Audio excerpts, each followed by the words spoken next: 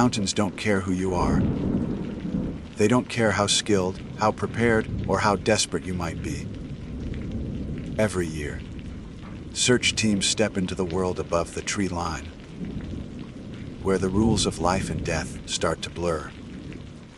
They go looking for the lost, but sometimes what they find defies explanation. Equipment behaving wrong, tracks that circle back, voices calling through dead radios. These are true accounts, from rescuers, rangers, and mountaineers who made it back.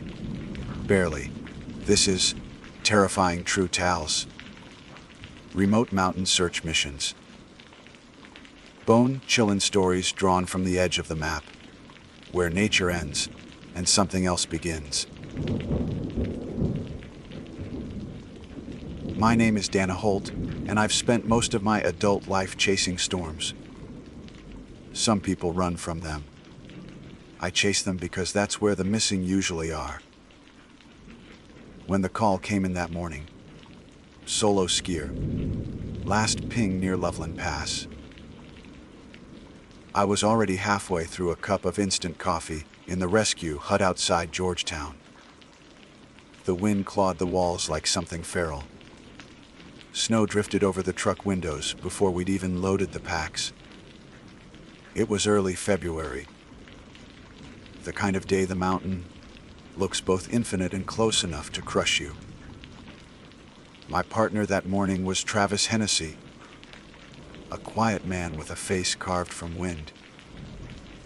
We'd worked together 3 seasons in the Rockies, enough to move in rhythm without words. He carried the probe poles and shovel. I packed the beacon receiver and extra batteries. The coordinates on the distress ping were sketchy. Somewhere between mile marker 219 and the upper ridge east of the pass. A whiteout warning had already gone out, but the missing man's transceiver was still sending. That meant he might be alive. The drive up I-70 was a crawl of headlights through a blizzard. We pulled off near the maintenance turnout, snow waist, high against the guardrail. From there, the rest was on foot. I remember thinking how muted the world became when the wind swallowed everything. Even the sound of the truck door shutting vanished into the gray. Travis led for the first mile, breaking trail with his snowshoes. Visibility dropped fast. First to 100 feet, then 50, then nothing but the blurry outline of his back. I kept my glove tight around the receiver, its soft beeping the only heartbeat out there. The signal was steady, faint but real, pulsing every few seconds like a pulse under ice. The ridge climbed in long, slow sweeps. Somewhere above us, the wind tore across cornices that could break loose without warning. I kept glancing at the slope angle, thinking of avalanche conditions. New snow over old crust, temperature swings, wind loading. Classic red flags. But when there's a missing skier, you don't weigh risk and safety like normal people do. You just move. We found the first clue near a line of buried pines, a torn strip of orange nylon, maybe from a pack strap. The snow around it was wind, polished, no tracks left. I tucked it into my jacket and marked the GPS point. Travis didn't say anything, just nodded, the breath freezing in his beard. We climbed another half hour before the beeping strengthened. I remember how weirdly comforting it sounded, like proof the mountain hadn't eaten him whole. Then we reached the coordinates. The receiver's tone went solid, meaning we were within 10 meters. But there was nothing, no body, no gear, just wind carving spirals through loose powder. I swept in widening circles, the sound blipping louder, then softer again. Finally, the probe struck something hard. I dug with the shovel until my fingers hit fabric. It wasn't a person, just a backpack, wedged into the snow like someone had pressed it there deliberately. The transceiver was inside, still transmitting, batteries warm against the cold. Whoever he was, he'd left it behind on purpose. Maybe he ditched weight, Travis said through his balaclava. His voice came thin through the wind. Or he wanted to be found somewhere else. I answered. We stood over that pack for a long time, neither of us ready to break the stillness. Then Travis pointed uphill. Faint tracks, boot prints, led away from the ridge, heading up, not down toward the pass or tree line. That made no sense. Every instinct of survival pushes you downhill in a storm. Down means shelter, road, people. Up means exposure and death. We followed anyway. The prints were fresh, maybe an hour old. The storm was picking up again, flinging snow sideways, hard enough to sting through our goggles. Sometimes the tracks vanished entirely, erased between one breath and the next, then reappeared a few yards ahead. The pattern wove in strange arcs, crossing itself. It was like someone kept changing their mind about which way to die. At 800 feet, we stopped to catch our breath behind a rock outcrop. I checked the map again. According to the topography, there wasn't much left, just the final shoulder of the ridge before it dropped into the gulch. I radioed base, no visual on the subject. Found pack, continuing north along the ridge. Static answered me. No voice, no acknowledgement. I tried again. Nothing. Travis frowned and adjusted his antenna. Line's dead. We're in a hole. I nodded, scanning the horizon. Except there was no horizon. The storm had thickened into total whiteout. Sky, ground, breath, all the same shifting gray. I could barely see the black strap of his pack 5 paces ahead. It felt like walking through milk. Then came the sound. Low, long, and wrong. At first I thought it was wind shearing through the pass, but it rose and fell in deliberate intervals, almost like someone yelling through cupped hands. I froze. Travis turned, trying to locate it. Another call, muffled but human. Somewhere above us. Could be him. He shouted. I wanted to believe that, but something in the cadence made my stomach tighten. It didn't sound like distress. It sounded rhythmic, drawn out, each syllable stretching the same way. But logic wins in a search. You hear a voice, you move toward it. We started uphill again. 5 steps. 10. Then the world vanished altogether. The snow thickened into a gray curtain that swallowed everything but the noise inside my hood. I called out, could barely hear myself. Travis was right ahead a second ago, his orange jacket the only color in the storm. Then it was gone. I kept moving, calling his name, counting my steps so I wouldn't wander in circles. The slope steepened underfoot, wind pushing hard enough to tilt my balance. I dropped to a knee to brace and realized my compass needle was spinning. That shouldn't happen. There's no magnetic interference up here. Not at this elevation. I tapped it against my glove. It spun again, lazy and directionless. "Travis!" I yelled. The word dissolved. No echo. No answer. Just the faint hiss of sliding somewhere nearby. I waited, heart pounding loud in my ears. The radio gave a short burst of static, like a single breath on the other end, then went dead again. I don't remember deciding to move. Just that staying still felt worse. So I turned downhill, or what I thought was downhill. I kept my pole angled to the slope to judge direction. After a few minutes, the wind shifted and I saw faint impressions in the snow. Prints, a line of them. My relief was immediate and stupid. I followed them, thinking they were Travis's. They led back to the ridge. Then they curved left, looping wide and slow. After 20 minutes, the prints doubled back again. That's when I noticed something wrong about them. They matched my own boots exactly. Same crampon pattern. Same toe scuff. I stopped, breathing hard. My visor fogged from inside. To check, I stepped beside the nearest print and compared. Perfect match. And the spacing was identical to my stride. I looked behind me. The trail of my own prints vanished a few meters back, filled in by the storm. I turned forward again and realized the set ahead curved gently back toward me. For a few seconds, I thought I was losing my sense of up and down completely. It happens in whiteouts.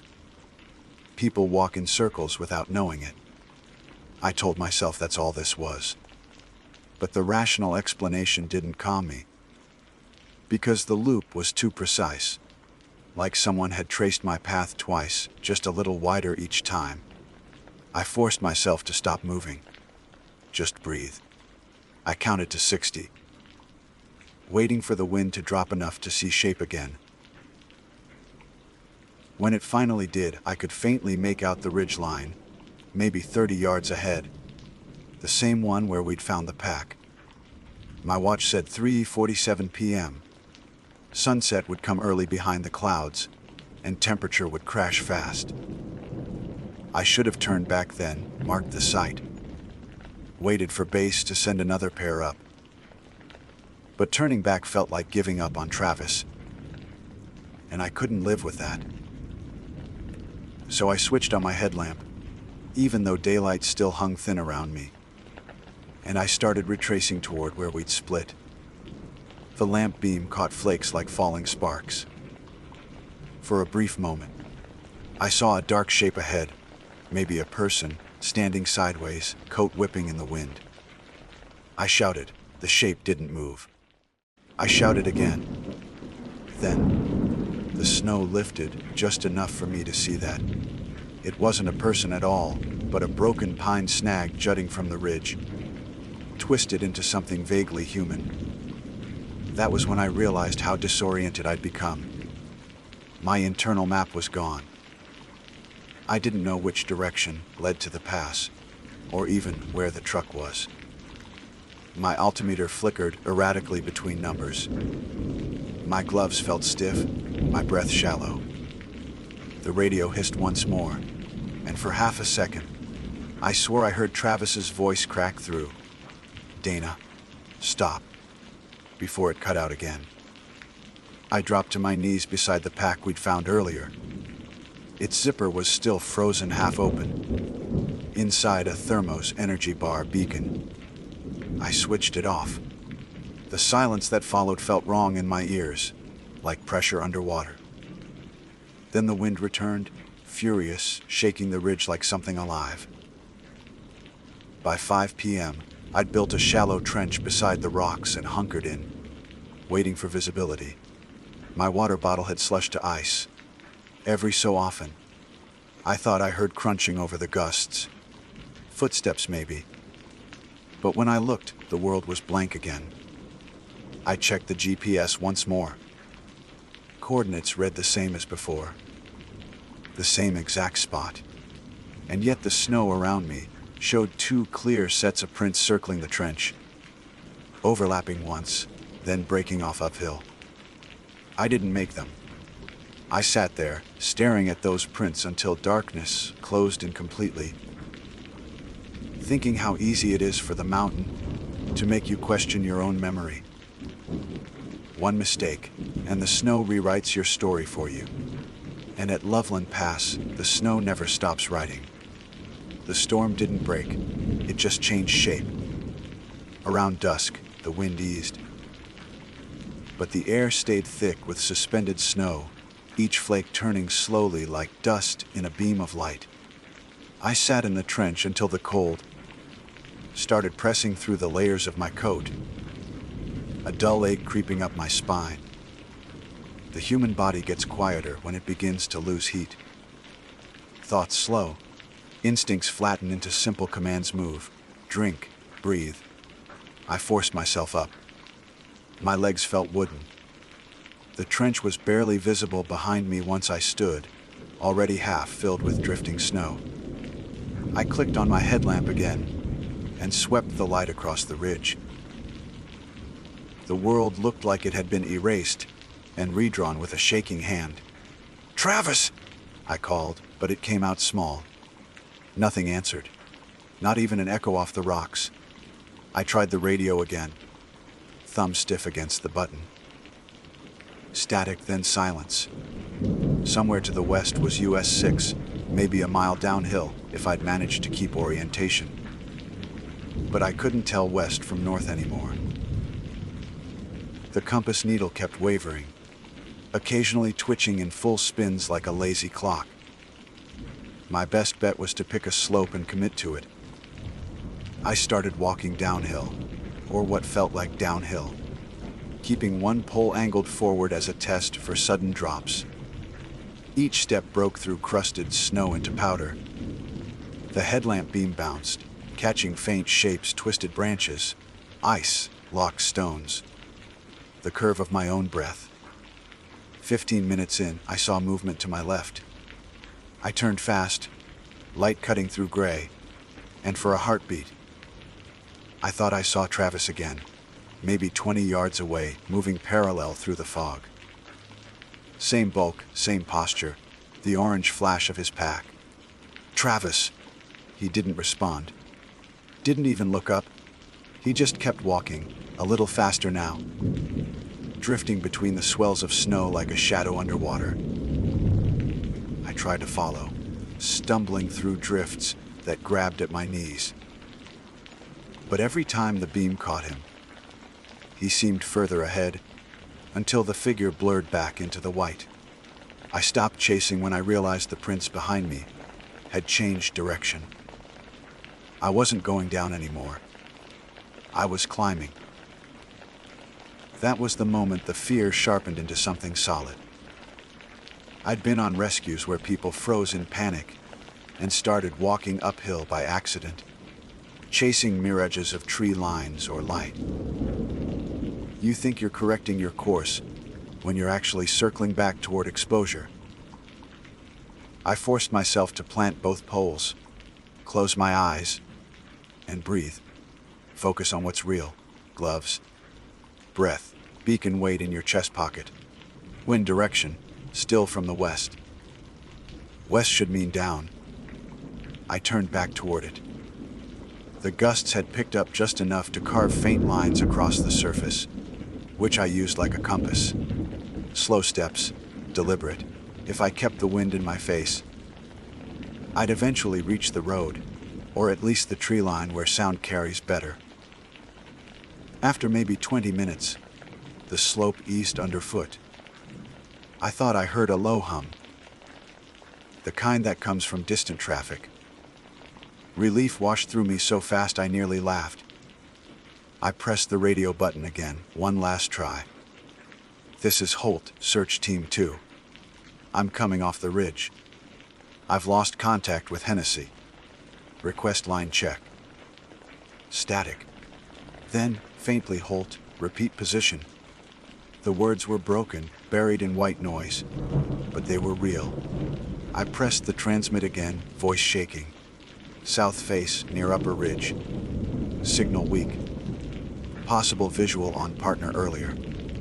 The line died. Just gone. When I looked up, the faint hum had stopped too. Only the wind remained, whispering through gaps in the snow crust. I found a hollow behind a boulder and crouched, debating whether to light the flare. Regulations say conserve until visibility improves, but the cold was seeping in fast. I pulled one out anyway, twisted the cap, and watched the red spark bloom in my hand. The light threw everything into violent contrast. Snow orange and black, shadows long and twitching. The flare burned for 60 seconds, long enough to show that the tracks circling me weren't random. They formed a wide, uneven ring. My ring. The loops I'd walked earlier. I realized I'd come back to the same place again.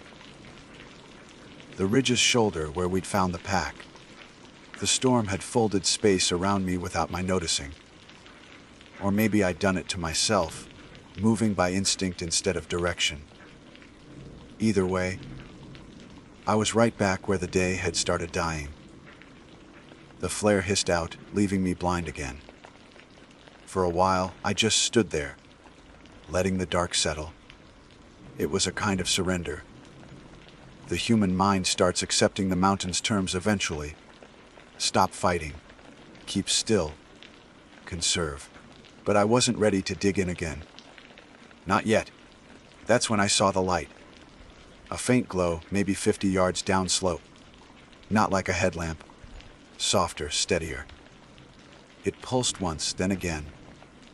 It could have been base finally sending a crew up. It could have been anything. I started toward it, careful steps, eyes locked on the glow so I wouldn't lose it. Halfway down, I recognized the color amber, like the old halogen lanterns we used years ago, before LEDs. The kind only older rangers still carried. Travis had one in his pack. Travis! The glow wavered once, then steadied. I picked up pace, stumbling over a buried rock. The snowfield sloped sharper here. I had to jam a pole in to keep balance. I called again, louder this time. When I reached the spot, the light was gone. All that remained was a single set of prints. Deep, clean, pointed uphill. They weren't mine. The air felt tighter suddenly. The kind of silence that builds before a slide. I crouched, running a glove along the edge of one print. Sharp outlines. Fresh. Which meant whoever made them had been here minutes ago. I turned a slow circle, lamp beam cutting nothing but flurries. The wind had gone completely still. No drift, no sound. Just my own breathing, and that faint crunch under my boots when I shifted weight. Then, above me came a single crack. Avalanche instinct kicked in. I dropped flat, covering my head. But it wasn't snow breaking loose. It was the sound of something striking ice, sharp and metallic. A second later, it repeated, closer this time, like a ski pole hitting frozen crust. I lifted my head and swept the lamp uphill. There was movement, slight, fluid. My brain wanted it to be Travis. Every part of me wanted that. But logic hesitated. The outline was wrong, too still between steps, like a frame missing motion. I yelled again. Then the figure turned. The light caught its goggles first, twin reflections like animal eyes in a flashlight. It stood facing me for several seconds, long enough for me to notice the scarf. The same gray one Travis wore, but it hung limp, frozen into an angle that made it look like it was suspended, mid-wind. I blinked, and the shape was gone. The sound of breaking crust faded with it, swallowed by distance or maybe just by the storm closing in again. My rational mind tore through explanations. Light refraction, fatigue, snow blindness, stress hallucination. All plausible, all easier to live with than the idea that I'd followed something that wasn't there. Still, I climbed toward where it had stood, partly to prove myself wrong.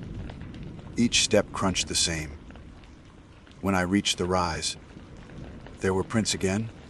Mine this time, faint but visible, curving back down. That broke something in me. I dropped to my knees, the pole clattering beside me. I couldn't even feel my hands anymore. My body wanted to lie down, to stop the burn of wind. That's how people die out here. Not from cold exactly, but from giving up in increments. I pressed my face into the crook of my arm and whispered Travis's name once, not even sure why.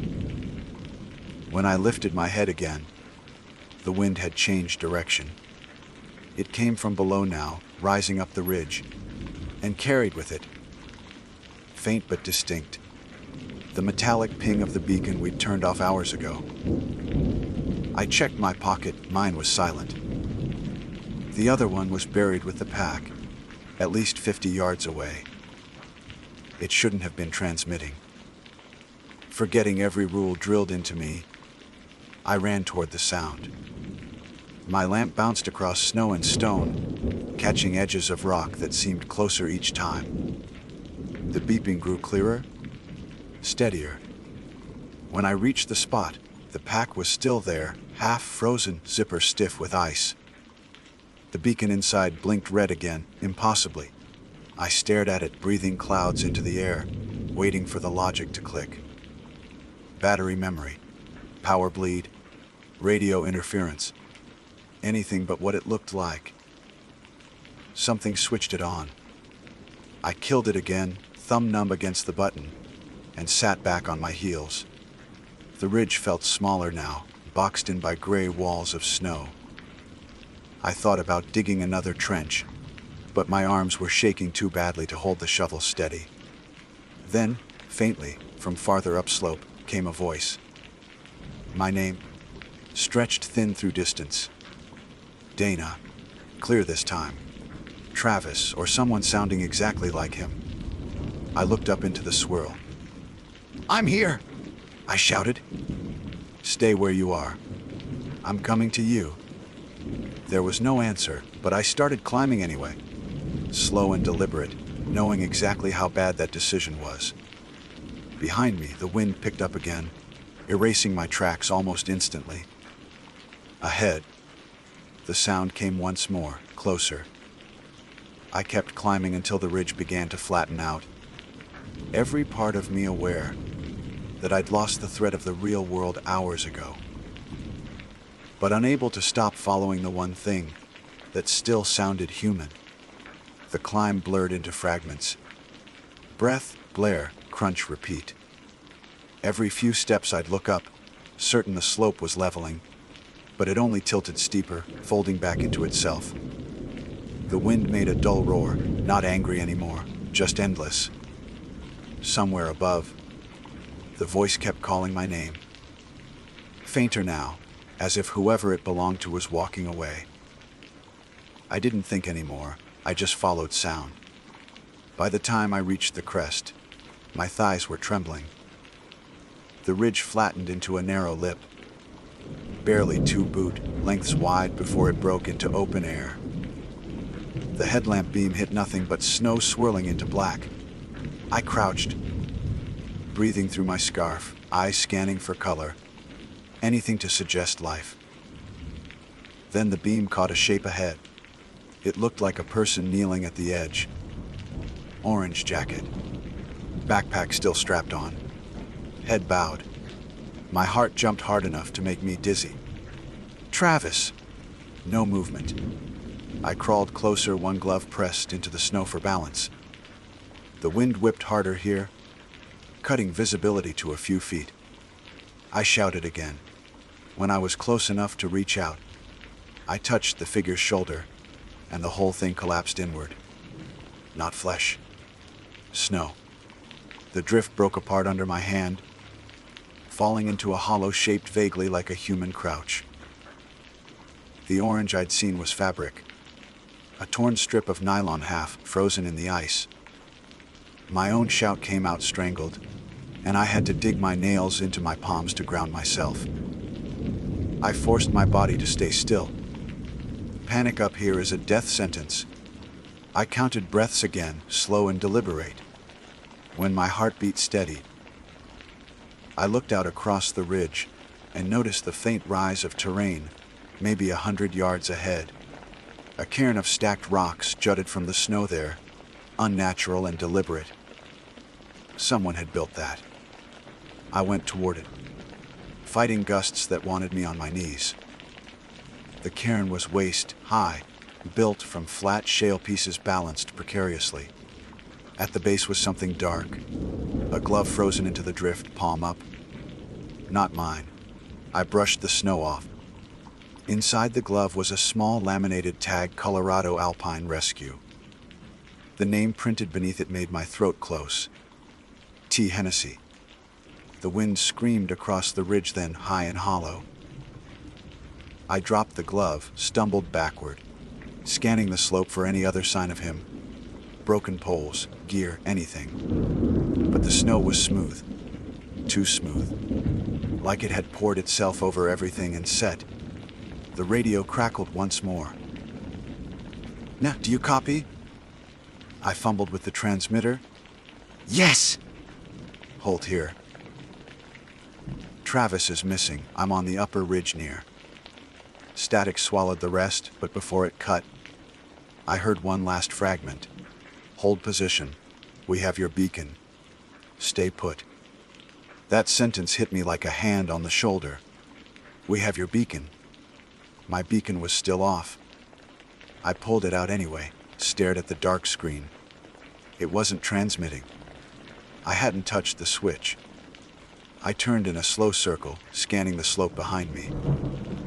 There, about 50 yards downslope, a red blink pulsed faintly through the snow. The other beacon. The one we'd found in the missing skier's pack. It shouldn't have moved. I half slid, half ran toward it. The blinking drew me like a heartbeat, steady, hypnotic. When I reached it, the pack was upright again, propped neatly against a rock. Snow had smoothed the ground all around except for one clean set of prints. Boot prints leading away and curving uphill toward the cairn I'd just left. I felt a chill colder than the air itself. Someone, or something, had been between those two places while I stood on the ridge. I swung the headlamp beam across the slope again, every nerve waiting for movement. Nothing. Just the wind. I turned off the beacon completely this time, and clipped it to my harness, unwilling to leave it behind again. Then I started building another. Snow wall for shelter, hands shaking too hard to grip the shovel properly.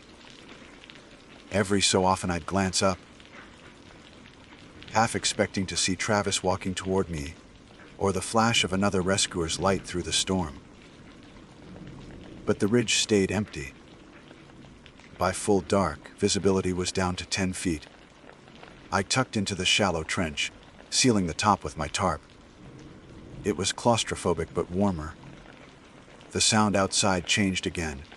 Less of a roar now, more a constant hum, like air trapped inside a cave. I lay there listening to it and realized my thoughts were looping just like my tracks had. Over and over, stay awake, breathe, Travis, hold still, breathe. At some point I must have drifted in and out. I dreamed of motion. Footsteps crunching close, slow and deliberate. I woke with my pulse in my throat. The lamp showed nothing but the tarp shifting under new snow. Then, softly, someone called my name again. Right outside, not through wind, not distance, just beyond the tarp. "Dana," it was Travis's voice. Calm, almost casual. The way he sounded on base comms when checking coordinates. I wanted to answer, but something in me locked up. My breath fogged the inside of the bevy, every exhale sounding too loud. The voice came again, closer. "Come out." I found the trail. The zipper pull on the tarp moved slightly as if pressed from outside. Just once. Then it stilled. My body decided before my mind did. I lunged, shoving upward, bursting out into the open with the shovel raised. The night was pale and vast.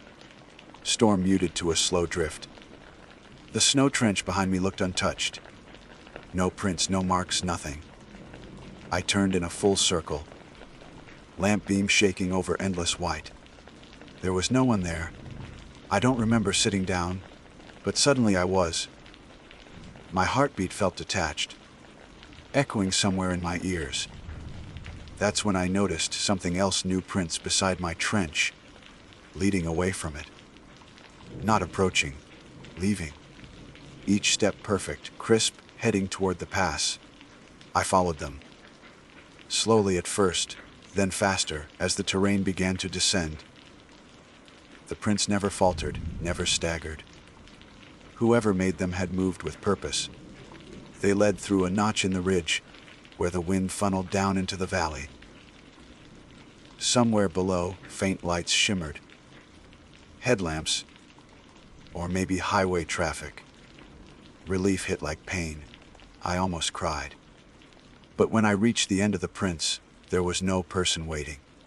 Just a single glove pressed into the snow, a twin to the one I'd found at the cairn. And beside it, half buried, a ski pole. Not Travis's. The pole had a blue grip with a strip of faded tape around it. The initials scrawled there in marker read DH mine. I stared at it, memory flooding in flashes.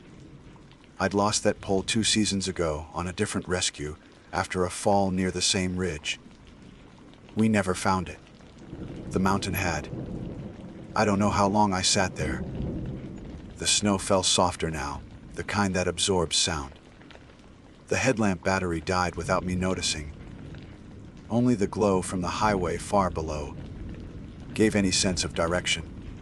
I forced myself to start moving again. Downhill, always downhill. I kept repeating it under my breath like a spell. The snow deepened around my knees, my body heavy and slow. But eventually, through the fog, I saw light reflecting off metal, guardrail, road. When I stumbled onto the asphalt, I almost laughed from sheer shock.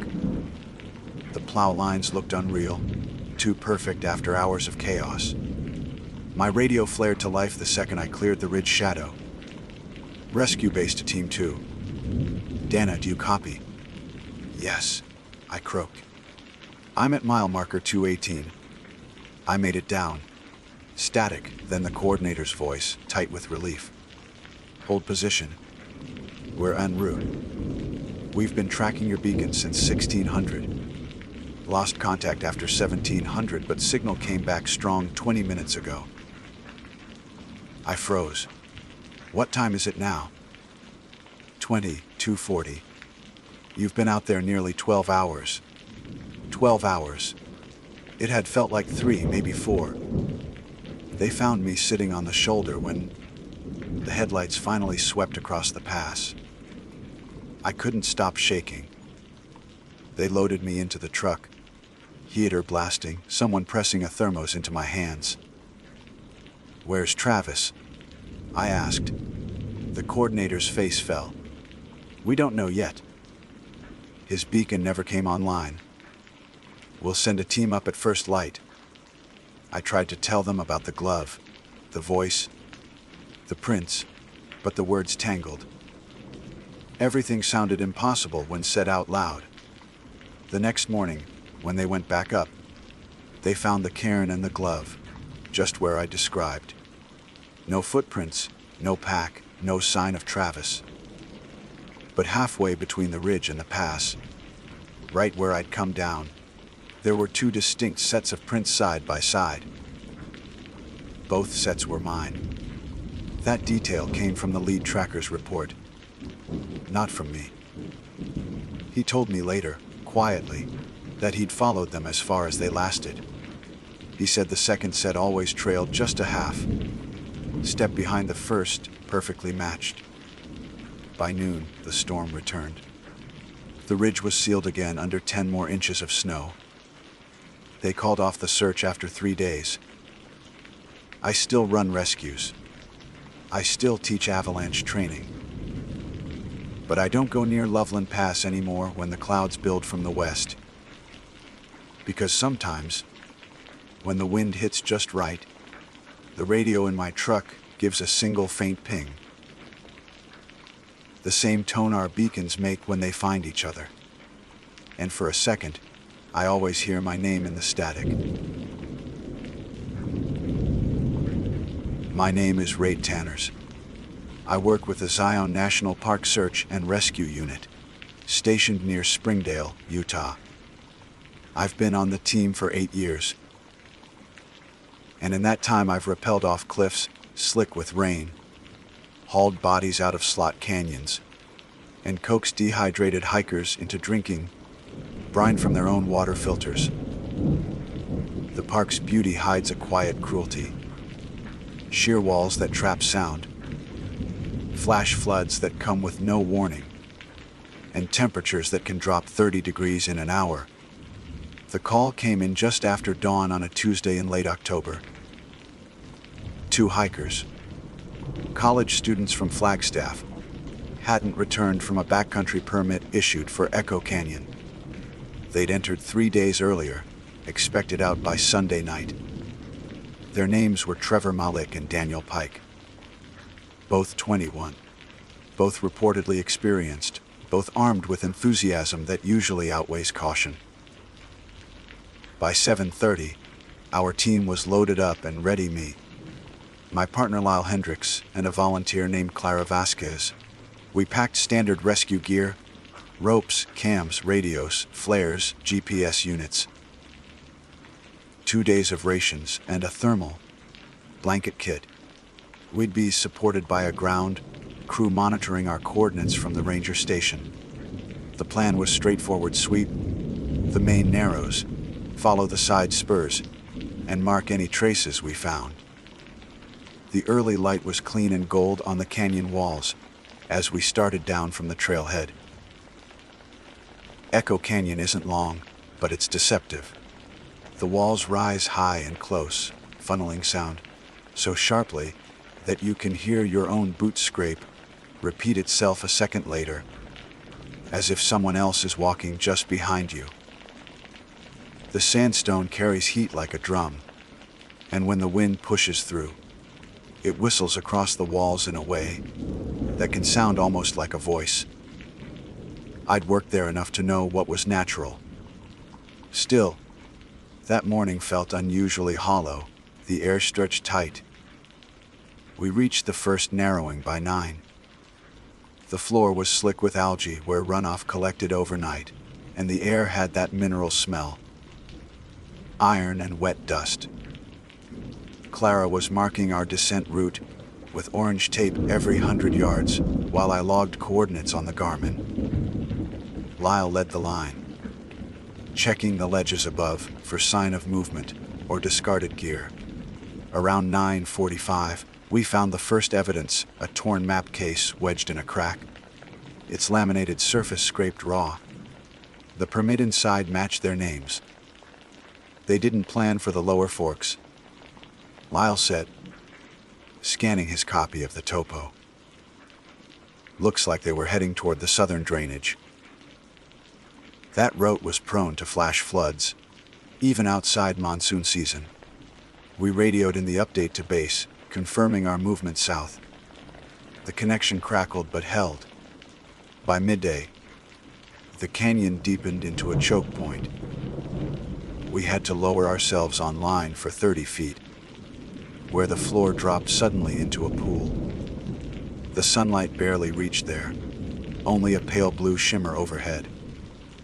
Our voices came back to us distorted, stretched. Clara laughed once, softly, and it rebounded in triplicate, a strange, uneven echo that made her stop mid-step. "That's eerie," she said. "Feels like we're talking into a tunnel." "That's Echo Canyon for you," I said, hence the name. It wasn't unusual. The shape of the walls can cause delayed feedback, sometimes even different frequencies bouncing back at uneven speeds. It can sound like a second person. If you shout once, you might get 2 returns. One high, one low, depending on which surfaces caught it first. I'd explained this 100 times to tourists, but still, standing there in the dimness, the repetition pressed close enough to make your skin crawl. We rested on a small ledge at 100 p.m. for lunch. Jerky, protein bars, filtered water from the pool. Our radios crackle occasionally with base checking in, voices warped slightly by the narrow walls. I answered back, confirming coordinates, and the feedback carried faintly down the canyon. It was normal, annoying, but expected. At 1:45, we reached a small plateau where someone had recently camped. The fire ring was new, stones still black and slightly warm to the touch. Nearby lay an empty freeze, dried meal pouch, a jet boil, and a length of paracord tied to a branch. It looked recent, maybe within 12 hours. No footprints were visible. The ground was rocky with only patches of dust. "They were here," Lyle said. Clara crouched beside the jet boil, touching the canister. "Still warm. Not long ago." I logged the coordinates and radioed it in. The signal bounced back, echoing so precisely it felt like someone was repeating my call from just beyond the next bend. But the static pattern was familiar. This canyon always played tricks. The base confirmed receipt and asked us to proceed deeper. We moved on. The path narrowed again, forcing us to settle sideways through the rock. The air cooled sharply, and condensation gathered on the walls. At one point, I ducked under a low arch and felt the pressure shift in my ears. Then Lyle stopped ahead and raised a hand. "Listen," he said. We froze. From somewhere behind us, faint through the static of our radios, came a voice. A fragment, like half a sentence. "Copy that, we're at the junction." It was my own voice. The exact phrase I'd said to base 15 minutes earlier. Lyle turned, eyebrows drawn. "Feedback loop?" "Must be," I said, though it shouldn't have been that delayed. Usually, echoes faded within seconds, not minutes. I toggled the volume, but the voice faded as quickly as it came. We kept moving. The canyon bent right, then opened into a wider chamber, where some light filtered through a crack above. I could see remnants of another camp. Footprints, gear impressions, the faint circle of a tent. Lyle found a water bottle half full, label peeled. Clara pointed to the far wall, where a rope hung down from a ledge 20 feet up. "They went up there," she said. We rigged a belay line and climbed. The ledge led to a dry shelf, maybe 8 feet wide with another small clearing. There we found a backpack, unzipped, its contents scattered. A compass, flashlight, energy gels, a small notebook wrapped in a Ziploc. I opened it. The first page had a date October 24. Below that, a note in shaky handwriting, "Wind stronger at night." Radios keep echoing back. Can't tell which is real. I closed the notebook and looked at the others. "Could be dehydration or exhaustion," I said. "Happens when sound bounces unpredictably. You start hearing patterns that aren't there." Clara nodded slowly, glancing around. "Still, it's weird they'd leave everything. Maybe they went for help." Lyle checked the edges of the ledge for tracks, but found none. The sandstone was too firm. I took another look at the notebook. No more entries, just that one line. The handwriting slanted downward, rushed. We radioed base again, giving the update. This time, the connection lagged badly. My own words stuttered back through static a beat later, overlapping with my next sentence. Clara grimaced. "Feels like we're talking to ourselves," she muttered. The signal cleared, and base confirmed they'd received the coordinates. They told us to push toward the South Fork before nightfall. Sunset would hit around 6:20, and we needed to be on high ground before then. At 30:30, we began descending the southern route. The canyon walls leaned closer, darkening the path. The temperature dropped into the 40s. My breath fogged faintly in the shade. We moved slower now, conserving energy. The wind picked up, carrying dust. I could hear the faint hum of our radios even when no one spoke. A kind of low, rhythmic pulse, like breathing. Lyle adjusted his antenna. "Probably cross signal from the park's main repeater," he said. "They've been upgrading it. The delay's awful." We didn't think much of it. The terrain demanded focus, narrow squeezes, cold pools up to the knee, slippery stone. Every step echoed sharply, overlapping itself. Once or twice, Clara said, She thought she heard someone ahead, but it was only our own voices folding back on the wind. Around 500, we reached a wider basin near the end of the fork. The canyon walls opened slightly, forming a shallow bowl. There, in the center, we found a campfire site, still warm. Steam rose faintly from a pot balanced on a rock. 2 sleeping bags lay side by side, one half zipped. A small radio sat on the ground between them, the antenna bent. Clara knelt to check the pot. "Still hot," she said quietly. Like they were just here. The smell of instant noodles hung in the air. I crouched beside the radio. The display was dead, battery drained. But I could still hear faint static from the speaker. When I turned the dial, it crackled once, and then my own voice came through again. "Echo team to base, we've found their camp. Coordinates." I hadn't said that yet. The others looked up sharply. I froze, hand on the dial. Then the sound dissolved into empty hiss. "It's just replaying old transmissions," Lyle said, his tone more firm than certain. "Sometimes the repeater stores fragments and spits them back." He was right, it happened before. When batteries falter or signals bounce between narrow walls, snippets can loop for hours, even days. The air down here acts like a mirror. Still, the timing was uncanny. I forced myself to focus. We checked the perimeter.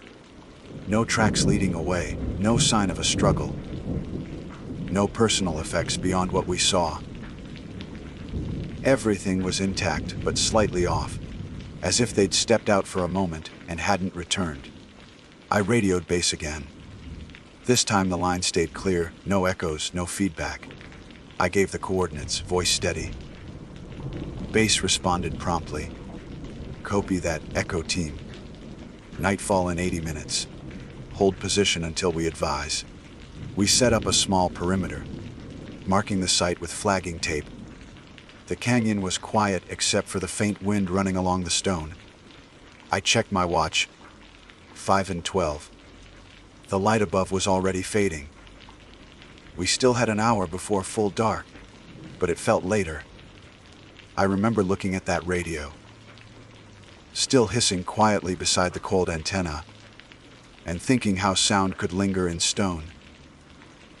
You could speak once in these canyons, and hear yourself long after you'd stopped talking, as if the rock itself refused to let go. That's where the real unease began, not in superstition, but in the simple fact that the desert never forgets a voice once it's entered its walls. And we weren't done hearing ours yet. We didn't make camp. The plan was to hold at the hiker's site, only until base confirmed our next move. The canyon had already swallowed the light, and the walls above us had gone from orange to slate. When the wind slowed, the silence pressed so tightly it felt physical, like standing inside a vacuum. Lyle adjusted his headlamp, beam cutting a pale cone through the dark. "Well, Bevy, if we have to," he said. "But I'd rather climb back to the ridge before it gets colder." The GPS said we were 1.5 miles from the nearest access point, but the route wound vertically through narrow corridors. If we started back now, we'd be moving uphill in failing light. Not smart. Base came through the radio a few minutes later. "Echo team, you're cleared to stay put. Temp drop expected after midnight. Secure the site, log your findings, and maintain hourly check-ins." "Copy that," I said. The radio's reply lagged again. 2 beats late. Just enough to make my own voice double back. The effect was minor but unnerving, like hearing a stranger repeat your sentence with perfect mimicry. Lyle muttered something about the repeater delay, then switched off his mic. Clara built a small fire using the existing ring, careful not to disturb the scene too much. We weren't treating it as evidence yet, but we didn't want to contaminate anything. The wood was dry and caught quickly, throwing distorted shadows against the canyon wall. I set the radio beside me on a rock, turned down the volume, and noted the flicker of static that never fully vanished. Dinner was simple: dehydrated chili, filtered water, instant coffee. We ate in silence, each of us glancing occasionally toward the two sleeping bags lying just outside the ring of light. The air temperature had already dropped to 42. "You ever think," Clara said quietly, "about how much sound gets trapped down here? Like, what if every shout, every radio call, just bounces forever?" "It doesn't," Lyle said. "Eventually dissipates." "Sure," she said, but her tone stayed distant. I understood what she meant. Echo Canyon is notorious for its acoustics.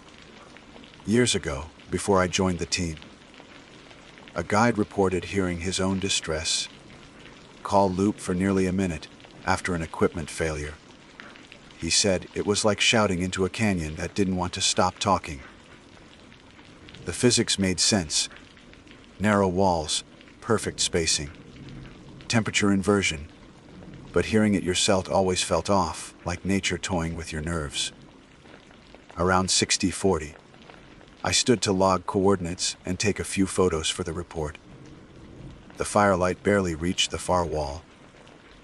Beyond it, darkness stacked in layers, gray, then black.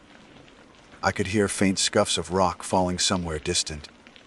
The kind of sound that's impossible to locate precisely in a canyon. Probably thermal contraction, Lyle said when I mentioned it. Rock shifts as it cools. Still, I couldn't shake the impression that it followed a rhythm. 3 seconds apart, pause, then again. We made the first hourly call at 700. I gave our status, voice steady, and waited for base to respond. There was a full 3-second gap before they answered. The static between transmissions was almost clean enough to trick my ear into hearing breathing. "Echo team copy. Any sign of movement?" "Negative. Sight undisturbed." The transmission faded, then repeated, exactly including my own words. "Sight undisturbed." I clicked my mic. "Base, confirm repeat transmission."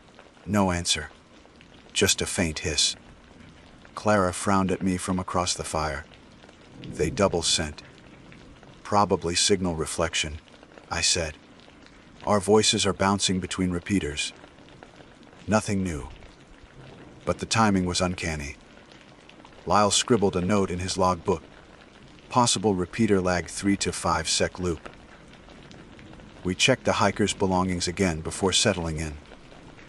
Their gear was standard: 1 tent, 1 jet boil, dehydrated meals, 2 sleeping bags, and the broken radio. Inside the tent, we found an empty power bank, a damp journal, and a set of spare batteries. Dead. The journal had a few short notes: Oct 25, morning. Will lost signal at the fork. Trying to climb higher later. Oct 25, night. Voices repeating over radio. Not sure if real. Oct 26C. Daniel says he heard us from above. No one up there. Then nothing. I closed it carefully and set it aside. Clara leaned close to the fire. If they got confused about echoes, maybe they thought they were being followed. Could be, I said. Sound distortion's brutal down here. Fatigue and dehydration amplify it, Lyle added. They might have split up by accident, one chasing what he thought was the other's voice. That was the likeliest scenario. Panic in confined spaces can unravel logic quickly. I'd seen it before. One person thinks they hear a call for help, runs toward it, and ends up lost. The canyon then keeps throwing those shouts back, making rescue nearly impossible. We decided to secure the scene and rest until dawn. I laid my pack near the wall, facing the fire. Lyle volunteered for first watch. Clara zipped into her bag, headlamp dimmed. I kept my boots on. The heat from the flames barely touched the air beyond arm's reach. Everything past that was cold and hollow. By 8:30, fatigue started to pull at me. My eyelids grew heavy. The static from the radio thinned into a faint hum. Irregular but constant. I might have drifted for a few minutes, maybe more. Then the radio clicked. Echo team to base. Coordinates confirmed. It was my voice again, but I hadn't touched the mic. Lyle sat upright instantly. You hearing that? Yeah. He reached for the radio, toggled the channel knob. The voice faded, then returned. Same line. Code team to base. Coordinates confirmed. The device was switched off. Battery bleed. I said automatically, though I wasn't sure that made sense. Sometimes residual charge can trigger audio fragments, but not with such clarity. We watched the indicator light.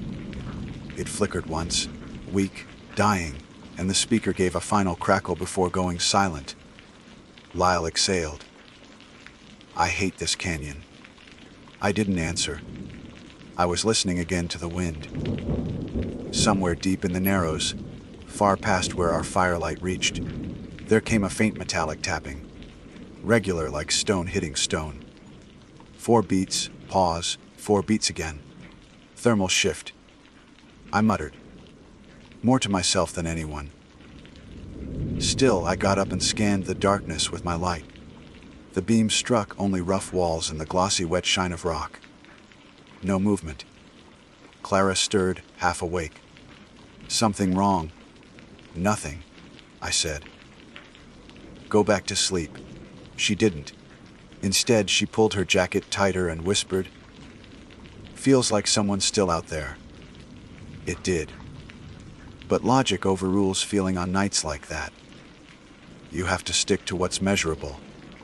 Sound reflection, temperature change, equipment lag. Anything else, and you start chasing ghosts in sandstone. At 900, we made our second hourly check. This time, I spoke slowly, giving the coordinates twice. Base responded clearly, no delay. For 10 minutes afterward, the canyon held still. Then, faintly, another voice whispered through the static.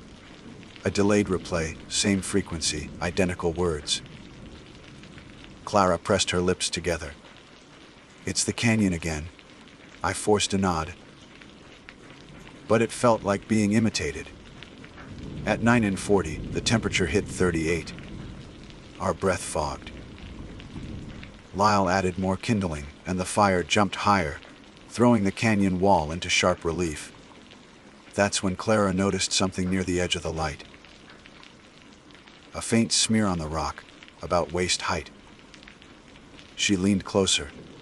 It was a handprint. Dusty pale, maybe a day old. Not remarkable except for one thing, there were 2 overlapping impressions. One slightly offset from the other, as if someone had touched the wall twice in hesitation. We marked it anyway. The next hour passed slow. I logged the data, rotated the radio antenna to maintain signal, and noted periodic distortions, sharp bursts of static, fragments of old transmissions. None of it made sense chronologically. Sometimes it played words from hours ago, sometimes phrases from earlier in the day.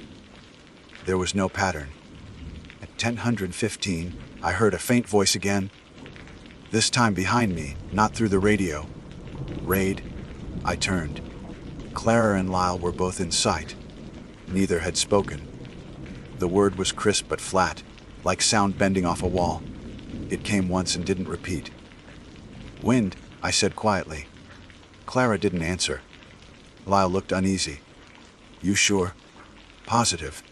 He stared at me a long moment, then looked away. By 10:45, our next check-in approached. I keyed the mic, but the radio was silent. Dead battery, maybe though it had shown half charge earlier. I swapped in one of the spare cells from the hiker's pack. The power light blinked on, weak but usable. Echo team to base, performing routine check. Static. I repeated the call. Nothing. Then faint. Delayed. The reply came through. But it wasn't base, it was me. Echo team to base, performing routine check. Word for word. Same tone. Same pauses. Lyle cursed softly. That's impossible. Not impossible, I said, keeping my voice even. Just misrouted. Clara hugged her knees, eyes fixed on the radio. Or recorded. No one's recording us. Lyle snapped, but the edge in his voice betrayed him. I shut off the unit. The silence that followed was heavier than before. For a while, none of us spoke. The fire settled into coals. The walls loomed glass black and sheer. Somewhere far off, the wind turned and sent back our own faint murmur. Snatches of words, half-syllables, dissolving before they made sense. The mind fills in gaps. That's how people lose themselves out here. Chasing sound, believing it's a call. I told myself that over and over until it stuck. At 11:20, base finally broke through. Echo team reading you now. Status check. I snapped the mic on, relief washing in. Copy base. 3 personnel. All secure. We've located site and are holding position overnight. Copy. Sunrise at 7:48.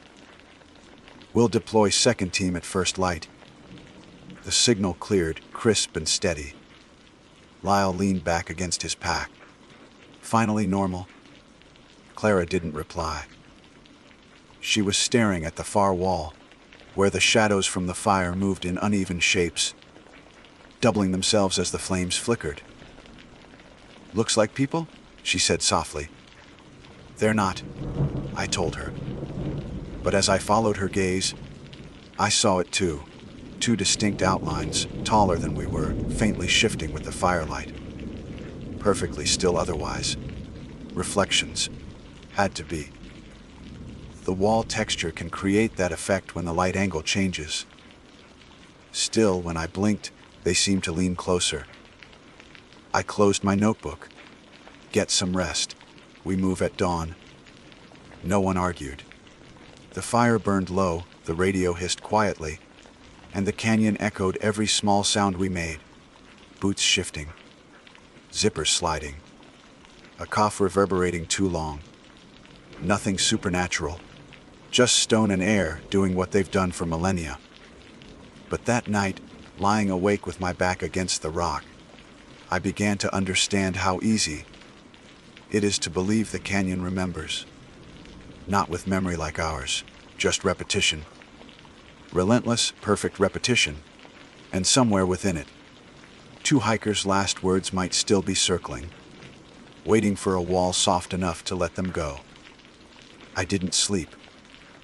The air never settled enough. Every time I closed my eyes, some small sound threaded through the dark. A scrape, a whisper of shifting grit, a hiss of static that might have been wind. Around midnight, the canyon had cooled into the low 30s. The fire had burned down to a thin red line, throwing just enough light to see our breath. Clara lay motionless inside her bag. Lyle sat hunched near the coals, flipping a multi-tool open and closed. He'd volunteered for second watch, but he wasn't really watching. He was listening, still hearing it. I asked quietly. He nodded. Yeah, every few minutes. It's faint now.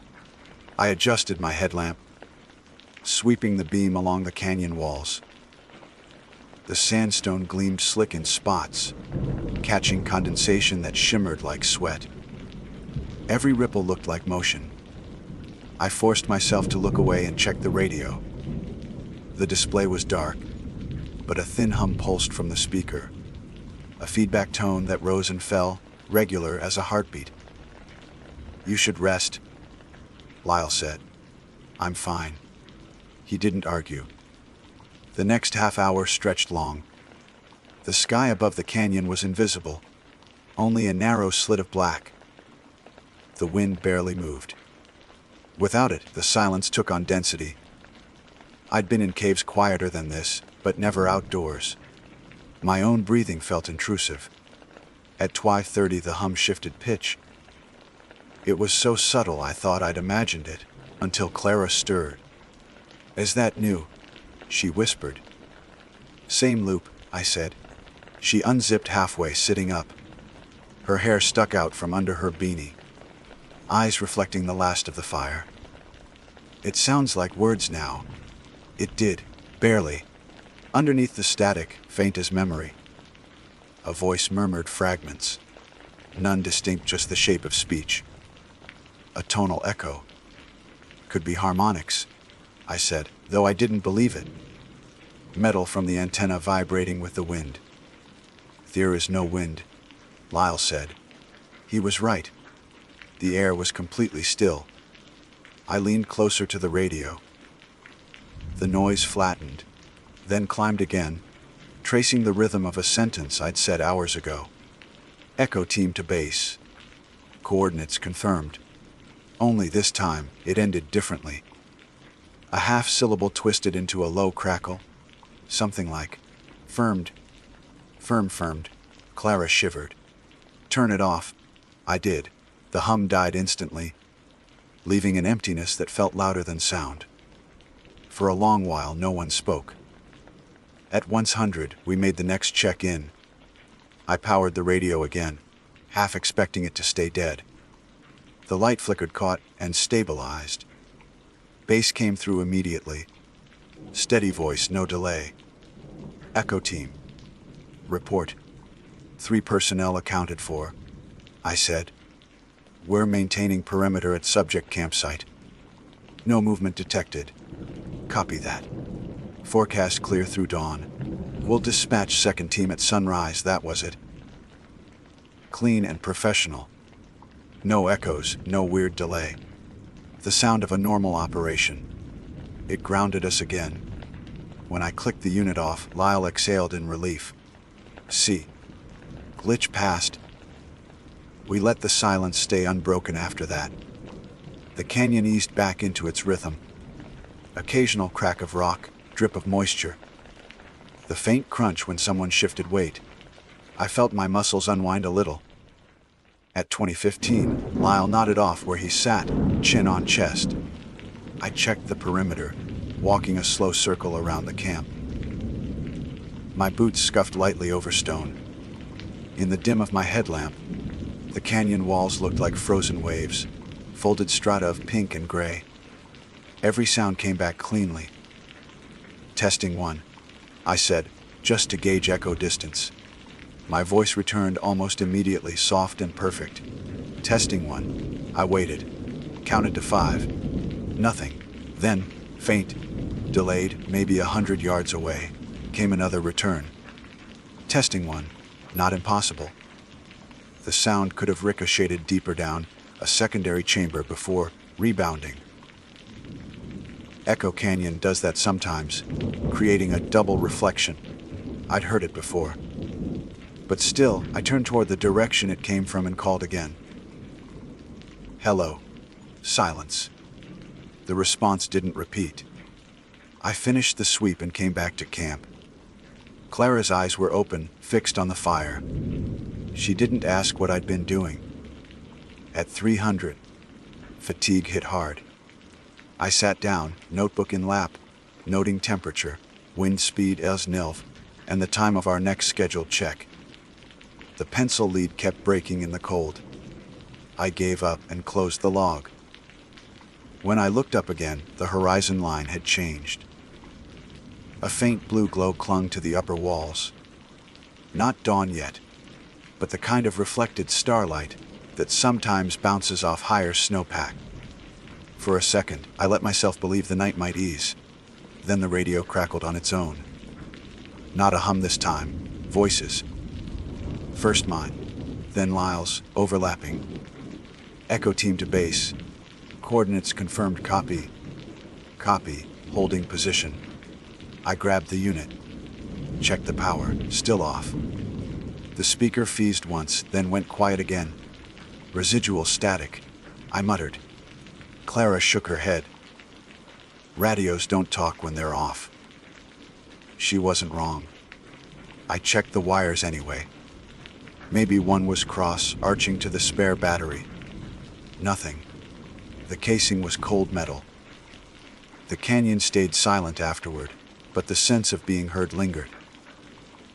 Like something in the rock had learned our voices and was just waiting for a cue to give them back. We lasted until 4:20 before trying to sleep again. Lyle rolled into his bag and shut his eyes instantly, exhaustion overriding everything. Clara half dozed. I sat awake, rubbing warmth into my hands, watching the faint shimmer of frost creep across the jet bowl lid. At some point, I must have drifted too, because the next thing I remember was a sharp burst of static that jerked me upright. The fire was out. The radio light blinked weakly, once every few seconds like a heartbeat. 5:10 a.m. I hit the switch. It crackled alive, whispering fragments of old transmissions. Copy that. Found their camp, battery long dead. That last phrase wasn't ours. It was base's. The message they'd sent after we first reported finding the site yesterday. Meaning it was looping from earlier. Replaying across the canyon, I keyed the mic. Base, this is Echo Team. Do you read? No response. I tried again. Static. And then, from somewhere deeper in the canyon, faint and hunan. Do you read? My own words, thrown back, but not through the radio. I stood, pulse hammering. The sound had distance. Half a canyon away maybe, but carried perfectly. Sound bounce, I told myself. Only that. Still, I walked 10 steps toward it. The walls swallowed the fire pit behind me. I lifted the headlamp. The beam vanished into the bend, nothing to reflect off. Red. Clara's voice snapped me back. I turned to see her crouched by the fire pit, motioning sharply. Stop. I went back. She pointed to the far side of the camp.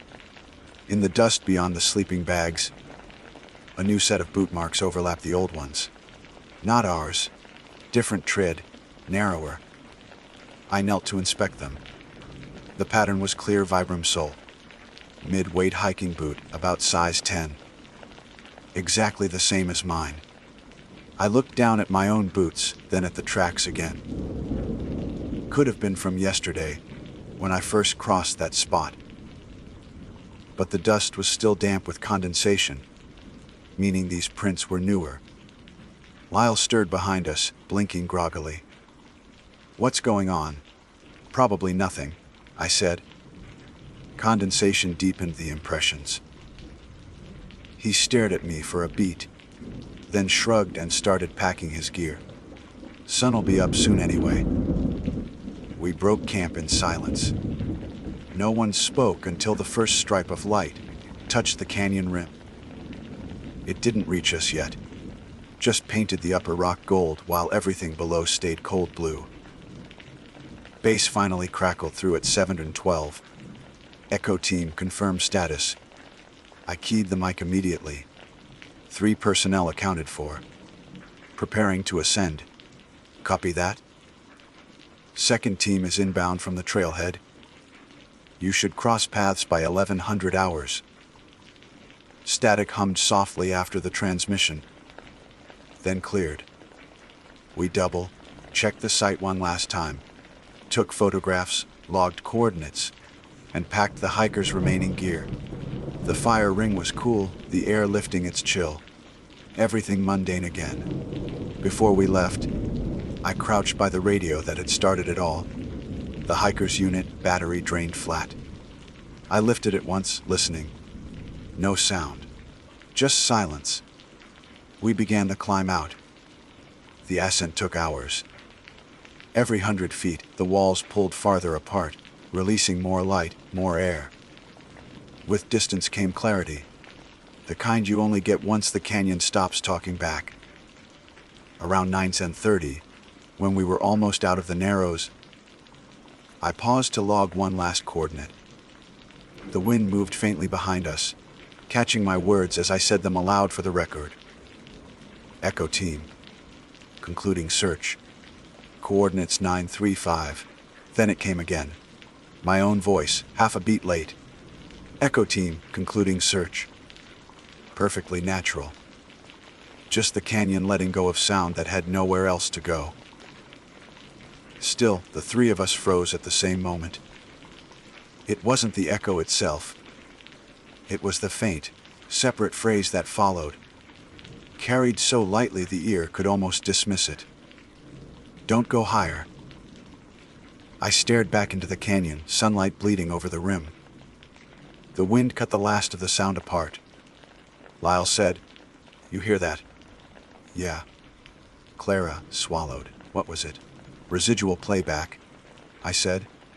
"Old transmission caught in a bounce." We didn't argue it. We just kept climbing. By noon, we reached the trailhead. The second team met us there, fresh-faced and eager, unaware of the weight behind us. We briefed them, handed off the coordinates, and filed our report. 2 subjects missing, presumed deceased. Site evidence suggests recent activity, no visual confirmation. Unexplained radio interference attributed to canyon acoustics. The official version ended there. Clean, factual, contained. But as we packed the gear and the sunlight hit my radio one last time, I noticed the indicator light flash once. Without power. A dying pulse of leftover charge, maybe. It let out a single line of static, no voice. Just that dry electrical hiss that fills the gaps between words. I switched it off for good. Driving back towards Springdale, I kept thinking about the canyon's name. Echo, not metaphor, not myth, just physics. Sound bouncing between walls until friction steals it. Nothing mystical about it. Still, part of me wondered, how long does a sound survive in a place like that before it fades completely? If you listened hard enough, maybe you'd find the answer waiting in some distant alcove, replaying the moment you stopped speaking. And if you kept following it, step by step, maybe you'd never notice when it stopped being your own voice anymore. My name is Victor Hale. I'm a seasonal park ranger assigned to the Monongahela National Forest in West Virginia. And if you've spent a spring there, you know how the river mist hangs low and slow until noon. The water carries that faint metallic scent of silt and trout scales, and the sycamores lean so close to the banks that their roots claw at the current. I'd fished those bends plenty of times before, mostly in the quiet hours between patrol routes. The woods were routine to me. Predictable, almost comforting. That morning started like any other shift. I logged the campsite checks near Spruce Knob, refueled the ATV, and radioed dispatch at Euro 600 hours. No missing hikers, no flagged trail washouts. By late morning, the humidity thickened and the sky flattened into a white glare. I remember thinking I'd finish my paperwork by the river to get a little shade. The access path was narrow. One of those unofficial foot trails locals used for years before the service ever marked it. You could smell the water long before you heard it.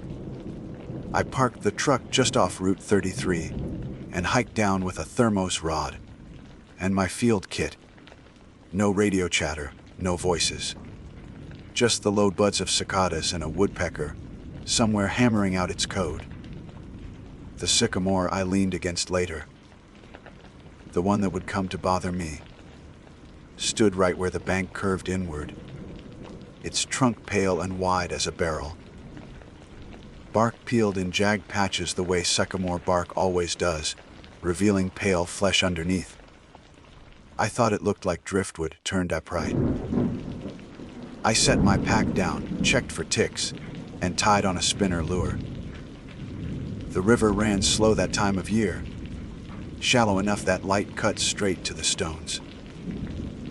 Fishing, there was less about the catch, more about the rhythm. Cast, reel, breathe. After an hour, I'd caught nothing but one stubborn branch. That was when I noticed the breeze. It came against the current, rustling upstream instead of down. The hairs on my arm lifted, not from fear exactly, more that strange awareness you get when the forest changes tone. Every ranger I know gets it eventually, the sense the woods are watching, even though you know that's nonsense. I leaned my shoulder into the sycamore, sipping from my thermos. The bark was rough and cool. I closed my eyes for a second, listening to the trickle and the click of insects. Then there was this soft, dry sound, like paper tearing slowly. I opened my eyes. The patch of bark where my head had rested had begun to curl outward.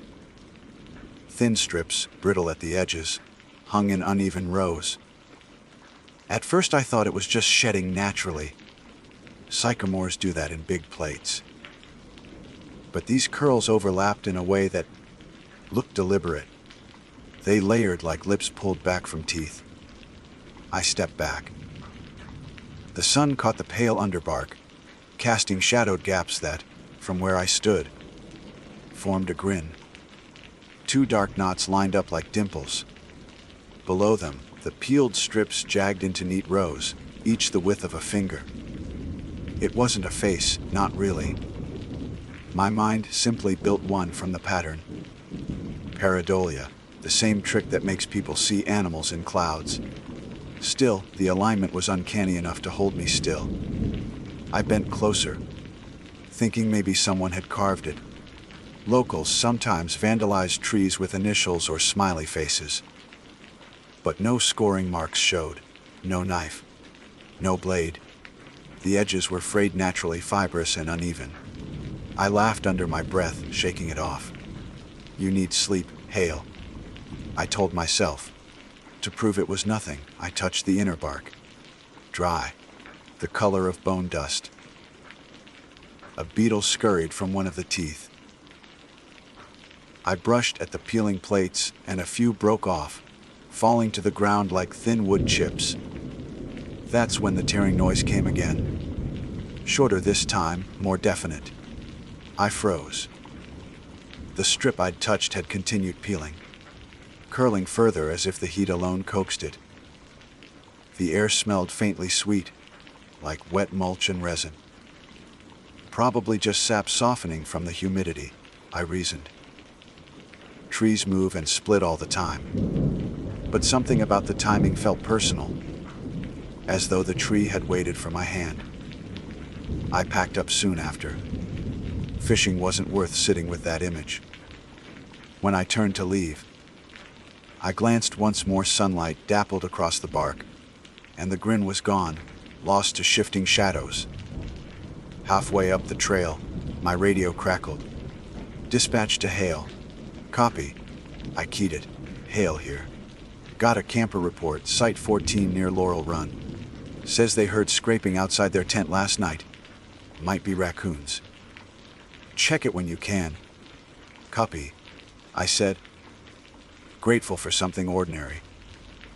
By the time I reached Laurel Run, the light had dropped low enough to tint the leaves gold. Two campers, college-aged, met me near the fire ring. They looked sheepish. One pointed toward the edge of the site, where fresh gojas marked the soil, like something had dragged a branch or maybe a tent pole. Could have been a bear, I said, crouching to examine. But these lines are too shallow.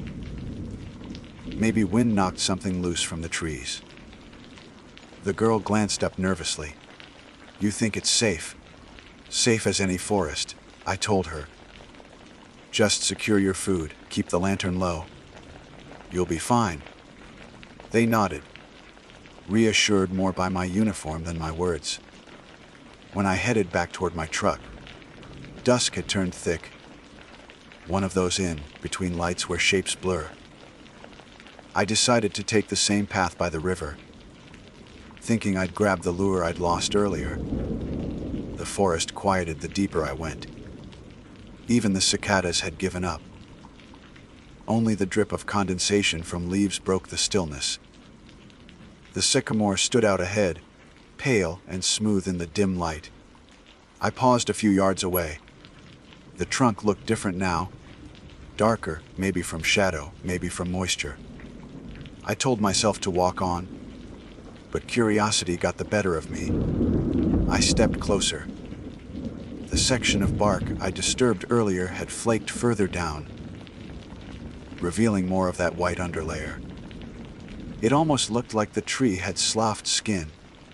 The chips I'd brushed off were gone, washed into the soil or blown off, I guessed. Then I saw them. Small ridges of wood dust scattered in a half circle at the base, as though something had chewed there. I knelt, running a finger through it. The dust was fresh. Wet, beetles again, surely, carpenter ants. Trees decay from the inside out all the time, especially near water. I told myself that and forced a laugh, but my chest felt tight. I decided to document it properly. File a note for the forestry team to check the next week. I pulled out my field notebook, jotted coordinates, and described the peeling pattern as abnormal exfoliation, possibly insect-related. The act of writing calmed me. Naming things always does. Still, before I left, I took a photo. My phone camera caught the flash reflection on the bark, bleaching everything too white. When I looked at the picture, the grin re-emerged sharper than before. But that was just contrast. Shadows exaggerate in digital images. I deleted it anyway. Back at the ranger station around 2,000 hours, I filed the report, washed up, and heated some coffee. The generator hummed steady outside. Through the window, I could see the ridgeline, silhouetted against a thin strip of moon. Then the sound came again. A dry, tearing crack, not from outside, but faint, like it carried on the air. I set my mug down. Could have been a branch breaking, I thought. Or just memory replaying in my head. But the noise had a rhythm, the same soft, deliberate pull I'd heard when the bark peeled. I stepped out onto the porch. Night air, cool and still. No wind. The woods stretched black beyond the clearing, trees rising like pillars. Nothing moved. I told myself I was overtired. Long shift, heat fatigue. Every ranger hallucinates sounds after 16 hours in the field. That's what isolation does. It teaches you to second guess your senses. Back inside, I locked up, though we rarely needed to. The noise didn't return. Before turning in, I opened my notebook again, meaning to add a final line to the day's entry, something factual to close the loop. My hand hesitated. Instead, I found myself writing. Tree seems aware of contact. I stared at the sentence until it blurred. Then I crossed it out hard enough to tear the page.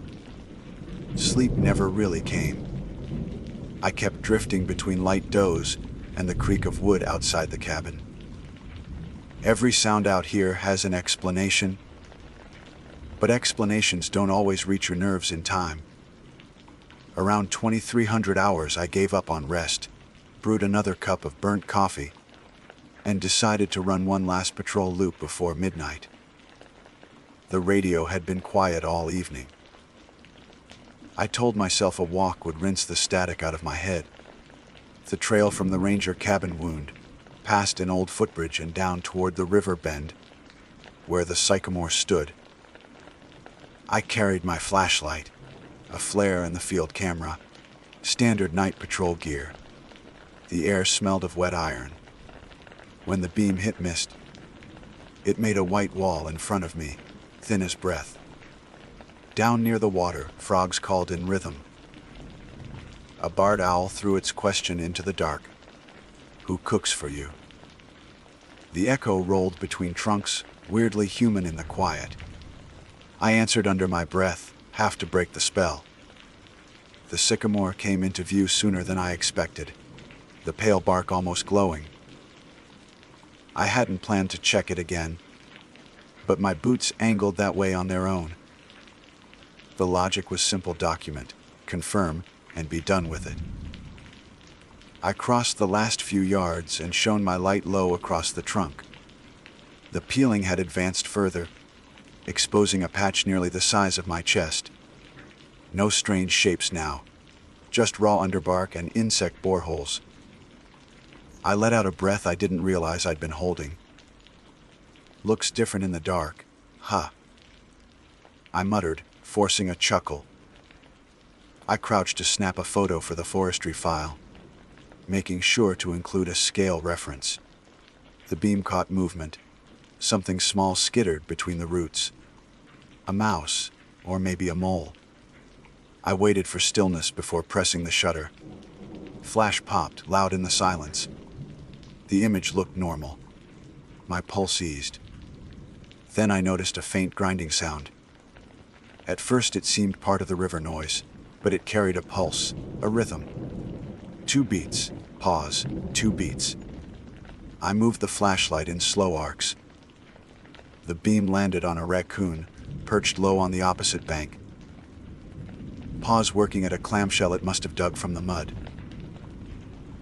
The sound stopped when it saw me, eyes flashing like coins. The creature scurried into brush, leaving the shell behind. Just wildlife. Nothing more.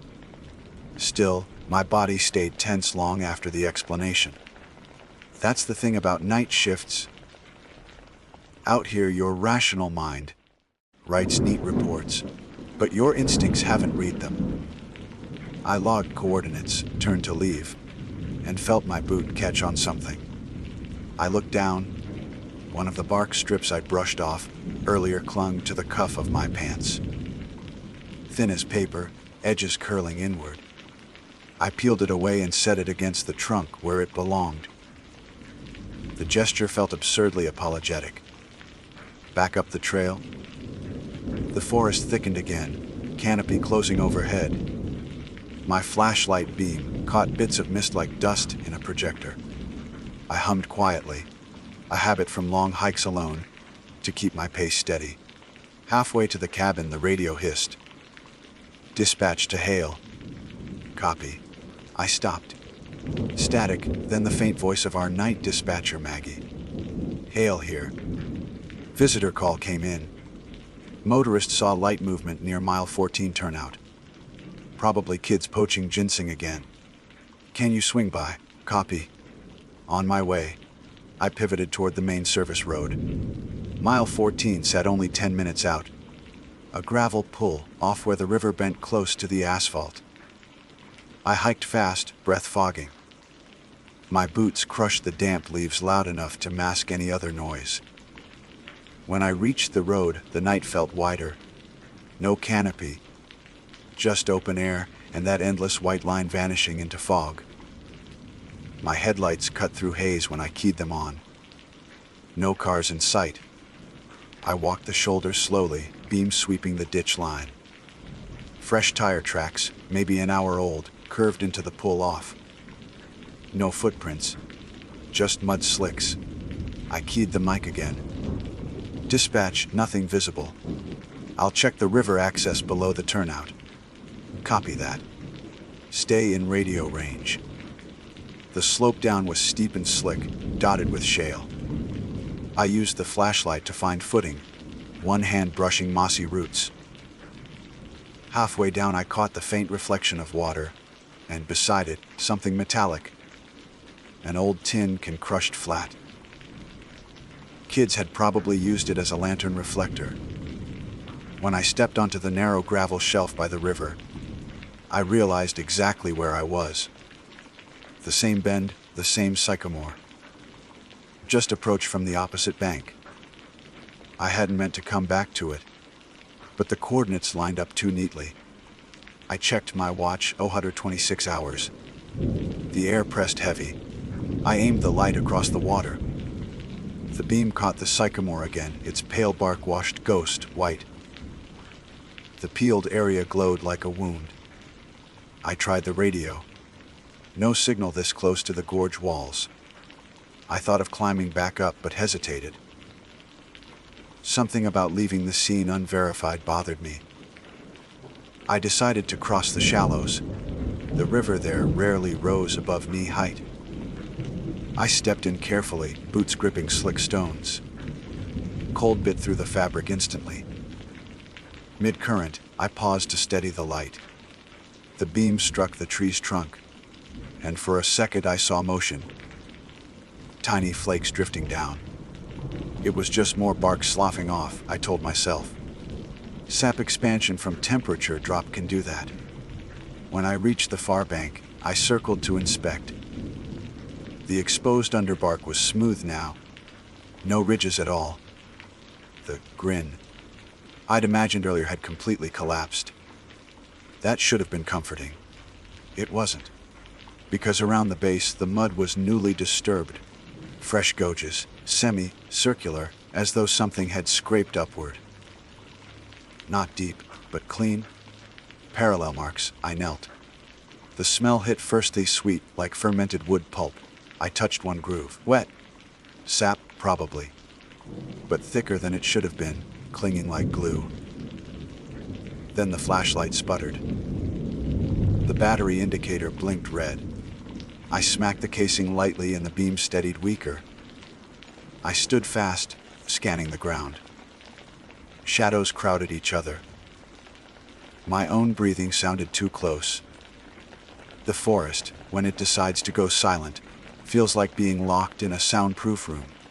I could hear the blood in my ears. Enough thought. Document and leave. I raised the camera again, framed the trunk. Took one photo without flash to save battery. The shutter clicked soft.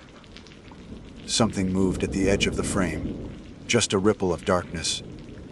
Probably my own shadow. That was enough field work for one night. Crossing back, I slipped once, soaked a sleeve, cursed out loud. The noise startled a heron downstream. It lifted off, wings beating slow and heavy. Relief washed through me at that ordinary sound. Life behaving like life again. By the time I reached the service road, my nerves had steadied. I keyed the mic.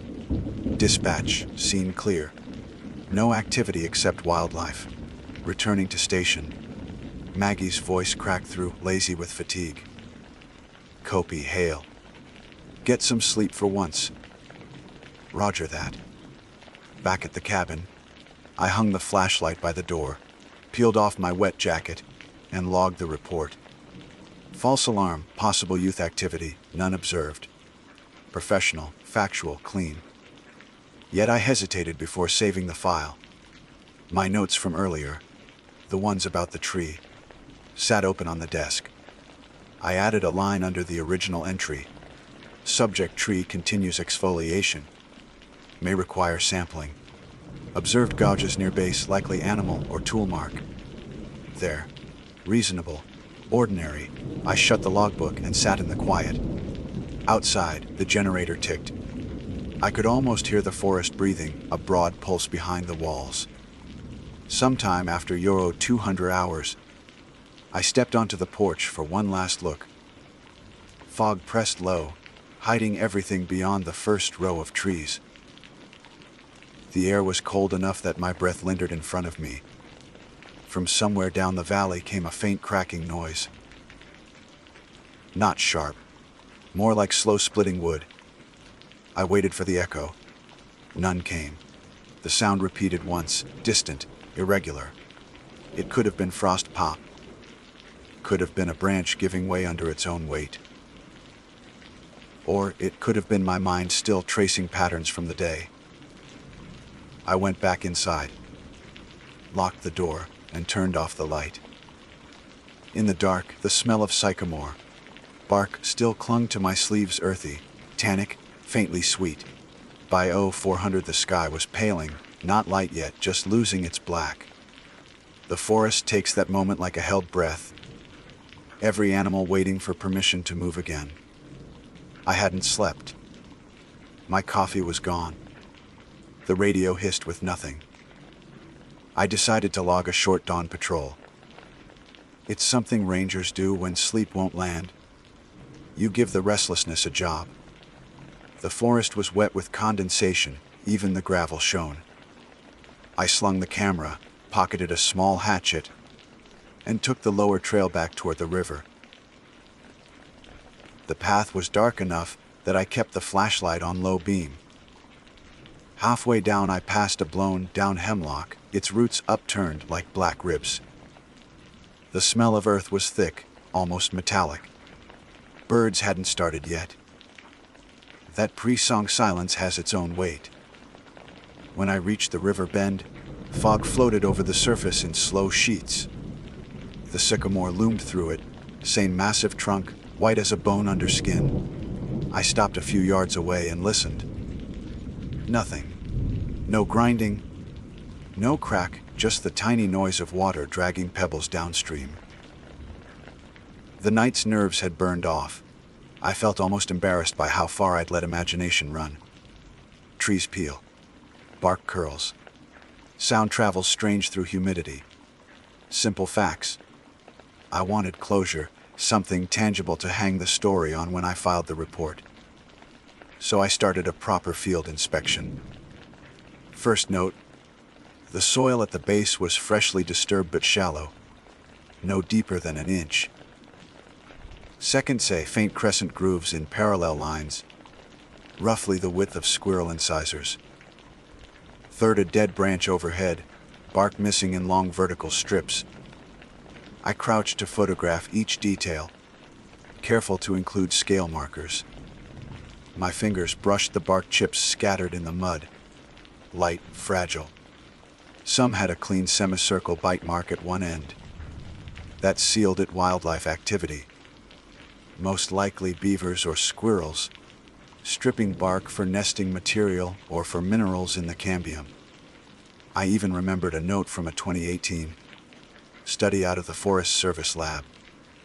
Gray squirrels will sometimes gnaw sycamore bark high up the trunk, causing patterned peel that resembles deliberate scoring. Case closed. I laughed quietly, not from humor but release. The human brain hates an open loop. Once you find the pattern that fits, everything inside you unclenches. Still, I decided to confirm it the right way. I scraped a small sample of bark into a bag and set up the camera on tripod for a 15-minute time lapse. Standard motion documentation. If insects or rodents came back to feed, I'd catch it. While the camera ticked away, I sat on a dry rock, hat pulled low, watching mist drift between the trunks. Light slowly gathered. The forest shifted from gray to green. When the time-lapse finished, I reviewed the footage frame by frame on the tiny screen. Nothing moved except fog. I rewound once more, squinting. On the third minute, one strip of bark flexed outward a hair, no visible cause. Could have been temperature fluctuation, moisture expansion. Could have been me breathing on it. Either way, the footage was dull and solidly normal. I packed the gear and stood. A splash sounded behind me. Quick, like a stone dropped from a height. I turned. The river's surface rippled outward in perfect rings. Probably a trout striking, though I hadn't seen one break all night. I waited, watching the rings widen until they vanished against the bank. Dawn burned clearer now, the fog thinning to ribbons. I felt that quiet exhaustion you only get after a sleepless night outdoors. Edges soft, everything slightly unreal. Before leaving, I walked a slow circle around the sycamore for one last check. On the far side, hidden from the river view, I found what the night had disguised. A shallow fissure running vertically along the trunk, about 3 feet long. Inside, the wood was darker, damp with seeped sap. A cluster of small holes marked where beetles had bored through, leaving shavings at the base. Chewing, I'd heard. most likely the bark tearing as the inner layers expanded from moisture and insects worked beneath. The scent of ferment had been the sap oxidizing simple. Brutal. Natural. I logged all of it, snapped more photos, then backed away to take a full trunk shot. In the morning light, the tree looked harmless.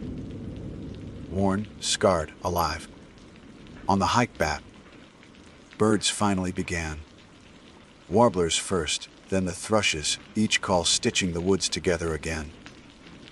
The forest that had been menacing 8 hours now felt almost forgiving. At the station, I cleaned mud off my boots and wrote the final entry date, May 14, 06:45 hours. Location Monongahela NF, South Bend tributary. Observation. Abnormal exfoliation confirmed to be insect activity prob. Silotrachus spp. And small mammal bark knowing. No hazard to visitors at present. I attached 3 photos, signed off, and closed the logbook.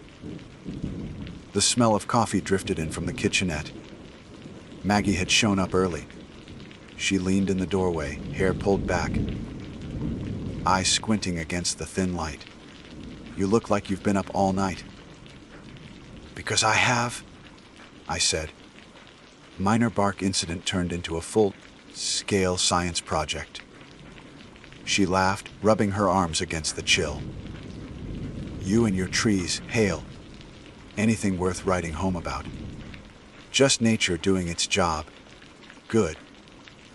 Maybe you can finally get some sleep." Yeah. I meant to go straight to bed, but before I could, a thought tugged loose. I hadn't checked the phone gallery since taking those new photos. I pulled it from my pocket, scrolled to the morning shots. They were fine. Ordinary daylight color, no strange patterns. But one detail caught me in the last frame, taken from a few meters back. A strip of bark hung half, detached on the right side of the trunk, curling outward in thin shards. Nothing remarkable, just timing. Still, the shape of that curling edge formed a pale arc. Not teeth, not a grin. Just bark following grain. I stared at it too long anyway. Then I laughed again, this time for real. Let it go. I told the photo and deleted it. I slept until late afternoon. The deep kind that wipes the clock. When I woke, the radio hummed with routine chatter. Trail maintenance, weather update, a report of downed fencing near Spruce Knob. Normal life had resumed its steady hum. At sunset, I drove back down the forest road for one final look before signing off duty for the week. Curiosity, nothing more. The sky had gone copper. When I reached the bend, the sycamore stood half, lit by evening glare, utterly unchanged except for one small thing. Fresh shavings at its base, bright against the mud. Something had kept chewing. I crouched, examined the marks. Definitely rodent. The pattern was clear now. Paired incisor tracks about a quarter-inch apart. A squirrel chattered somewhere above me, tail flicking. I spotted it, finally small, gray, clinging to a branch halfway up the trunk, jaws working fast on a strip of bark. It paused when it saw me, eyes black and ordinary. "There's your monster," I said quietly. The squirrel froze, then went back to chewing. Bits of bark rained down, catching sunlight like dust. I watched for a long moment, not out of fear anymore, but something closer to respect. The tree wasn't smiling. It was feeding another life. The sound I'd taken for intention was just hunger in wood and fur. Before leaving, I reached out and laid a hand on the trunk. The bark was warm from sun, rough with ridges. I could feel faint vibration, probably wind through branches, but steady enough that it felt like a pulse. It reminded me how much of a ranger's work is misinterpretation first, understanding later. You spend enough time alone in the field, and your senses start writing stories faster than facts can correct them. I packed up, started the truck, and headed back along the river road. The rearview mirror caught the sycamore one last time, a pale pillar shrinking behind dust. For a split second, as light flickered through branches, the shadows crossed just right, and the trunk seemed to show that same jagged grin again. I blinked. When my eyes refocused, it was gone. I didn't stop the truck. Didn't need to. Some shapes belong to perspective, not proof. Back at the station, I filed the day's data, labeled the bark sample for lab review, and shut the binder. The label looked almost comically serious for something so small. Sample, POM NF0524, Yo1 sycamore exfoliation. As I turned out the light, I caught myself glancing through the window toward the tree line. Nothing but dark trunks, soft wind. I said, quietly, "Sleep easy, big guy." And for the first time in 24 hours, the forest said nothing back. My name is Ellie Cruz, and I serve with the Blue Ridge Search and Rescue Cooperative out of Asheville, North Carolina. We work the mountain corridor between Craggy Gardens and Mount Mitchell. Rough country, where a misplaced turn can cost you daylight fast. I've been on the roster for 8 years, but I still flinch every time the radio buzzes after dusk. It usually means someone hasn't made it back to the trailhead. The call came at 05542 a.m., just before the sky thinned from graphite to pale silver. A day hiker named Alyssa Keenan, 32, was 3 nights overdue. Her car sat abandoned at the Bullhead Gap lot. Rangers had already checked her Airbnb, untouched since Friday. According to the log in her glove box, she planned to do the Laurel Fork Loop, an 18-mile circuit that crossed old switchbacks numbered by the Forest Service years ago. It wasn't official signage anymore, but locals still used the numbers to navigate the steep grades. The last verified sighting of her was near Switchback 14 on Sunday afternoon. I met up with Dave Wren, my assigned partner, at the trailhead. He's one of those calm, as granite types. Gray beard, single strap over his pack. Never wastes a word. The air smelled like wet pine and diesel from the staging generator. We split our gear check in silence radios, flagging tape, med kit, GPS, extra batteries, 2 liters of water apiece. I clipped my own headlamp to my shoulder strap, habit more than need, and marked the time 0617. We started the ascent as the first birds began to stitch sound into the morning. Mist hung low, softening everything into the same washed-out hue. The Blue Ridge is beautiful, sure, but she's also deceptive. Her ridgelines roll so evenly that you stop realizing how far you've climbed until you hit a sudden drop and your thighs tremble. The trail to Switchback 14 is an old Civilian Conservation Corps path, narrow enough that rhododendron brushes both arms. We hiked for about an hour before the first sign appeared. One of the temporary trail markers, placed by the ranger team the previous day. A strip of orange tape fluttered from a dogwood branch with the initials HK for hiker Keenan. The last tape in sequence had been found at Switchback 12. Ours was labeled Fur Tournier, meaning we were closing in. Radio check, Dave said. Cruz. Clear copy, I replied. Static hissed, then cleared. We kept moving. Around 0745, we reached Switchback 14. The bend curved sharply left along a slope so steep that runoff had carved miniature gullies into the clay. Fresh prints marred the mud. Boot tread, small size, maybe a woman's 8. They pointed uphill, then veered off into a stand of mountain laurel. No slide marks, no drag, no struggle. She had stepped deliberately off trail.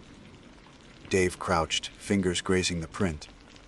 Looks like yesterday morning, he said. Edges are crisp. I nodded. If it rained at all last night, they'd be softer. He looked up the slope. Guess we follow. We did. The terrain thickened fast. Spongy leaves. Invisible roots twisting underfoot. I called out every 10 yards. Search and rescue! Alyssa Keenan! If you can hear my voice, call out. Only the echo came back, muffled by fog. We found her headlamp around 0910. It hung from a branch about shoulder height. Strap looped neatly like someone had set it aside for later. The casing was black Petzl plastic, scratched but intact. The switch was still flipped to, though the light had long since died. A faint ring of condensation sat inside the lens, the kind that forms when batteries overheat and cool again. I checked the serial number scratched on the side. The Ranger log matched it to Alyssa's gear list. Dave exhaled through his teeth. Batteries gave out after dawn. Probably. Yeah, I said, turning the lamp in my glove. But the last team at base camp swears they saw a light flicker near 14 sometime around 3 a.m. He shrugged. Reflected moonlight. Maybe. I wanted to agree. I'd been half awake in my tent around that hour, writing notes by my own lamp, when I'd glimpsed what looked like a pulse through the trees. A cold blue wink that blinked twice, paused, and vanished. I'd told myself it was a trick of the fog. Standing there with her lamp in my hand, though, I felt a small muscle behind my ear tighten. We tagged the branch with fresh tape, logged coordinates on GPS, and began a slow sweep of the surrounding quarter. Mile grid. Nothing. No scraps of fabric, no broken brush, no footprints beyond the first set. The forest felt still, almost too balanced, like the air was listening. By noon, we called in our location for lunch. We found a dry patch near a fallen pine and ate in silence. Peanut butter packets and energy bars. The radio crackled with other teams' chatter. Most were sweeping the switchbacks below, still hoping Alyssa had turned back and gotten disoriented. Dave said, "Sun's out. We'll have a few hours of good visibility." I nodded, checking my map. Let's push east. If she kept following the slope, she'd intersect the old service road near the ridge. Unless she tried to cut down to the creek. Yeah, I said. That explained the angle. We stood, repacked, and resumed the climb. The light through the canopy had that midday harshness. Everything bright but flat. Shadows underfoot like wet ink. A few times I thought I heard branches shift behind us, but when I turned, it was only the wind twisting laurel leaves. Around 1400, we reached a small clearing with an ancient fire ring. Stones, blackened, moss creeping between them. Someone had camped there long ago, but not recently. The ground was clean, no ash, no trash. Still, it gave me a strange sense of repetition, like I'd stepped into an old photograph of the place. Dave scanned the perimeter. "You good?" "Yeah," I said. "Just déjà vu," he smirked. "These woods all look the same after a few hours. Don't start seeing ghosts on me. Wouldn't give them the satisfaction," I said, and he laughed, the sound short and hollow. We took bearings again. Switchback 14 lay roughly half a mile below. I marked the fire ring as point E, then radioed base. The response crackled. "Copy that, Team Cruise. Weather advisory cloud build up from the west. Keep eyes on the ridge, you may have thunder after 1600. I looked up. Sure enough, the horizon had begun to stack gray on gray. Out here, storms move like freight trains. Silent until they're overhead. We quickened pace. The slope narrowed into a corridor between boulders slick with moss. My pack scraped stone more than once. I found another print halfway up the ridge, a single heel dent in soft clay. Fresh. The edges still bled moisture. "Dave," I called.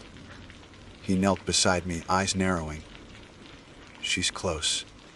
Has to be." We followed the track another 50 yards before it disappeared into bedrock. No direction markers, no scuff on stone, nothing. Just the echo of our boots and the soft push of wind. A rumble rolled from the west. "Storm's ahead of schedule," Dave muttered. "Let's check the drainage line before we turn back," I said. The drainage sat 30 feet below, a shallow cut littered with slick leaves. We descended carefully, using branches for support. The air down there felt heavier, as if the humidity had weight. I radioed in our position again. No reply this time. Static, then silence.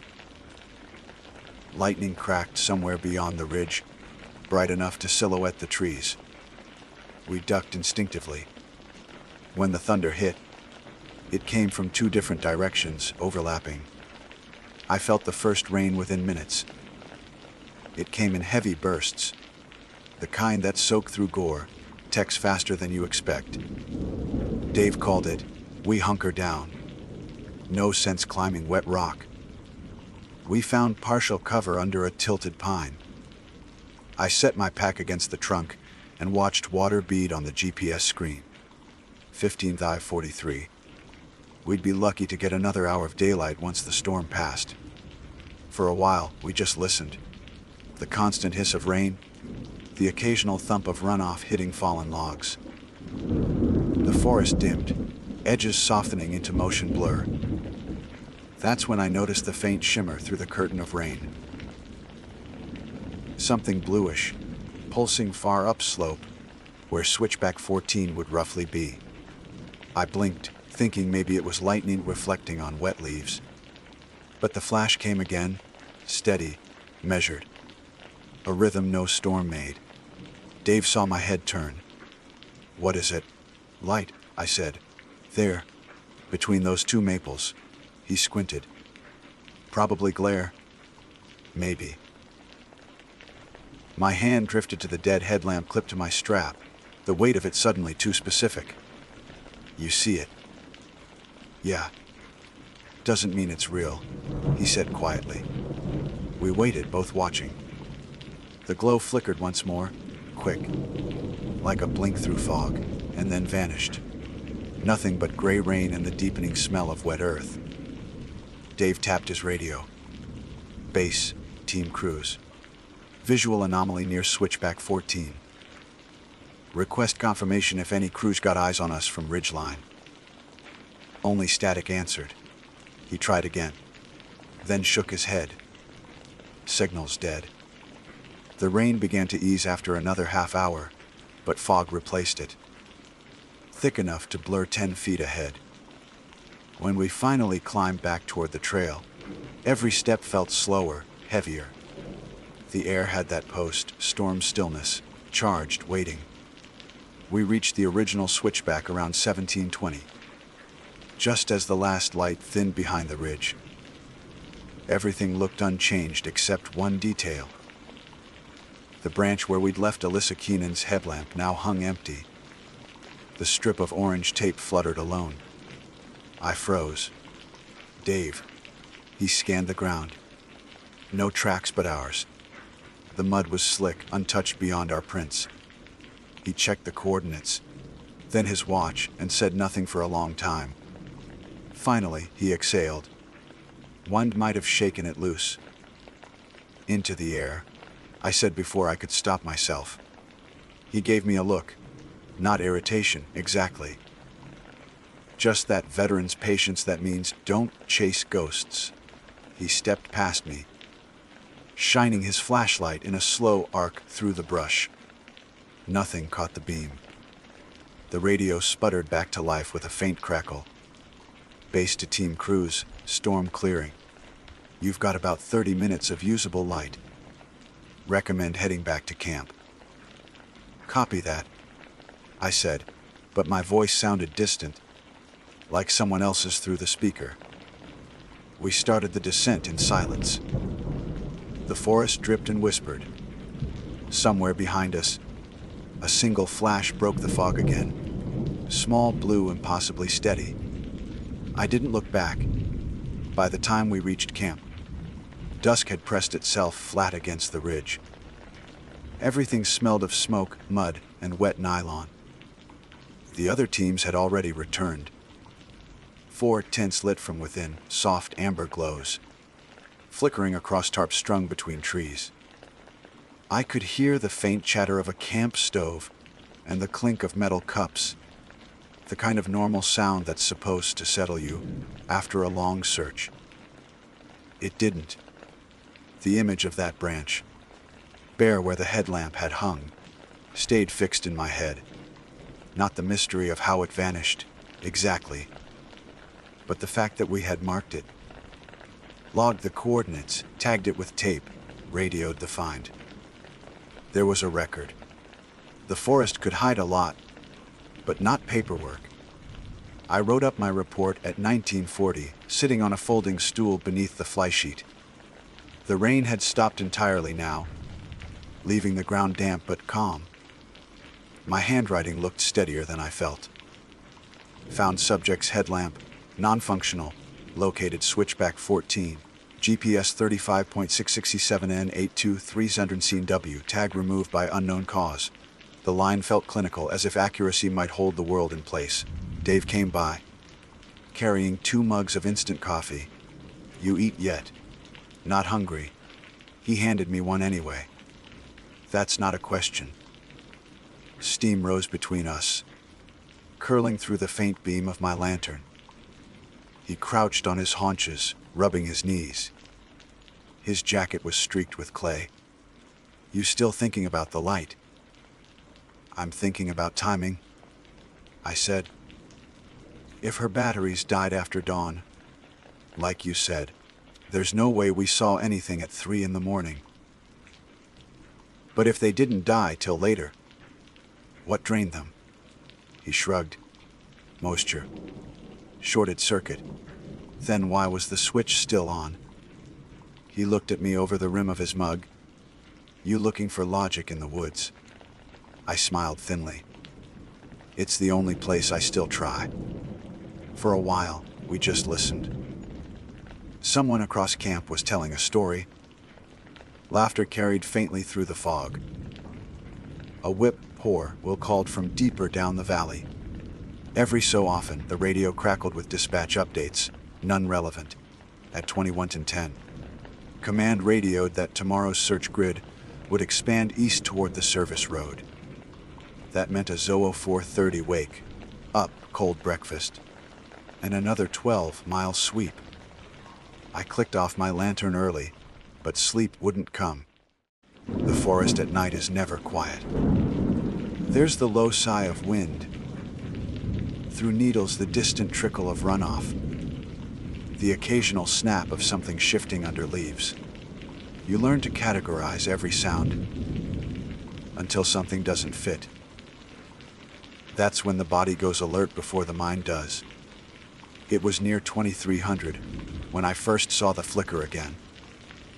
At first, thought it was someone's tent light bouncing off condensation, but the rhythm was wrong, steady, deliberate, almost signaling. 3 short pulses, pause, then 2. I sat up inside my sleeping bag, heart climbing. Through the nylon wall, I could see it faintly between trunks. Bluish, not warm like our lamps.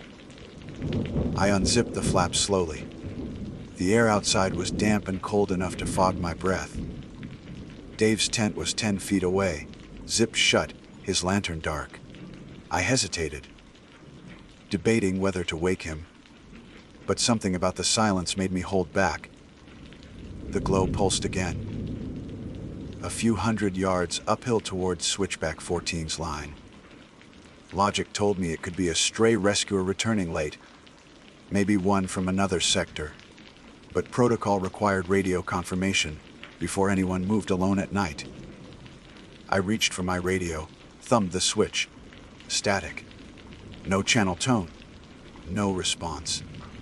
So I did what we all tell rookies never to do. I went anyway.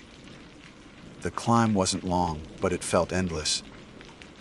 The slope was slick and uneven, forcing me to grab roots for balance. Every few steps I'd lose sight of the glow, then catch it again through the branches. Always ahead, never closer. The forest had a peculiar stillness, like it was holding its breath. By the time I reached the bend where the trail curved left, the light had stopped. I stood panting, listening for anything human. Nothing. Just drizzle collecting on leaves, dripping in steady rhythm. I turned a slow circle with my flashlight beam. The ground looked freshly disturbed in a few places, mud scraped aside as if by boots, but no clear prints. My own, maybe. The branch where we'd tagged the headlamp stood bare, the tape shredded from rain. Then a faint glint caught my light. 10 feet off the trail, half buried in leaves, sat the same black Petzl lamp. The strap twisted, mud smeared across the lens. My throat tight. I crouched and lifted it with 2 fingers. It was cold, slick, heavier than before. The switch was still flipped to on. I didn't test it. I just wrapped it in a plastic evidence bag and logged the find time in my notebook, 20:32. When I got back to camp, Dave was already standing outside his tent, boots on, holding his flashlight low. "You went after it," he said flatly. I stopped, guilty as a kid caught sneaking out. "You saw your beam." Thought it was a firefly until I realized fireflies don't move uphill with intent. I set the bag on the camp table between us. He stared at it, then at me. "You picked it up." I logged it. "That's what we're supposed to do. Not at midnight, cruise." I opened my mouth, closed it again. He rubbed a hand down his face, muttering, "Christ. You know how this'll read in the report." "I saw the light," I said quietly. He met my eyes. "You thought you saw a light?" "Same thing." He didn't argue, just zipped the bag shut and tucked it into the equipment crate. Then he said, "Go sleep. We'll sort it in the morning." I lay awake till dawn. When I finally stepped out of the tent, fog still hugged the ground like a living thing. The sky above it was the color of unpolished steel. Camp was stirring, stoves clicking, zippers rasping. Dave had the crate open on the folding table. The evidence bag sat empty. "Where is it?" I asked. He turned slowly. "What?" "The lamp." He frowned, genuinely confused. "You didn't move it. Note." He looked back at the crate. The bag was there, sealed, but flat.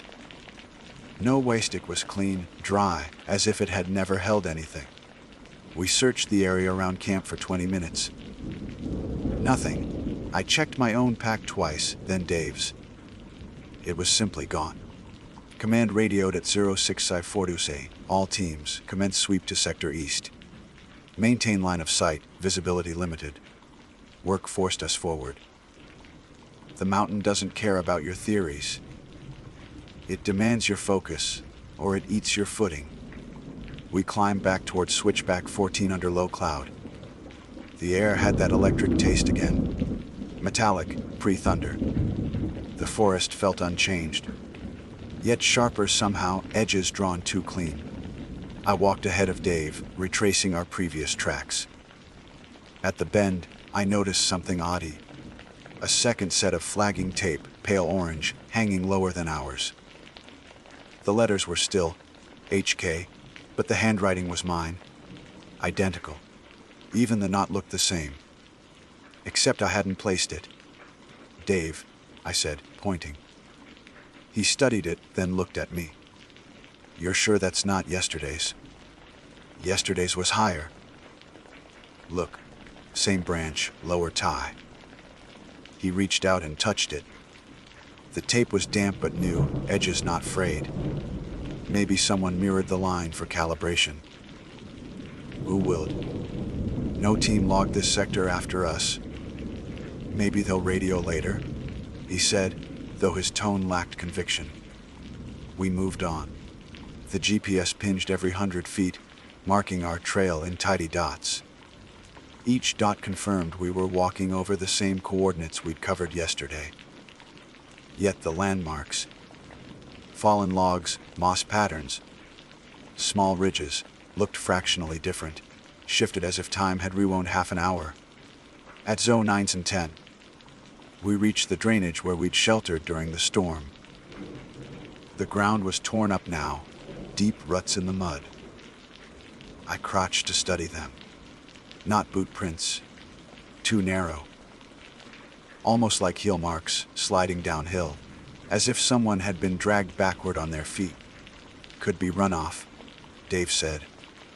Runoff that moves a fill. He didn't answer. The radio crackled faintly based to team crews. Any update? Dave responded, no visual on subject. Continuing east. Static answered, then silence again. The wind shifted, carrying a faint smell. Something metallic, maybe old batteries. My throat tightened.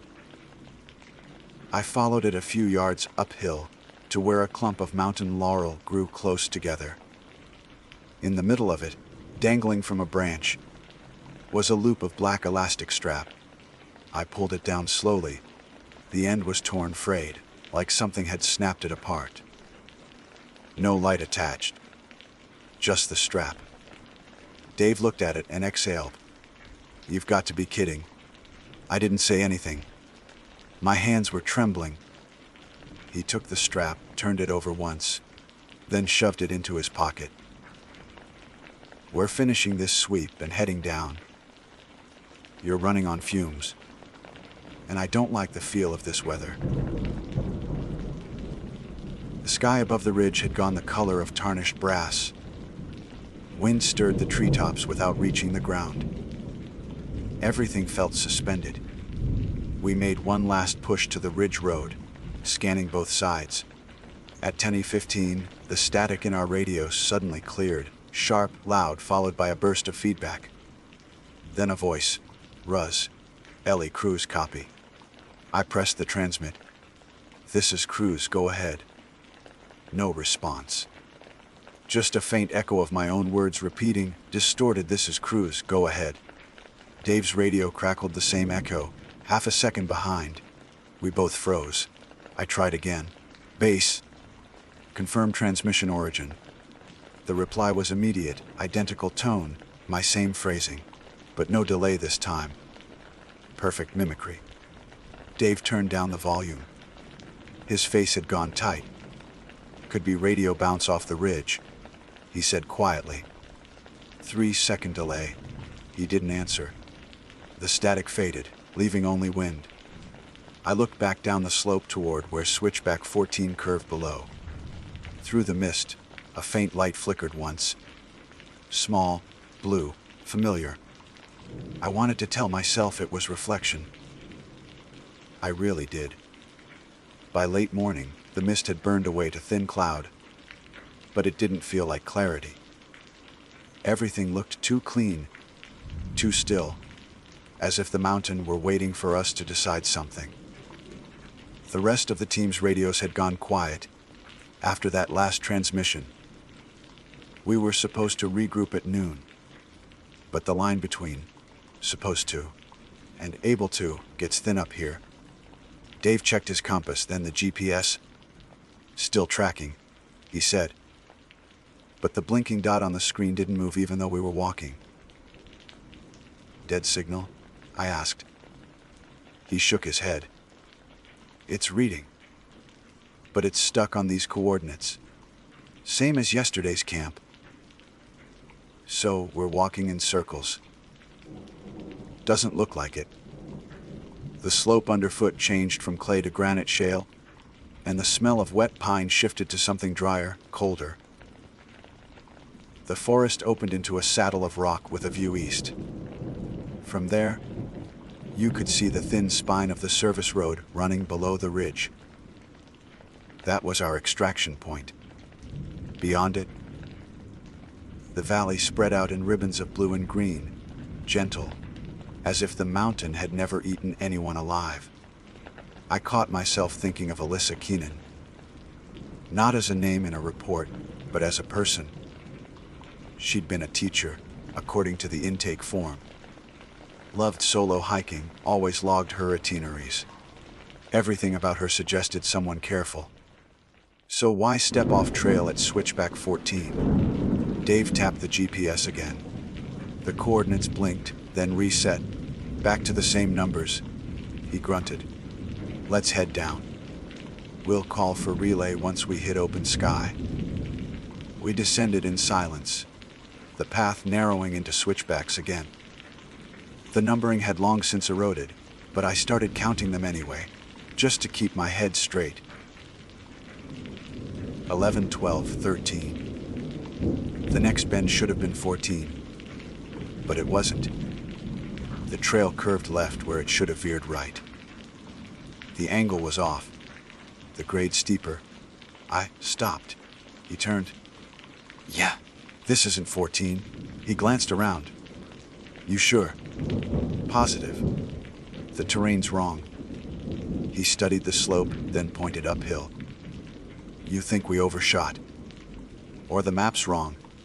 He snorted. Maps don't change overnight. I didn't answer.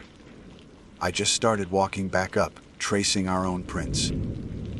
After maybe 50 yards, the trees thinned, and there it was, the bend we'd marked yesterday. Same branch, same slope. Except now, the orange tape we'd left fluttered above a second set of tape. Tied lower, the same handwriting again. 2 switchback 14s, layered in space. Dave muttered, "That's impossible. Maybe someone duplicated the marker to mess with us." In a rescue zone. He shook his head. No one's that bored. He moved ahead, shining his flashlight along the curve, though daylight made it unnecessary. Trail's clean. No fresh prints but ours. I crouched and brushed at the mud near the branch. Something thin caught under my glove. Sliver of plastic. When I pulled it free, it was the cracked battery casing from a headlamp. The same brand, same model. The serial number scratched off. My stomach sank. Dave, he turned just as the radio crackled. Team crews, report status. It was command, clear this time. Dave answered. Base, we're at switchback 14. Negative on subject. Found additional debris. There was a long pause, then a reply copy. Repeat your location. Switchback 14, grid ACA 3. Another pause. Team crews switchback 14 was cleared yesterday. You were reassigned to sector Foxtrot. Dave looked at me. What? You're reading yesterday's coordinates, the voice continued. You're not in Echo 3. He glanced at the GPS. The dot blinked again, still frozen. He pressed transmit. Base GPS malfunction. Request current triangulation. Static swallowed the reply. And then, faintly, under the static, came the same voice again, but slower. Request current triangulation. A perfect mimic of his tone. Dave stared at the radio, thumb hovering over the switch. Feedback loop, he said, though his voice didn't sound convinced. I could feel my pulse in my palms. Kill the power. He did. The forest went instantly larger. Soundless. We stood there for what felt like minutes, waiting for something to break the stillness. When nothing did, Dave exhaled hard. We're heading down. No detours. We followed the switchbacks as they wound lower.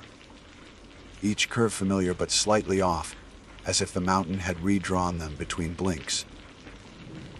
My sense of direction, usually sharp, kept sliding. Every tree looked half remembered. By 1300, we reached a stream crossing. Dave paused to refill his bottle. I crouched nearby, washing mud from my hands. The water was clear and fast, reflecting shards of light through overhanging branches. Then something upstream caught my eye. A glint pale and rhythmic, maybe 30 yards away. Another flicker. I froze half, crouched. Dave. He followed my gaze.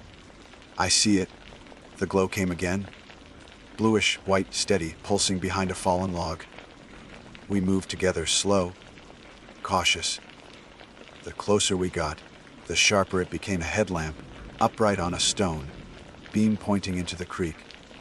Its strap trailed like a tail in the current. Dave reached for it first. "Don't." I started, but too late. He picked it up. The beam died instantly. He turned it in his hand. "Batteries are cold," he said. "Feels drained." I took it from him, flipped it over. Someone had written 2 initials on the underside in black marker AK. My breath hitched. "It's hers." He nodded once, expression unreadable. Then the mountains giving her back, piece by piece. I wanted to ask what that meant, but the sound of the stream filled words might go. We logged the time and location. 13:17. Found subject's headlamp. Functional at discovery, powered off immediately upon contact. After that, everything moved quietly. The air felt thicker. The day older than it should have been. When we finally reached the service road, the sky had dimmed to a dull, pewter sheen. I checked my watch. 1400. But the light looked like evening. The command truck sat half a mile down the road, engine idling, antenna extended. Relief should have hit then. It didn't. Dave radioed in our arrival. "Team crews to base, we're on the road." Found confirmed item. Static.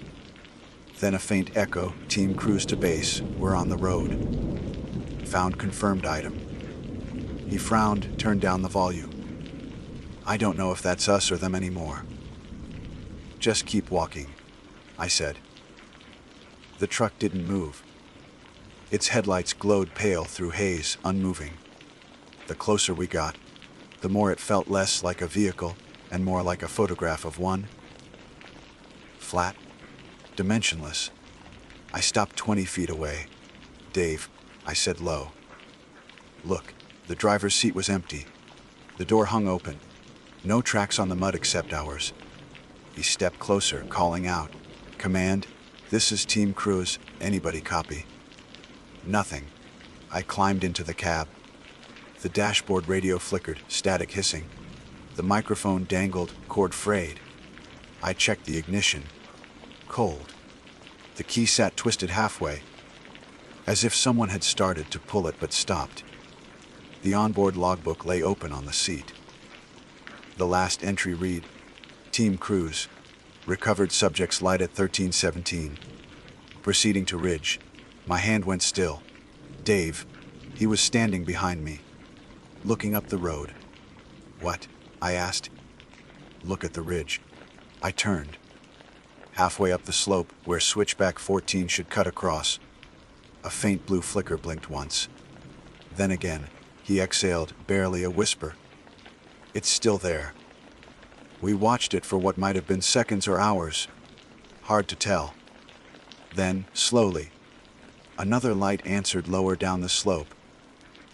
Then another farther still, like a chain of echoes. Each one pulsing in sequence, mapping the switchbacks we'd walked. Dave whispered, "Rescue team," I said. "They're not moving." The lights held steady, all the way down to where the creek ran unseen in the valley. One by one, they blinked out, until only the topmost remained. That last pulse stayed fixed in the fog, blue unwavering, and then my radio crackled again. A voice, not commands, not Dave's. "Ellie Cruz." "Copy." It was my own voice. Dave's face drained of color. "Turn it off." I did. The silence that followed was worse. We stayed near the truck until the sky went completely gray. When the others finally reached us around 1700, led by a ranger named Melton, they found us sitting in the cab, radios dead, headlamp sealed in a bag on the dash. Melton's first words were, "You two look like you saw a ghost." Dave laughed once, short and cracked. "Maybe just a mirror." We rode down to base in silence. The forest slipped past the windows, wet, unbothered. At debrief, the official report listed our find as headlamp recovered, batteries expended, strap intact. My incident notes were trimmed for clarity: possible electrical interference, duplicated coordinates, false light sightings due to fog and fatigue. That night, I sat outside the command tent, listening to crickets and the distant roll of thunder. My radio, powered off, sat beside me. Every few minutes, I thought I saw a faint glow in its reflection on the metal table. Small, pulsing blue. Maybe my imagination, maybe not. At 21:47, a text came through the emergency alert line, the one reserved for verified GPS pings from missing beacons. I opened it automatically. SOA device ID 9873, AK Locatio N 35.667N. The 82.307 US signal active. The coordinates were switchback 14. I stepped out into the clearing, the night humid, the trees whispering. Across the ridge, far higher than they should have been, a single point of light blinked through the dark. I couldn't tell if it was calling for help or warning me away. My name is Alex Rourke, age 32, mountain rescue technician for Stillwater County Search and Rescue out of Red Lodge, Montana.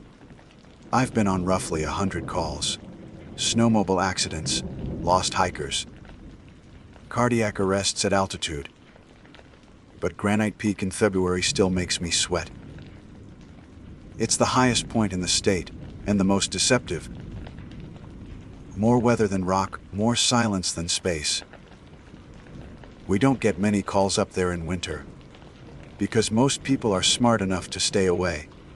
The ones who aren't tend to vanish before we can reach them. That morning, the call came through at 06912. A solo climber named Gavin Hurst, 37, failed to check in with his wife after his summit attempt the previous evening. His last satellite ping came in around 1740, showing him near the South Ridge, above his planned route. His wife sent coordinates to dispatch, and our team lead tapped me and Matt Connors to go up. Matt and I had done a half-dozen recoveries together. He was younger, faster, still thought of rescue work as adventure instead of endurance. We packed fast avalanche beacons, probe poles, pulleys. Thermoses of coffee gone lukewarm by the first switchback. The road up to the trailhead was a sheet of glare ice. Our snowcat rattled like a tin can, headlights cutting through a spindrift that never seemed to land anywhere.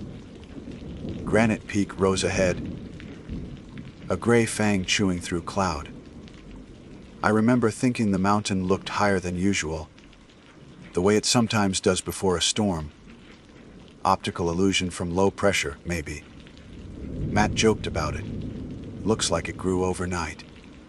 Neither of us laughed much. We started the ascent at 08:30. Air temperature -11 Celsius. Wind gusting over 30 knots. The snowpack was brittle on top, hollow underneath. That unnerving whump when your boots compress a layer ready to slide. We followed the faint line of the Hurst route until we found his ski tracks veering upslope, away from the flag line. He'd been postling, boot prints knee-deep where the crust broke, desperate, maybe tired. At 09:45, we caught the first ping. The transceiver tone echoed sharp through the static hiss of our radios. One steady pulse, clear and rhythmic. Gavin's beacon was still transmitting. Usually, when someone's buried or immobile, the tone wavers as the battery dips or signal bounces through snow layers. This one didn't. It was unnervingly strong, like the device was right on the surface, still powered full. We followed it across an ice field broken by wind, carved ridges.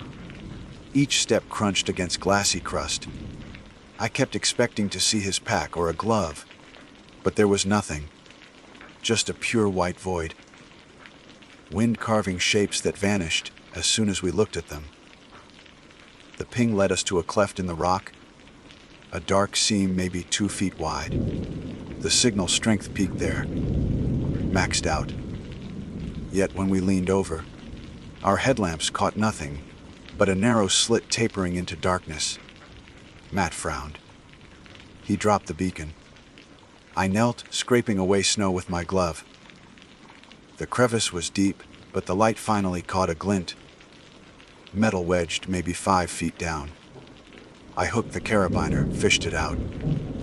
It was Gavin's transceiver, jammed deliberately between 2 stones.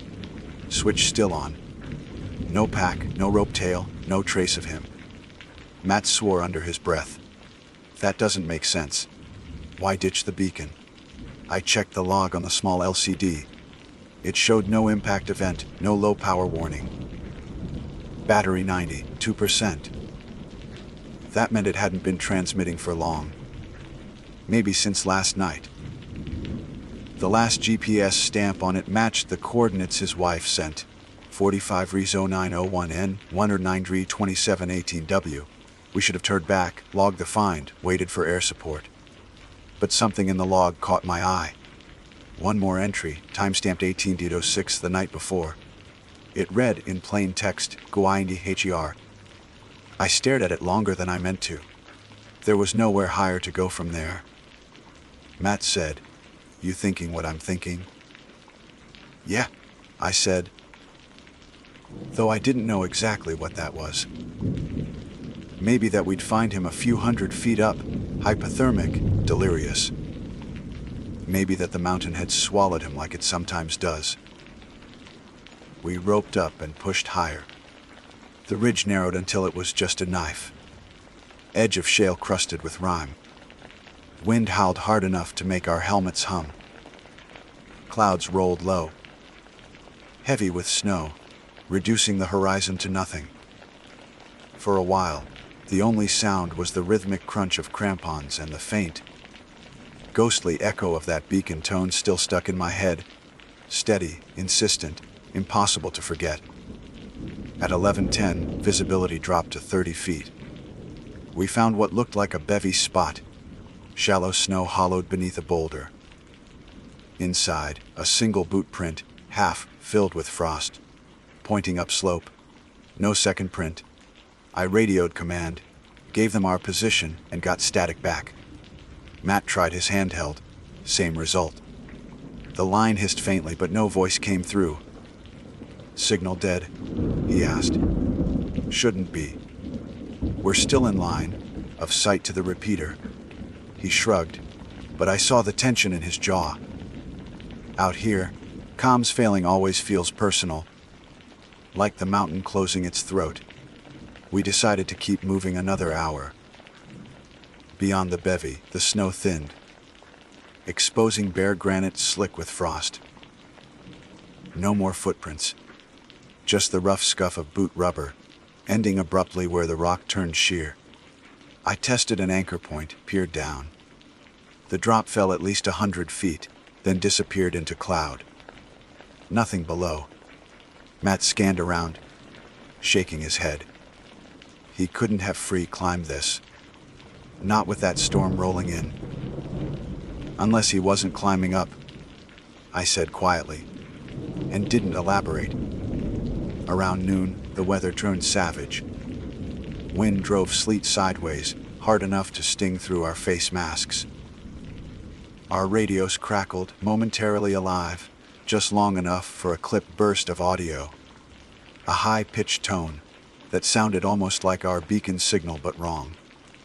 Warbled, mechanical, stretched too long between beats. Matt froze when he heard it. "That's not the base frequency," he said. "I know." The tone faded back into static. We took shelter behind a rock lip and boiled water on the jet boil, though neither of us had much appetite. The The steam rose and vanished instantly. The air smelled metallic, like struck flint. Matt finally muttered, "You ever get the feeling we're chasing something that's not there anymore?" I didn't answer. Not because I disagreed, but because answering might make it sound true. When the wind eased, we started back toward where we'd found the beacon, figuring to mark the site with a flag and descend before dark. Except the descent didn't match the ascent. The slope we'd climbed was gone, or changed. Landmarks had shifted, ridgelines blurred into new contours. The GPS still tracked our breadcrumb trail, yet when we followed it, the terrain didn't line up. The path bent east where it should have gone north. At one point, we found our own crampon marks, looping back in front of us, fresher than they should have been. Matt stopped, breathing hard. "We're circling." "I know. The compass is fine, though. Magnetic north hasn't moved." He held up his unit. The needle spun slow, lazily, then reversed direction and stopped dead. I wanted to blame interference, iron in the rock, but Granite Peak isn't known for that. We both knew it. By 1430, the light had gone gray. Snow swept in waves across the slope. Then, faint through the static hiss in my earpiece, the beacon pinged again. Same frequency. Same clean pulse. Only this time it wasn't below us, it was above. Matt looked up. "You're kidding." I checked the signal strength. It rose sharply, peaking toward the ridgeline, maybe 50 meters higher. That was impossible unless someone had moved the beacon. Or there was a second transmitter. We climbed fast despite exhaustion, half running on adrenaline. The slope steepened into a shallow couloir. Wind scarred the snow clean, so the rocks shone wet and black. As we neared the crest, the ping quickened. Closer, clearer, until I could almost feel it more than hear it. A vibration through the ice. Then it stopped. The silence that followed was so deep it hurt. Matt and I crested the ridge together. The world above it was a white nothing. Sky and ground fused. Our boot tracks vanished behind us within seconds. No body, no pack, no sign of Gavin Hurst. Just a single line of footprints leading away, fresh, crisp edges. Boot size roughly his, heading toward the upper face where the rock went vertical.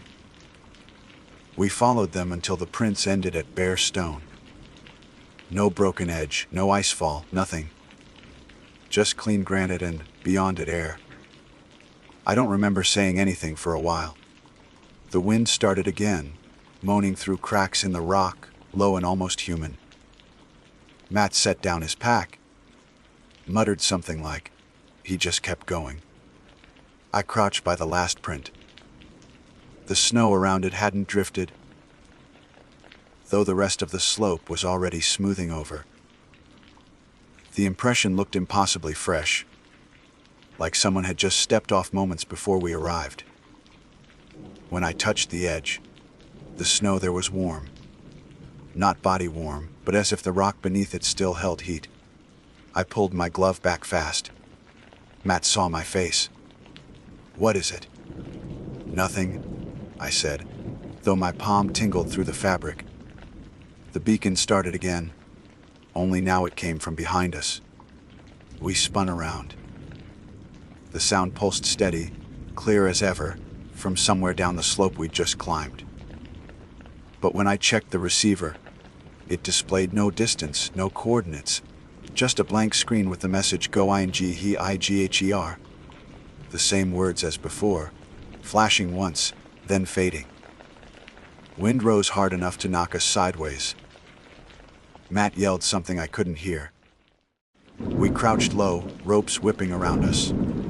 The storm swallowed everything. When it cleared again, only seconds later maybe, we were alone. Matt was gone. His rope trailed into the fog, snapped clean where the knot should have been. My radio hissed faintly, and beneath the static, that single steady ping kept playing, over and over, from somewhere far above me. And though I couldn't see anything through the cloud, I swear I heard footsteps crunching slow, deliberate, higher up the ridge. Just one pair, moving away. The moment I realized Matt was gone, I stopped breathing. It wasn't panic yet, more like my brain rejecting the math of it. Rope doesn't just snap. Not at that thickness, not under that tension. I stared at the clean fray where his line ended. A few ice crystals fused along the fibers, like it had been burned rather than cut. "Matt," I shouted. My voice vanished instantly, muffled by the storm. I tried again, louder. No echo, no answer. Granite Peak has strange acoustics, but even then I should have heard something. A bounce, a hint of my own sound returning. There was only the wind, looping through the same pitch as that signal tone. I anchored myself to a python and began lowering toward where I thought he'd been, inch by inch, probing the slope with my crampons. The visibility was garbage, maybe 15 feet. The fog kept shifting density like it was breathing. At one point, my headlamp beam bent sideways, refracted through the ice crystals, and I could have sworn a figure stood 10 feet off, just a silhouette in the gray. I called his name, but the light shimmered and the shape broke apart like mist. The beacon pinged again. Not from above this time, from somewhere lateral, toward the face. The receiver flashed erratically, signal strength jumping between full and zero, the numbers cycling too fast to read. I shut it off, thinking maybe interference was looping from the repeater station. But the sound didn't stop. It was still there, faint but real, carried on the wind. For a while I just crouched, trying to decide if I was hallucinating. Altitude, stress, cold. They mess with your head faster than fear does. My fingers had gone stiff inside the gloves, and my face felt like wood. I needed to move before I started making real mistakes. I climbed down another 20 feet and found the impression of a knee in the snow. Just one half, melted. The kind you'd make if you were crawling or trying to anchor yourself. It wasn't mine. The snow around it had refrozen, forming a delicate crust over the depression, meaning it was made less than an hour before. Matt's, probably. He must have slipped, unroped himself to get better leverage, and gone downslope. That's what I told myself. I marked the spot with an orange flag and switched to the backup radio. "Base, this is Rourke, come in." Static. Stillwater command. Respond. Then, just a click, faint but definite. Someone had keyed a mic. "Matt," I said. The channel stayed open. No voice. Then the beacon tone cut through the static again. 3 pings this time, close together, then silence. That pattern wasn't normal. Transceivers don't double. Ping unless they're manually reset. I started moving toward the sound, half crawling, half sliding along the ridge line. My boot sank through a soft drift and hit rock hollow. When I brushed it clear, I realized I was kneeling at the lip of a crevasse, maybe 4 feet wide, cutting straight through the granite like a wound. My headlamp beam traced frost patterns, spiraling down into the dark, so deep I couldn't see the bottom. The ping came again, faintly, from inside. I wanted to leave. I should have left. Every instinct said back off, mark it, wait for daylight. But something in the sound pulled at me. It had rhythm now, almost cadence, like a heartbeat just out of sync with my own. I clipped an anchor and leaned over, shining the light down. Nothing but ice walls veined with black stone. Then, movement. A flicker at maybe 20 feet depth, not enough to be clear. Could have been falling snow, could have been a reflection. "Matt, if you're down there, call out," I said. The reply came half a second later, so fast it felt like echo. "Alex." Soft, flat, completely calm. I jerked back, almost lost footing. "Matt." "Say again." "Nothing. Just the wind sliding through the crevasse, low and hollow." But it had said my name. I heard it. I uncoiled rope and rigged a descent, telling myself I'd go 10 feet. Just enough to confirm, then get the hell out. As I lowered, the ice pressed closer on both sides, translucent and warped. My own reflection swimming beside me in weird angles. The sound of the beacon grew sharper, more localized. My boot touched something buried under a thin crust of frost. When I brushed it off, I found a glove. Black Gore-Tex, size medium. Initials, MC. Inside the cuff. It wasn't frozen to the surface, it had been placed there. I clipped it to my harness, ready to ascend. Then the rope jerked once, light but definite, like someone had tugged it from above. I looked up. Nothing. The line was taut, anchor still solid. But the motion came again, this time a slow, rhythmic pull, as if someone was testing the tension. "Who's on the line?" I shouted. No answer. I braced my feet and tried to climb. But the rope tightened, dragging me down another half-meter before going slack again. My gloves slipped on the frozen sheath. I forced myself upward, hand over hand, gasping. The whole time, I kept hearing that tone, steady, keeping pace with my breath. When I finally reached the lip, the wind had stopped entirely. Everything was silent, muffled, as though the world had been packed in cotton. My headlamp flickered once, then stabilized. The snow under me was perfectly smooth again. No footprints, no anchor holes, no sign I'd ever descended. Even the orange flag I'd planted earlier was gone. I yanked the receiver out, turned it on, and checked the signal. The screen displayed only one word, AGHR. The battery indicator blinked red, though it had been full earlier. I powered it off and stuffed it in my chest pocket. My breath came out in thick fog, hanging too long before fading. When I moved, the fog stayed where it was, hovering like I'd left a ghost of myself behind. I forced my way east, along what I hoped was the descent line. My GPS breadcrumb showed the path trailing behind me, but every time I looked up, I was still facing the same ridge. My compass needle spun lazy circles. The mountain had swallowed direction. At some point, maybe 1530, the fog thinned.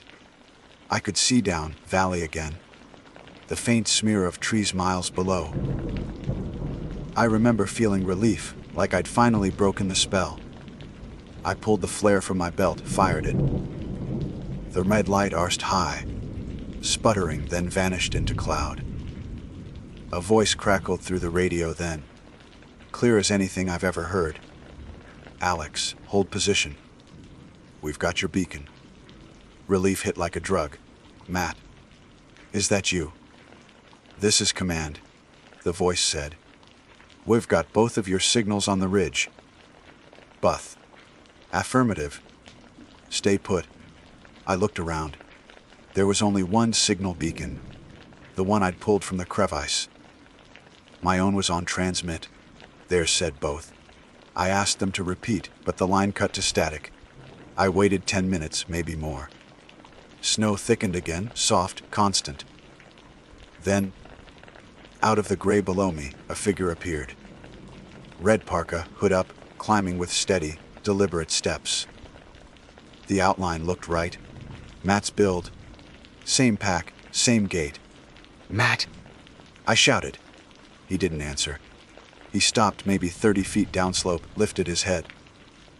His goggles reflected the beam from my headlamp. 2 small mirrors catching my own light back at me. He raised his arm slowly and pointed upward, toward the ridge crest. The radio crackled again. "Alex, we're seeing movement on your location. Confirm it's you." I hesitated, staring at the figure. "I see Matt," I said. "He's coming up." "Negative," Command said. "We'll have no visual on your partner. But he's right here." Static swallowed the rest. The voice dissolved into that same thin, pulsing tone. When I looked back downslope, the figure was gone. No footprints, no displacement of snow. Nothing. Just smooth white. For a long minute, I couldn't move. Every instinct screamed that the mountain was watching. Some vast, indifferent presence behind the storm. I forced my focus back to protocol: get down, get below the weather line, find radio range. I started descending, marking each step with a probe pole so I wouldn't loop again. At 1600, twilight hit, premature and heavy. The clouds thickened into slate, turning the snow a faint blue-gray. My legs were shaking from cold and exhaustion. I checked my altimeter. 920 feet. 2 hours to base if conditions held. Then another sound. Not the beacon this time. Something lower, like fabric dragging across rock. I turned, headlamp cutting through mist. 10 feet away, half buried under drift, lay a helmet. White, standard rescue issue. Name tag half scratched but readable: Canars. The surface was scuffed, but no cracks, no blood. Inside, the foam was dry. I lifted it and felt something roll loose from the ear cavity. A small piece of folded paper. My hands were stiff, but I managed to open it. The writing was smeared but legible, scrawled in pencil. "Don't go higher. It's not weather." I froze. Looked up again at the ridge. Through the fog, the faint pulse of red light blinked once, twice, like a flare. But we hadn't fired any since morning. And from somewhere far above, almost tenderly, came the sound of a voice through the wind. My name again. Not a shout this time. A whisper. "Alex, higher." The beacon started pinging again, steady, rhythmic, insistent. And I realized I was already taking the first step uphill before I'd made the decision to move. I remember the moment the decision clicked over. That small shift where reason gave up. 1 minute I was standing at the edge of the descent road, boots half buried. The next I was climbing again. The voice, if it even was a voice, had come from above, where no one could be. But there was something magnetic about it, quiet and patient. Like the mountain itself had started speaking, and I'd just been too tired to argue. Every rescue manual I've ever read says disorientation is what kills you. The slow erosion of logic, when your brain starts filling silence with anything that fits. But I wasn't hearing echoes or random wind. The call came in clear, syllable-shaped. My name, whispered once, carried perfectly. "Alex." I took another step higher. The snow underfoot had changed. It wasn't the crunchy crust of the morning anymore, but a smooth, damp surface, like ice just beginning to melt. Every few meters I'd hit bare rock, slick with a faint sheen that caught my light in oily colors. I told myself it was mica. Behind me, the wind erased my trail. At 1640 I reached a narrow ridge no wider than my boots. The fog thinned just enough to reveal the summit block, a jagged fin of granite jutting out of the storm. The beacon tone pulsed again, this time faint but directional. I turned toward it. "Matt," I called, though my throat felt like paper. For the first time all day, I got an answer. It wasn't through the radio. It came from somewhere near the rock itself. A single word, drawn out, close enough to make me turn full circle. "Hair." I swung my headlamp across the slope. The beam caught a flash of color, red fabric. Torn and frozen to the rock, maybe 20 yards ahead. I crawled toward it on hands and knees, crampons scraping. The fabric turned out to be the lower half of a parka, tangled in a python line. The name patch was half buried under frost, but I could still read Konars. My chest went hollow. The upper half of the jacket was gone. The rope attached to it led up slope, disappearing into the mist. "Matt," I yelled again. Something shifted above me, a soft clatter of ice falling from rock. Then the beacon in my pocket started pinging faster. The rhythm doubled, like a heartbeat gone frantic.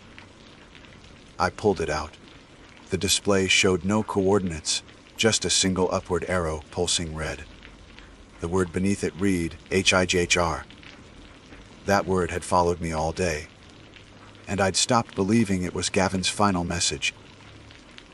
Someone, or something, was still transmitting it now. I checked my altimeter. 10,345 feet. Less than 200 from the summit. My rational side said to mark the jacket and descend, but the tone wouldn't let me. It had cadence, intention, like it was guiding my breath. When I paused, it paused. When I moved, it quickened. So I climbed. The slope steepened into a chimney of granite coated in rime. The ice looked almost sculpted, long ribbons curling inward, like something had melted and refrozen in motion. Every time my axe struck, I felt vibration through the handle, faint but rhythmic, echoing that same beacon pulse. Halfway up, I found another glove wedged in a crack. Not Matt's this time. Too small, brand unknown. When I turned it over, a tag fluttered loose from the cuff, G. Hurst. Gavin, the missing climber. The glove was dry, supple, not frozen like it should have been after a night in -10. I slid it into my pack, though I'm not sure why. Maybe to prove later that I hadn't imagined this. The sky above flickered white. Not lightning exactly, more like a camera flash behind the clouds. For an instant, I saw the summit ridge clear as daylight, smooth, empty. A single line of footprints leading to the edge. By the time my vision adjusted, the light was gone and the fog closed again.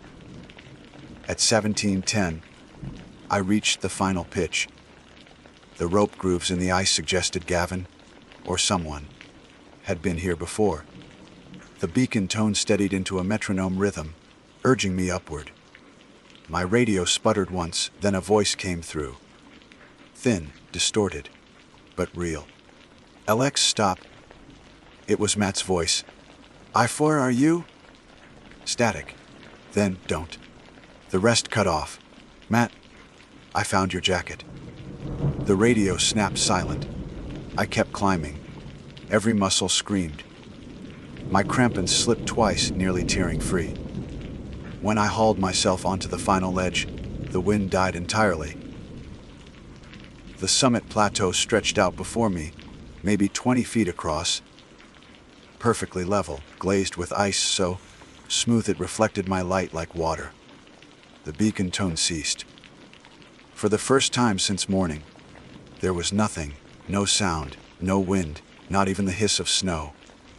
Just my own pulse echoing inside my ears. I switched off my headlamp to rest my eyes and instantly regretted it. The darkness up there wasn't black but deep gray, like the inside of a cloud. My breath condensed in faint rings that didn't fade right away. Then, faintly, the tone began again, but this time from somewhere below the ice. I knelt, pressed my glove to the surface. It vibrated, gentle and regular.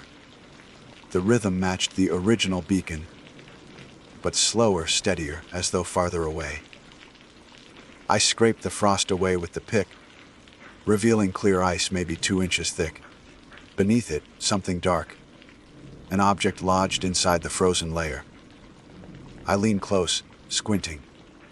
It was another transceiver, identical to Gavin's. The LCD screen flickered once, lighting up from beneath the ice. The text glowed faintly through the frosty air.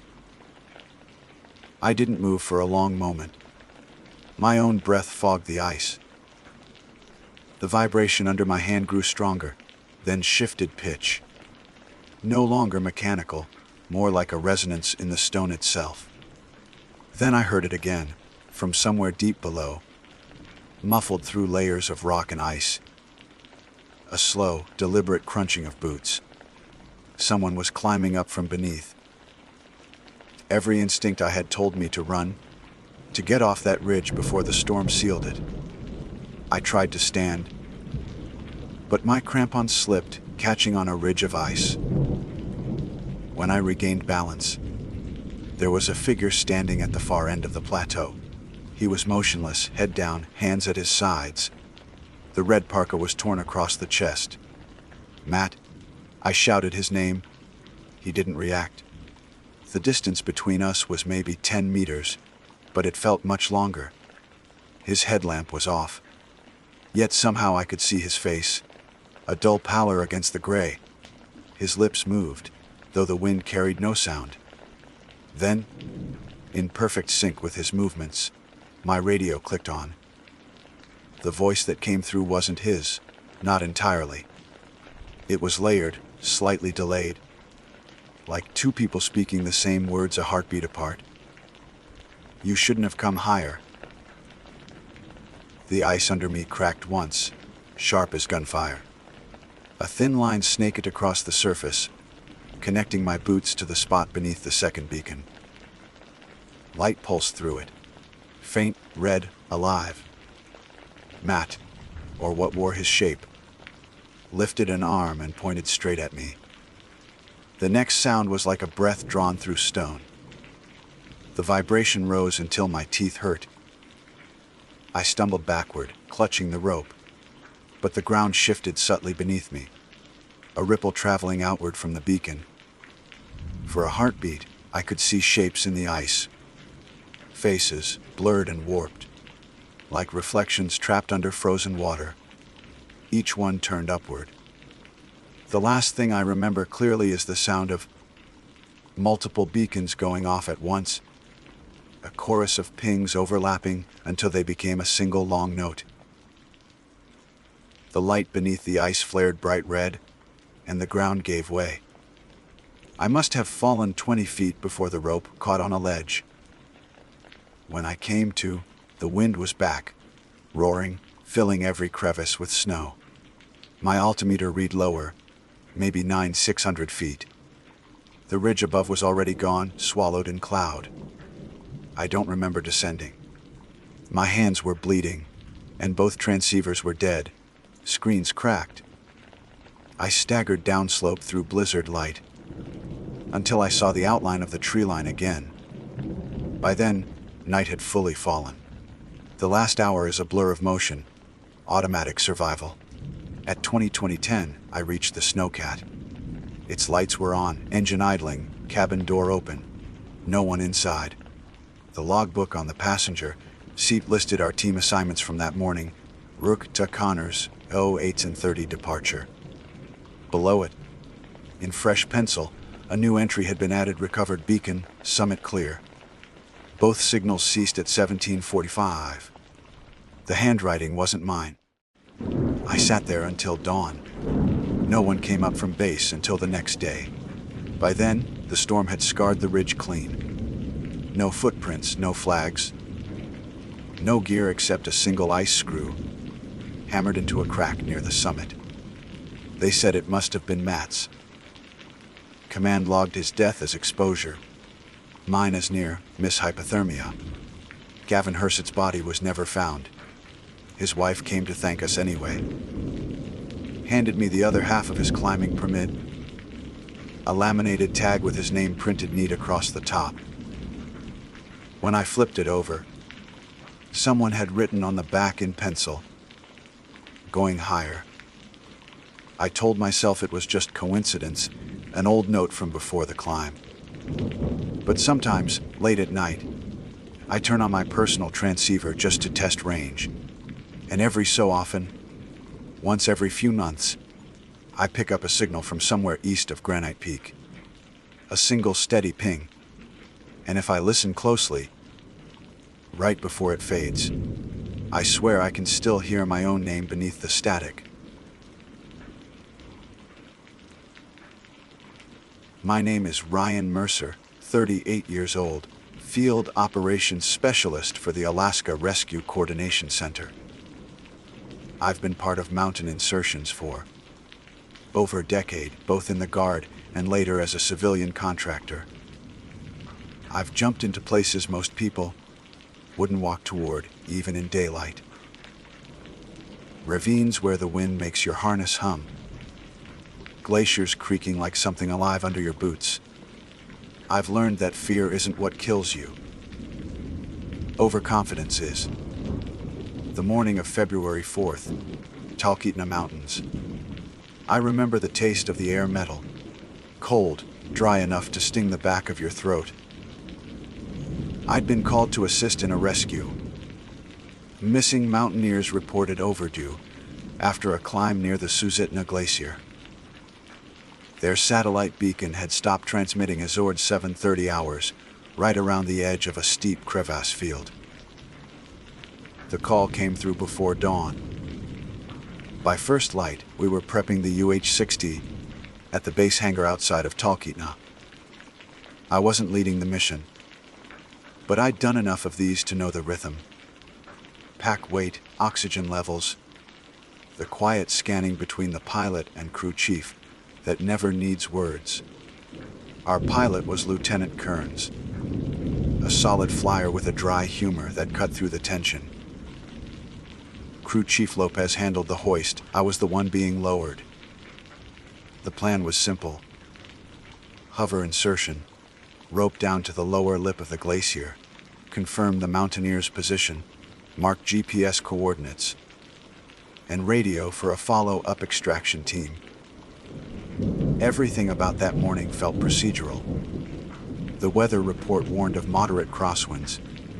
Nothing severe. I checked my line rig, toggled the helmet mic, ran the checklist like muscle memory. The glacier below looked like broken porcelain under a gray sheet of sky. From that height, you could see the faint path of the climber's route, a thin depression in the snow curving toward the darker ridge. We lifted off at 0940. The vibration of the blades pushed through my chest, familiar, grounding. I've always trusted machinery more than people. Engines don't lie if you listen closely enough. For the first 10 minutes, I watched frost plume off the rotor tips, glittering like dust in the low sun. At 0956, we reached the coordinates. Kearns brought the helicopter into a hover above the glacier basin. The nose angled slightly into the wind. Lopez leaned out, scanning the white expanse. One sheer steady. You're good, Mercer, he called over the comm. Copy, I said, clipping into the hoist line. The descent began smooth. You learn to move with the cable, not fight it. Keep your course steady, trust the rotation. The roar of the blades becomes background noise after a while, like rain too loud to process. I remember counting the seconds by habit. 15 feet down, 20. The surface below wasn't flat. Ridges of packed snow, a shallow blue vein of exposed ice tracing toward the crevasse. At about 30 feet from the surface, I felt the first jolt. The cable twitched hard, just once, then steadied. You're swinging, Lopez said in my ear. I adjusted my weight to counter the motion. Copy, I replied, voice even. Then the line jerked again, violently enough to twist me sideways. My boots clipped the edge of the crevasse wall. I heard Kearns shouting something. One clipped word that dissolved under rotor noise. For a heartbeat, the cable went slack, then snapped tight again with a metallic scream. Mercer, hold position. Lopez's voice cracked through static. I'm holding, I said, though my harness bit into my ribs. The wind picked up sharply, kicking spindrift into my visor. I looked up, white and motion blur, the underbelly of the helicopter ghosting through the haze. And then, nothing. Silence. The wind didn't stop, the rotor did. The deep, percussive thump of the blades was gone, replaced by an empty rush of air that didn't make sense. I craned my neck upward. No shadow above. Just the overcast, flat and endless. "Lopez, come again," I said into the mic. "Say again your last transmission." Static. "Base, this is Mercer. I've lost comms with Bird 1. Confirm signal." Nothing. I checked my handheld backup. Dead. The LED blinked once and died, like the battery had dropped out of existence. I unclipped from the hoist line and stepped onto the glacier. The silence there was so complete it pressed on my ears. Training takes over before fear does. I ran through the checklist: shelter, signal, warmth. I set a marker flag in the snow, then scanned the horizon through my binoculars. No aircraft, no trail. Not even rotor wash in the powder, just wind moving over ridges. At 10:10, I logged my position manually: 62 gris 28N, 149 gris 40W. I waited 15 minutes. Then started walking east along the climber's suspected route. The sky flattened to steel. I called out periodically, listening for echo or response. Nothing came back. When the storm rolled in, it wasn't dramatic. It was like someone turned down the world's brightness and sound at the same time. The wind rose to a steady 40 knots. Snow began falling sideways. Visibility dropped under 50 feet. I crouched behind a ridge, set my emergency tarp as a windbreak, and went through my pack. I still had standard survival gear: rations, thermal blanket, compact stove, GPS. The GPS struggled to find satellites, blinking between coordinates. The human mind does out things in whiteout conditions. You stop trusting distance. Everything looks the same. I remember thinking that if I could just keep to a straight line, I'd eventually hit the base of the ridge, where the glacier flattens toward the valley. I checked my compass, chose a bearing, and started walking again. By 1200 hours, I'd covered roughly a kilometer according to my pedometer. My tracks blurred almost immediately behind me. The wind made a sound like a jet taking off through wool. My radio remained silent, except for occasional bursts of static. Around 1300, I found signs of a camp. 2 tents, half collapsed under drift. The fabric was blue, same model as the mountaineers were listed to carry. I approached carefully, announcing myself out of habit. "Rescue services! Anybody inside?" No answer. The first tent was empty. Sleeping bags unzipped, a camp stove overturned. The second had gear scattered inside, including a notebook sealed in a zip bag. I recognized one of the names from the call sheet. C. Anders. The last entry ready: whiteout worsening. Heard rotor. Possible extraction. Then a timestamp: 0938. That was 20 minutes before I'd even left the helicopter. I kept moving. If Kearns had been forced to divert or land nearby, there might be a crash site, fuel plume, anything. But by 1500, the light had dimmed so much it might as well have been dusk. I dug a shallow snow pit, anchored the tarp as cover, and rationed heat tablets. Wind chill -20. My gloves stiffened every time I took them off. The first night was mechanical. I slept in intervals, 15 minutes on, 15 awake. Each time I opened my eyes, it felt like I'd sunk deeper into a colorless void.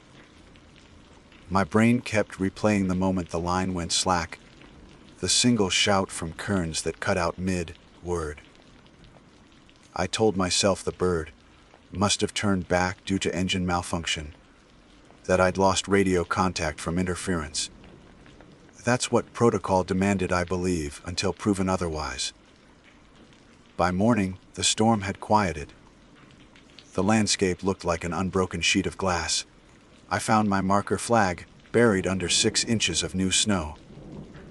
I packed up, set another bearing west, and began the slow return.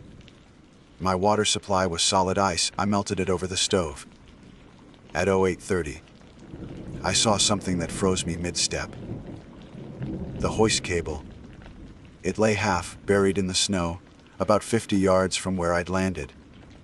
The end was frayed, snapped clean through as if cut by stress tension. I followed it, thinking maybe it led to the bird's resting point. But after 10 meters, it disappeared into ice. The rest of the line was gone. I radioed again.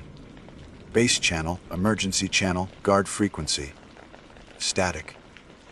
At one point, I thought I heard my own voice bounce back, delayed, like an echo over metal. It wasn't words, just cadence. Then it vanished.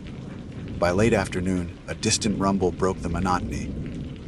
The unmistakable pitch of rotor blades. I climbed to an exposed rise, waving my signal cloth. The helicopter circled once, nose dipping toward me. I saw the insignia ARCC-02. Relief hit so hard I nearly dropped to my knees.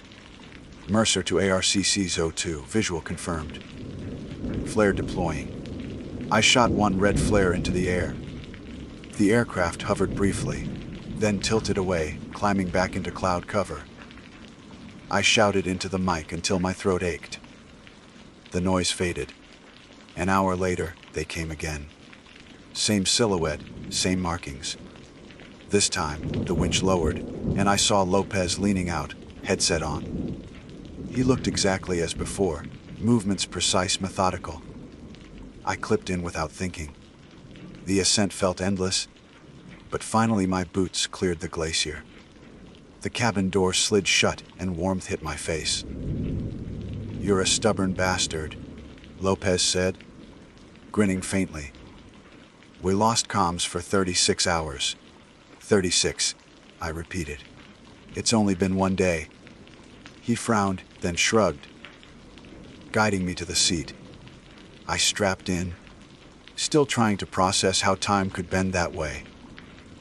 Kearns didn't look back from the cockpit. The hum of the rotors lulled me into a half sleep until we landed.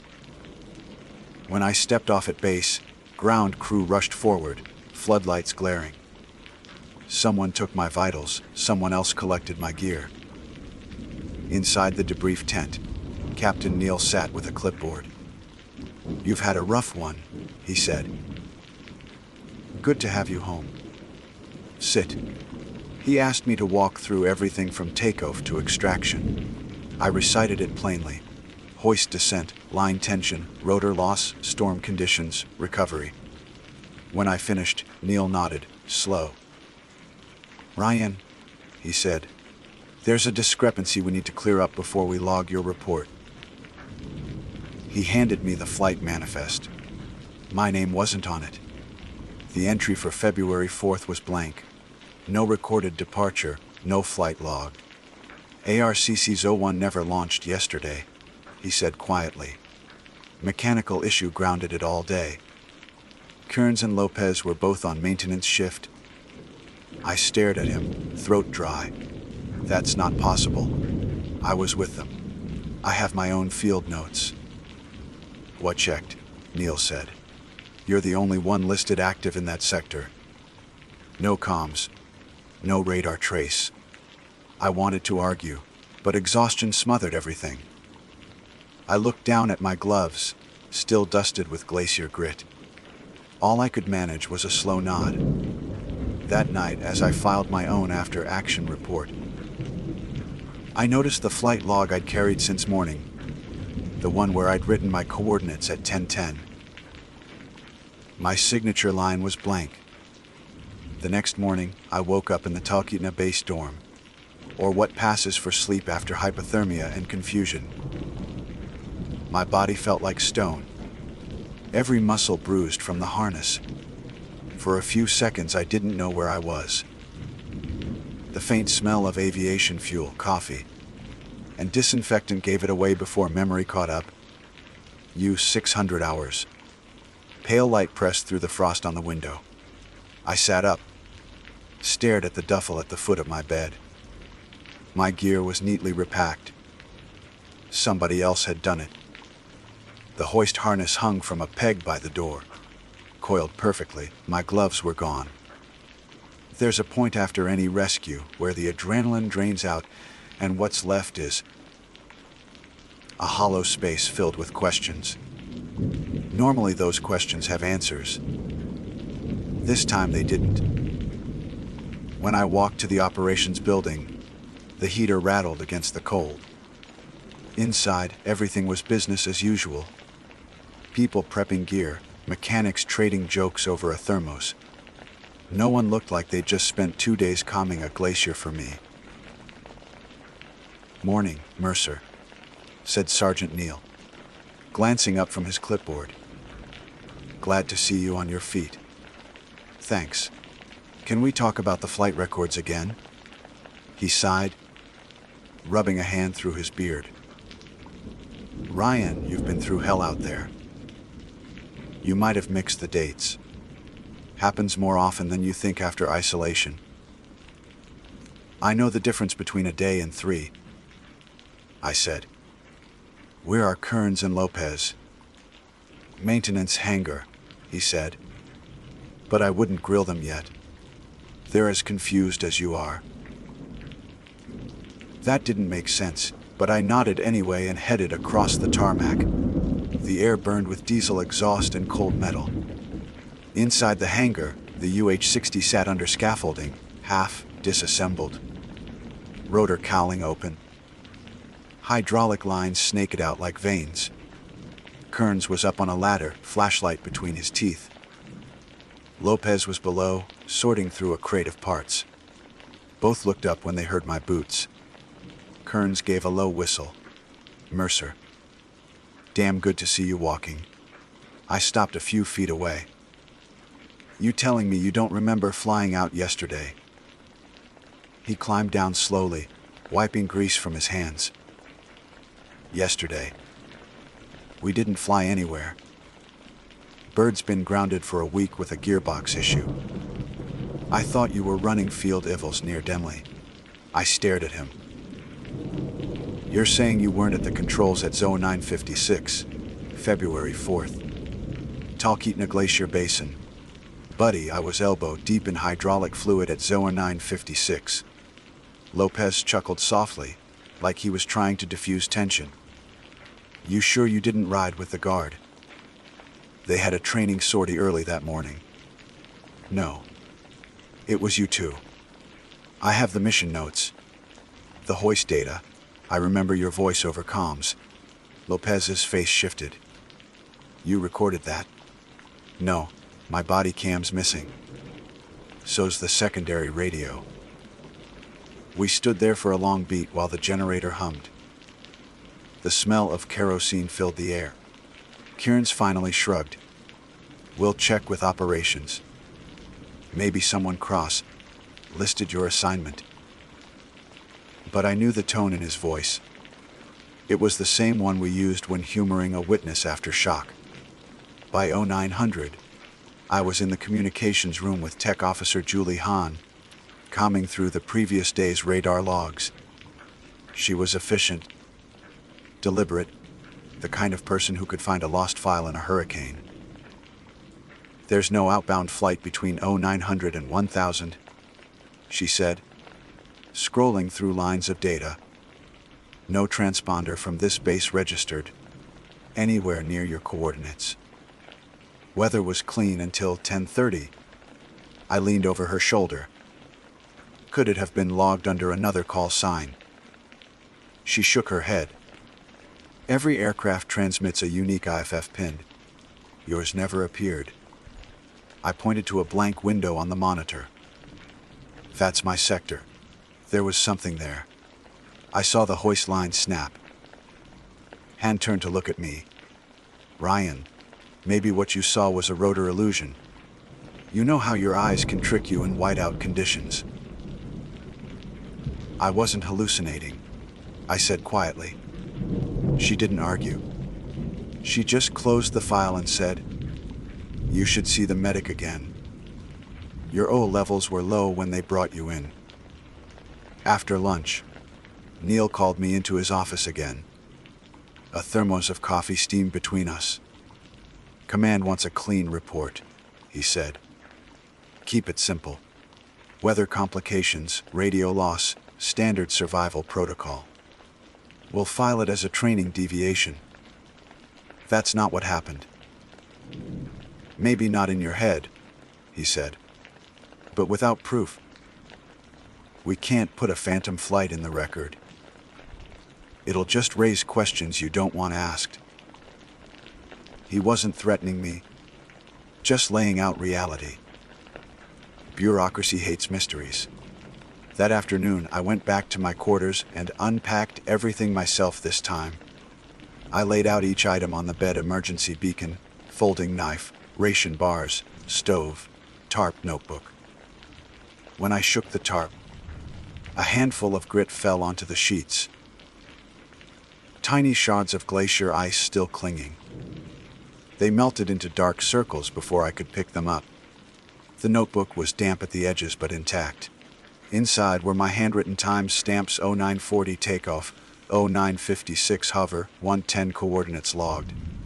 Under the last line, the ink thinned and froze into a single broken stroke. The signature line beneath it was empty. At 1700, I took a walk around the perimeter to clear my head. The sun dipped low, throwing long amber shadows over the snow. The helicopter silhouettes against the hangar looked like fossils of something extinct. Lopez caught up with me near the edge of the pad. "Hey," he said, hands in pockets.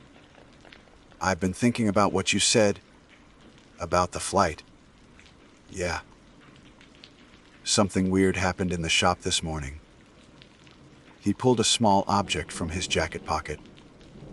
A broken hoist coupling. Hairline fracture running along its side. "Found this wedged in the floor grate under the bird. We haven't run the winch all week."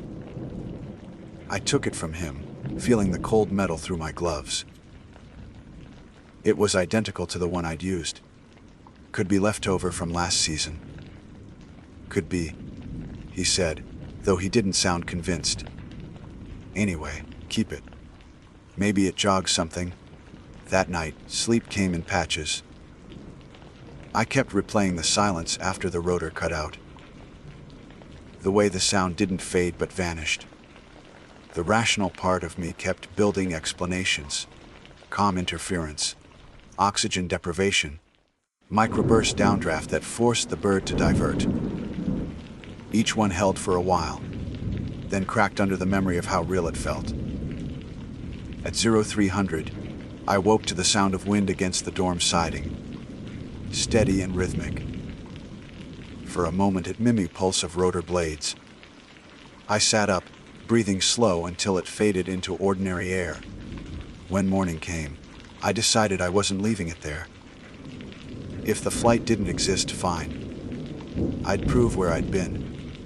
I packed a day kit, loaded snow gear, and checked out a snowcat under training pretense. The mountains looked clean and innocent from a distance. By noon I reached the glacier basin again. The storm had scarred it flat, leaving no sign of tents or cables. But as I swept the area, my metal detector pinged twice, once on an aluminum buckle, once on something deeper. I dug until my gloves froze stiff. It was the body cam. Half buried, lens cracked, but recognizable. I sealed it in a dry bag and headed back before weather closed in. At base, Han helped me plug it into a reader. The footage stuttered, mostly snow glare and motion blur. But a few seconds were clear: me on the hoist, line steady, snow swirling below. Then a violent jolt, camera twisting skyward, frame filled with rotor shadows. Kearns's voice over comms. "Mercer, hold position." Static swallowed the rest. The next frame was black, Then a single flash of white, like light through ice. Timestamp 09 and 5:43. The file ended there. Power loss. And asked, maybe, I said. My own voice sounded distant. But the clock stopped at 57:43. I logged descent until 10:10. That's a 13-minute gap. She frowned. Could be file corruption. Still, this helps your case. Case for what? For whatever you're trying to prove. That night, Neil called us both into his office. The footage had already reached command. He didn't look pleased. They want to run forensics, he said. Until that's done, you're grounded from field ops. I didn't argue. I just asked one question. Did they find any trace of the mountaineers? He shook his head. No tracks, no equipment, nothing. Like the glacier swallowed them whole. The phrase stuck in my head. Glaciers do swallow things. Cables, tents, even airplanes. Time moves differently in ice. I'd read enough field reports to know that's not poetic exaggeration. Still, as I walked back to my quarters, something about that clean absence unsettled me more than any wreckage could. I sat at my desk, opened the notebook again, and stared at the blank line where my signature should have been. Maybe my hand had been too numb to write. Maybe I'd meant to sign later and forgot. I told myself that until it almost sounded true. Before lights out, I checked the broken coupling again under my desk lamp. Hairline fracture, smooth as if filed by precision tools. Not stress damage, something cleaner. I slipped it into my pocket. Whatever had happened out there, I wasn't letting it vanish into paperwork. By the time part 3 began to unfold, I'd stopped thinking of it as after. Anything. The glacier, the blank log, the dead minutes. All of it followed me into every corner of the base. I wasn't sleeping much. My hands shook when I tried to write, like my body was trying to shake loose a truth my head refused to name. Command sent an investigator from Anchorage. Major Ellis, soft, spoken. Methodical, the kind of man who didn't need to raise his voice to make you feel cornered. He arrived 2 days after I found the body cam. His uniform was immaculate, boots clean enough to catch the ceiling lights. Let's start with what you know, Mr. Mercer, he said. Recorder already running. Not what you think, just what you can verify. I told him everything as plainly as possible. Flight prep, descent, comm loss, survival procedures, extraction. When I mentioned the hoist line snapping, he leaned forward slightly. You're certain it broke, not detached. I saw the fray. Where is it now? Under about 30 feet of ice by now, I'd guess. He nodded and made a note. And you maintain that Lieutenant Kearns and Chief Lopez were present during this insertion? They were? He didn't look up? They both have time, stamped footage themselves performing maintenance tasks during the hour you claim they were airborne. Then explain how I have footage of the descent, I said. That's what I'm here to do. We spent 3 hours in that small office. He replayed my body cam footage frame by frame. At one point, he slowed it to a near stop, freeze framing the brief glimpse of the helicopter belly. There, I said, pointing. You can see the tail number. He zoomed in. The resolution dissolved into white noise. No, he said finally. You can't. After he left, I sat in silence, staring at the dim glow of the laptop screen. Outside, wind rattled the siding. It had the hollow pitch of rotor wash again, though I knew that was just my nerves misfiring. 2 days later, Ellis returned. He had the kind of calm you only get from belief data over people. The lab confirmed your camera's internal clock was off, he said, by approximately 13 minutes. So that's the gap, I said. Corrupted timestamp. Maybe, he said. Or maybe your equipment synced to a different signal. Either way, it doesn't prove flight. He handed me a thin folder. Inside was the radar printout from the day of the incident. The window from Yo 940 to 10T20 showed a single blip over the glacier. Mine. You were the only transponder active in that sector, he said. That should have closed it. But one detail caught my eye: the altitude reading. It fluctuated wildly between 30 and 80 feet, up and down like a wave pattern. That's not terrain reflection, I said. He raised an eyebrow. No, not in that weather. That's vertical motion, as in hoist movement. Ellis leaned back, crossing his arms. Then who was operating it, Mr. Mercer? I didn't have an answer. That night, Lopez found me outside by the fuel tanks, smoking against the wind. Heard they're grounding you for good, he said. Wouldn't be the first time bureaucracy wins, I said. He hesitated, then pulled something from his pocket. A laminated map, creased and stained. I dug through old mission archives. Found this from 2016. Look at the coordinates. They matched mine exactly. The notes in the margin read, test insertion aborted. Equipment failure, cable severed mid-hoist. 3 fatalities. Who was on that crew?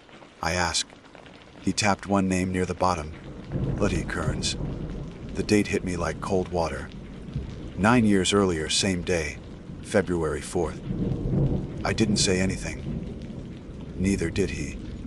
We stood there listening to the wind until the metal tanks began to hum. The next morning, Ellis called for a final debrief. He'd been thorough: radar, maintenance logs, psychological evaluation reports. All clean. Well, close this as a navigation and comms anomaly, he said. You'll be cleared medically, but reassigned to ground duty pending review. That's convenient, I said. He glanced up. You think we're hiding something? I think something happened out there that doesn't fit your categories. He shut the folder with a soft click. Ryan, sometimes the brain rewrites what it can't reconcile. You lost comms, maybe blacked out, maybe wandered. Cold and exhaustion can fold hours into minutes. What matters is you survived. He was kind about it, which somehow made it worse. After he left, I found myself walking back toward the hangar without meaning to. The UH-60 sat half in shadow, rotors stilled.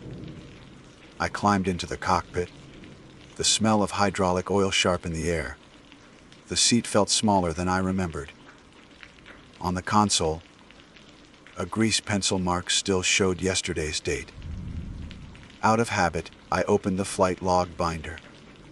February 4th had been left blank, except for one faint indentation on the paper, like someone had written and then erased a name. Under the light, I could just make out the curve of an M. I ran my thumb over it. The page felt colder than the rest. That evening, Neil found me in the mess hall. Ellis left for Anchorage, he said. He'll file the report by morning. You can head out tomorrow if you want.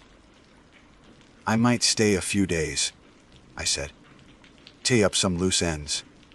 He gave me that steady, tired look officers get when they know arguing won't help. Don't go chasing ghosts, Mercer. I'm not chasing anything. Just cleaning up my data. He didn't press it. At 2100 hours, I drove the snowcat back toward the glacier one last time.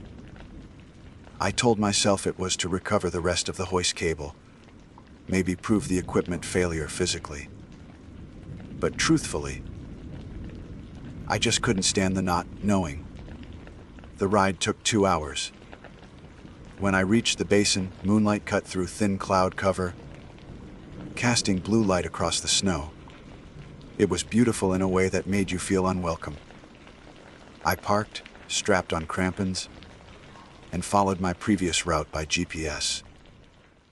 The wind had scarred everything smooth. Not a trace of the tents or my previous shelter pit. I swept the area with the detector again. Nothing but background noise. After half an hour, I turned to leave, but something metallic caught the moonlight about 20 feet downslope. I walked closer. It was the other half of the hoist cable. Frayed, twisted, frozen into the ice like a vein. I knelt and brushed snow from the surface. The cut was clean on one end, as if sheared by machinery. I logged the coordinates, took photos for record, and then saw it. Just above the ice ridge, barely visible in the glow of my headlamp. A faint depression shaped exactly like a skid mark. Not wide, not deep, but the pattern of twin blades. Gouging into the snow couldn't be natural. It could have been old. Could have been from a previous mission, even from 2016. But it was fresh enough that the edges hadn't softened. I stood there, breathing hard in the cold. Then I heard it, faint at first, carried on the wind a low rhythmic pulse, so deep it might have been my heartbeat echoing inside my hood. It rose, fell, then stopped. I waited for the logical sound, the follow-up gust, the echo something. There was none, just the stillness returning. I backed away, slow and deliberate, until the ridge dipped between me and the mark. My mind filed it under what couldn't be verified, like everything else. By the time I got back to base, dawn had started to leak into the horizon. I handed Neil the memory card from my camera without a word. He scrolled through the photos on his laptop. "You think this proves the flight happened?" "It proves something happened," I said. He nodded, not unkindly. "Sometimes that's the same thing." Later that day, I sat in the briefing room filling out the final incident summary. My pen hovered over the last line, signature of reporting officer. For a while, I just stared at it. Then I signed, the ink freezing slightly on contact. Outside, a helicopter engine spooled up for a training flight. The sound filled the air, steady and familiar.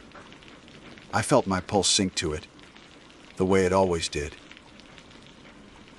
Then it hit me that perfect hum was the first real rotor I'd heard since the glacier. I closed the file, slid it across the table, and stood.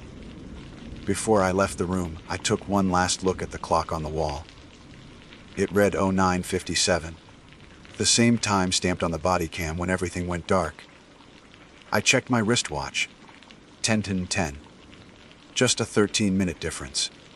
Same as before. When I stepped outside, snow had started falling again. Slow, soundless, unremarkable. I watched it for a long moment, trying to decide whether I felt relief or exhaustion.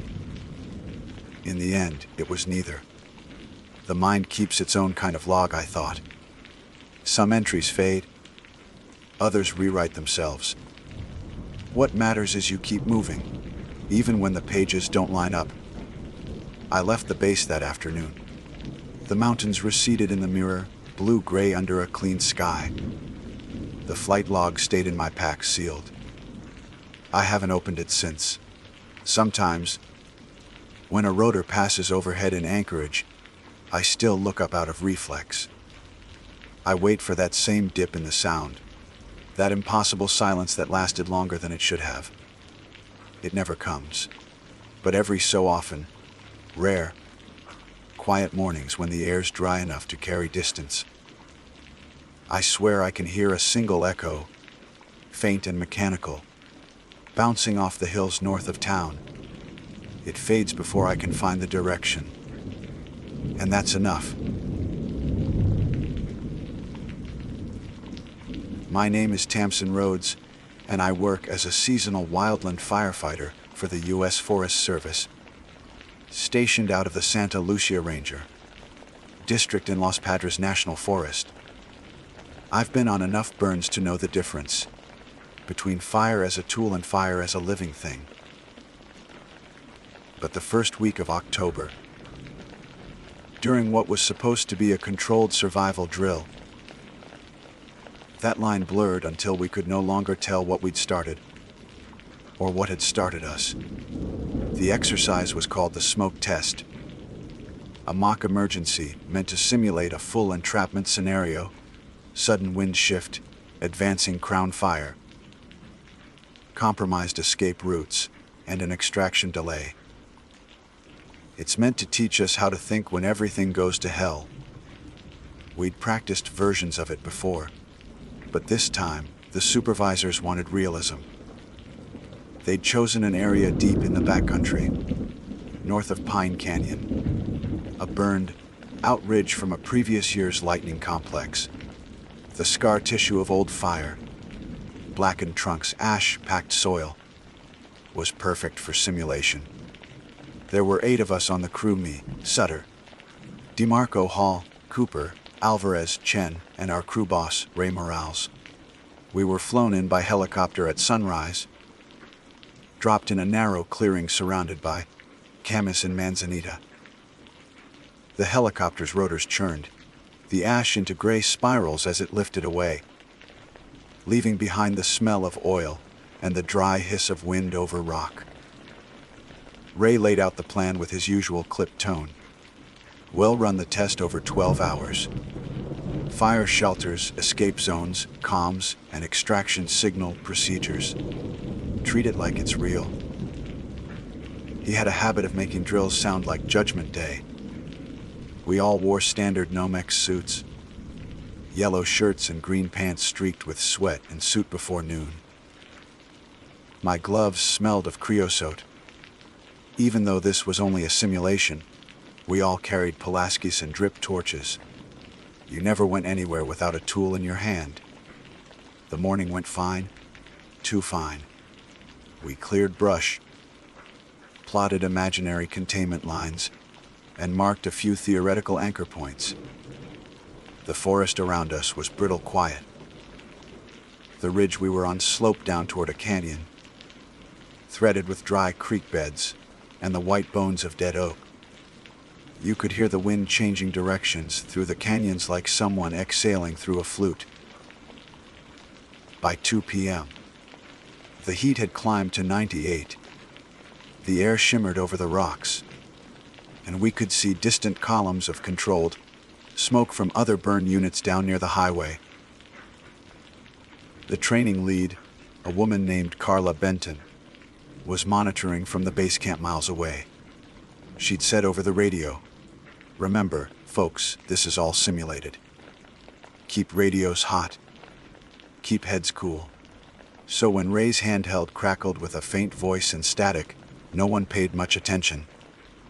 But I did. It wasn't Benton. The voice was thin, warped, like it was echoing through a hollow can. It said something like, "No test today. Pull back." The signal snapped out just as quick. Ray frowned, tapped the antenna, and muttered, "Interference from Vandenberg." Probably. He was half right. Military frequencies sometimes blood over this far north. Still, the tone of that voice, it wasn't a military broadcast. It sounded tired, almost pleading. By late afternoon, Benton announced they were adding a twist simulated wind change. Imagine 20-mile-an-hour gusts from the southeast, she said. You'll need to deploy shelters at the secondary site. Copy. We groaned but started moving. The secondary site was half a mile downslope, across a wash choked with chaparral. Hall and I took the lead, marking a path with flagging tape. Our boots kicked up fine dust that hung in the sunlight like smoke. The ridgeline was a labyrinth of old burned scars, everything gray and skeletal, impossible to orient by landmarks.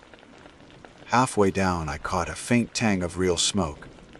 Not the acrid chemical odor of stage burn packets. This was pine resin and char. I stopped. The wind brushed through the dead oaks, carrying warmth that shouldn't have been there. "Ray," I said over the radio. "Smelling active burn." He answered, "Negative, roads. Drill only. Keep moving." But the scent deepened, thickening like someone burning wet logs close by. The sky to the east shimmered. Not orange. Not quite. But like heat mirage pulsing. By the time we reached the designated safety zone, everyone could smell it. Cooper lifted his goggles, eyes narrowing. "Feels hotter than it should. You sure Benton didn't light something?" "She's not supposed to," Alvarez muttered. He dropped his pack, scanning the horizon. The canyon below us looked calm. Too calm. The wind had gone still, but the heat stayed. We were standing in a bowl surrounded by blackened trees that creaked when the air shifted. The stillness was heavy enough to make your stomach tighten. Then came the sound. A deep, low roar, distant but unmistakable. A wildfire's voice is unlike anything else. It sounds like a freight train half a mile away, the rhythm of wind and combustion in sync. It rolled over the ridge and settled in the canyon. Ray's face hardened. "That's not part of the drill." He radioed Benton. "Static." Tried again. Nothing but a hum. Chen flipped through his channels, then turned his dial back. "Al, calms down." We stood there in that sudden silence, hearing only the dull thunder of fire somewhere below. Ray's jaw worked. "All right? Everybody grab your packs. We're going back upslope, double time." We started the climb. The air was thickening with particulate haze. It wasn't dense yet, but it had that bitter taste that coats your teeth. My heart started hammering. Not from exertion, but the old animal fear that comes when you realize something's off script.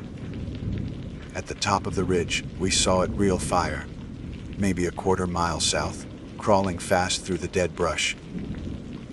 The flames were knee-high, pushed by gusts that hadn't existed 5 minutes earlier. Ray keyed his radio again, shouting into the static. "This is Morales, Crew 7. We have active flame front at Sector B. Benton, do you copy?" "Nothing." "Okay," he said, steady but pale.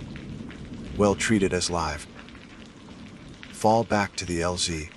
The LZ, landing zone, was the same clearing where we'd been dropped that morning. The helicopter was supposed to return at 1800 hours for the mock extraction. It was 1705 now. We started hustling through the brush, moving in a staggered line to avoid kicking sparks. The forest was turning amber around us, light bending strange through the smoke. DeMarco coughed, covering his mouth. "They're burning a real sector. Maybe Benton's test got out of hand." No one answered. We reached the crest overlooking the LZ. The sky above it was darkened, an ashy orange sun bleeding through. The heat pressed against our faces like a wall. And the clearing, the spot where the helicopter should have been, was empty. Ray tried every channel again. "Base, this is Crew 7. We need immediate pickup. Live fire active on site." The only response was faint static. Then, that same warped voice from earlier. "No test today, pull back." Hall stepped closer, eyes wide. "Who the hell is that?" We all froze. The voice repeated slower this time, distorted by interference but too deliberate to be random. "No test today." Ray snapped the radio off. "We're hiking out. West slope." No one argued. We swung our packs on and started west, following what used to be an old jeep road. Smoke gathered fast, turning the landscape gray. The wind hissed through burned limbs like whispers. Every few minutes, someone would glance back, checking for flame. After half an hour, we hit a gully so steep it forced us to stop. The heat above was oppressive, but the bottom was cooler, shadowed by blackened trees. The air carried that metallic tang again, smoke and something else like iron or blood. We took a quick head count. All 8. Sweat streaked down faces streaked with soot. The silence was eerie now. No birds, no insects. Just the crackle of brush somewhere uphill. Chen muttered. If this was a drill, they'd call it by now. There'd be a tone out. Maybe the radios are fried, I said. Solar flare, whatever. But I didn't believe it. Down in the gully, I noticed a small red tag tied to a dead branch. It fluttered weakly. When I stepped closer, I saw black printed letters Zone EC. Testi Sati. Ray, I called. There's a marker here. He came over, squinting. Zone C isn't ours. Then whose is it? He didn't answer. The tag was new, bright red, untouched by soot, as if someone had placed it today. We followed the gully for another quarter mile, before finding a small meadow scorched unevenly. The grass singed in circular patches. In the center stood an old weather station, poled, its sensors melted and drooping like candles. Beneath it lay a pile of burned Nomex fabric, the remains of a fire shelter, twisted and blackened. Sutter cursed softly. No way this is a test. The shelter looked decades old, yet it hadn't been here when we scouted the site that morning. There were footprints around it, our kind of boots, Vibram soles. But half the impressions faced toward the burned shelter, half away, overlapping like someone circling. The heat pressed closer again. I looked toward the ridge and saw orange flickers threading through the manzanita. The fire had jumped the line. Ray's voice cracked for the first time I'd ever heard it. Move. Now. We climbed out of the gully, pushing through brush that snapped and popped from the dry air. The smoke deepened into a rolling wall, visibility down to 50 feet. My lungs ached with every breath. Somewhere behind, the freight train roar was growing louder. When we crested the next ridge, we saw something impossible. Another crew, 8 figures in yellow Nomex, moving in the same direction across the slope, 100 yards away. Ray waved, shouting, "Hey! Crew 7, morales." They didn't look up. They moved in perfect sync, climbing, heads down. Hall lifted his radio. "Channel 4, this is Crew 7. Identify." Static answered, and then, through the smoke, the other crew disappeared, like walking behind a curtain of heat haze, gone in an instant. Ray's hand trembled on his Pulaski handle. "Keep moving west," he said hoarsely. Behind us, the roar deepened. The fire was coming fast. Ahead, the ridge dropped into darker country, unburned but choked with fuel. The light had turned copper, and the air buzzed with static from the dead radios. For the first time in my career, I realized we might not get out. And somewhere through the interference, just before the smoke swallowed the last of the sun, the radio whispered again, "No test today." Then it went dead. When the radio went silent, it felt like the forest exhaled. Not the calm kind of breath. More like the pause before something decides to kill you. We didn't stop moving. The smoke thickened around us, thinning the world to outlines and noise. Our boots made dull thuds on the dry ground, the sound instantly swallowed by the hum of heat. I kept my hand on Hall's pack strap to stay close. Visibility was down to maybe 20 feet. Even Ray's voice, calling out the bearing, sounded muffled through the haze. "West slope!" Stay tight. Watch the footing. The slope turned treacherous fast, ash on loose rock, slick as oil. Cooper slipped once and nearly went tumbling before Alvarez grabbed his harness. Every breath tasted of pennies. I could feel the heat pressing on the back of my neck like a hand. We weren't outrunning it. Somewhere below us, the canyon gave a low, booming sound, trees detonating from within as the moisture inside them flashed to steam. A torching event, we called it. But this one was too close. The air pulsed with the sound. Ray stopped at a break in the brush, wiping sweat from his face. We're cutting north to the drainage. Cooler air, maybe a stream we can follow out. No one argued. None of us wanted to go deeper into the canyon, but the wind was pushing the fire uphill behind us. Staying high meant dying cooked. We angled down. The ground was scorched patchwork, half-burned ferns, splintered oaks, glassy soil melted by older fires.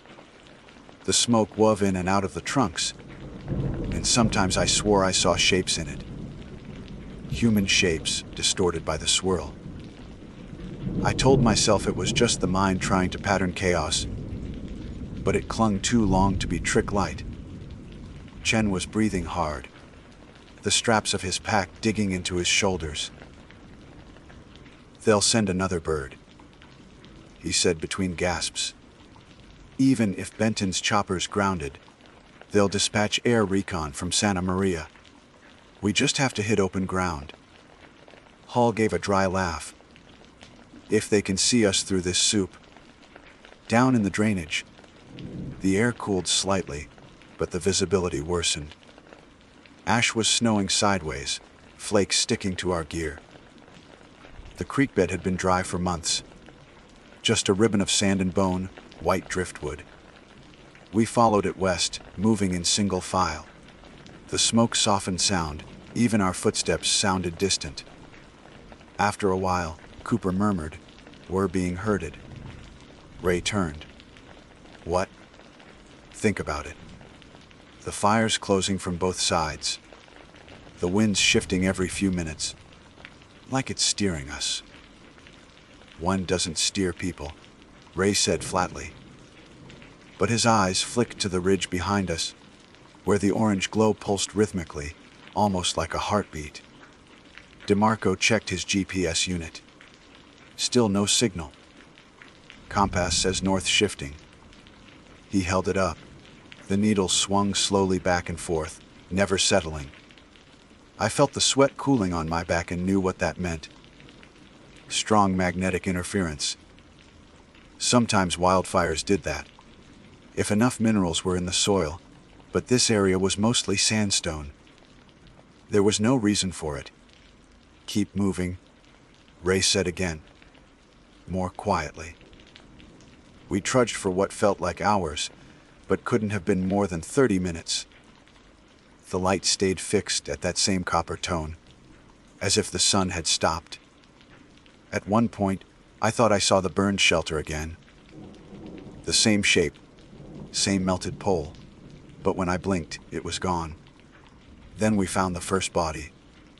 Alvarez spotted it, half buried in ash beside a fallen log. Nomex suit, helmet still on.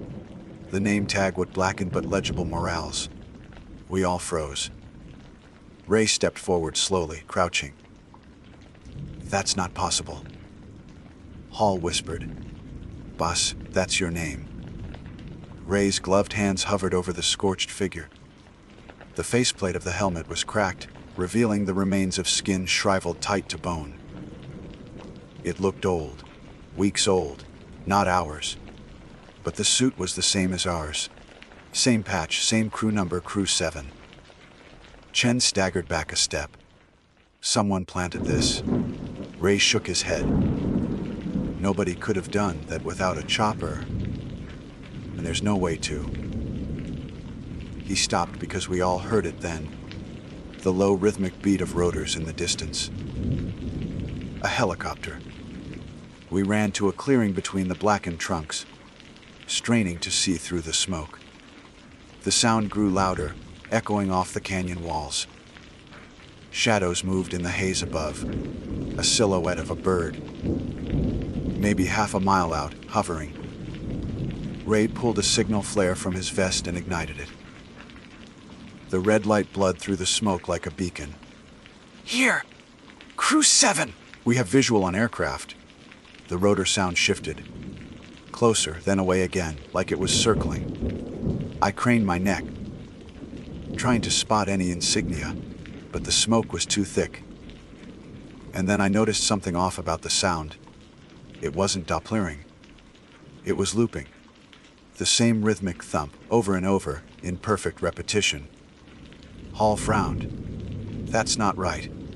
That's... The flare hissed out. Silence dropped again. And when it did, we could still hear the helicopter. The exact same sequence, no variation.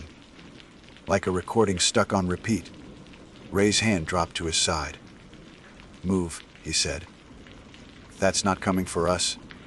We turned north, cutting through another patch of burned trees, our boots crunching through brittle bark. The sound of the Phantom helicopter followed us for a long time before fading into the wind. By now the smoke was so dense that it began to glow faintly from within, like fog lit from below. Each of us carried headlamps, but switching them on only made the reflection worse. The smoke bounced the light back in our faces, bleaching the world to white. We started holding onto each other's packs again, moving almost blind. I could barely tell where the ground sloped. At one point, Cooper muttered something I barely hear before. "What?" I said. "The drainage bent. That boulder with the cut mark. We passed it already." I looked. He was right. The same red tag, Zune C, hung limply from the same charred branch. Ray stopped. "We've been walking in a circle." DeMarco swore under his breath. "Impossible. We've been following the drainage downhill. You can't loop downhill." But there it was, the same boulder, the same branch. And near it, a new mark in the sand, a boot print, still fresh, still crisp-edged, my boot print. "Someone's tracking us," Chen said quietly. "Us or themselves," I muttered. The air pulsed again. The deep roar of the fire was closer now, pushing through the canyons like surf. I felt the vibration in my ribs. It was moving faster than wind alone could carry it. Ray straightened up, scanning the gloom. "All right. We're deploying shelters if we don't find clear ground in 5. No one objected. The rule was, once radiant heat reached a certain threshold, you didn't gamble. We pressed on through another thicket, thorns tearing at the Nomex sleeves. The smoke grew thicker, almost tangible. My skin prickled as though static was crawling under it. Somewhere ahead, a shape flickered. Silver flashes in the dark. "Reflective material?" Hall said. "Might be water or a shelter." We hurried toward it. The smoke parted slightly, revealing a small flat basin surrounded by fire, blackened trunks. In the center lay 8 fire shelters, neatly deployed in a circle. Every single one had Crew 7, written across it in black marker. I felt my stomach twist. The shelters were scorched at the edges but intact. They looked like they'd been placed, not used. Alvarez whispered, "This is us." "No," Ray said, but his voice was shaking. "This is some old site, some other crew." "Then why our number?" Ray didn't answer. His face was gray under the suit. The roar built again, louder now, like a train right behind the tree line. The air shimmered with heat. There was no time to think. "Deploy!" he shouted. "Now!" We ripped open our packs, grabbing our own silver shelters, spreading them over the ground, anchoring the edges with our bodies. I slid inside mine, the foil cocoon closing me off from the world. Inside, it was instantly hotter, heat bouncing back from both sides. My own breath filled the space, sharp with metal and fear.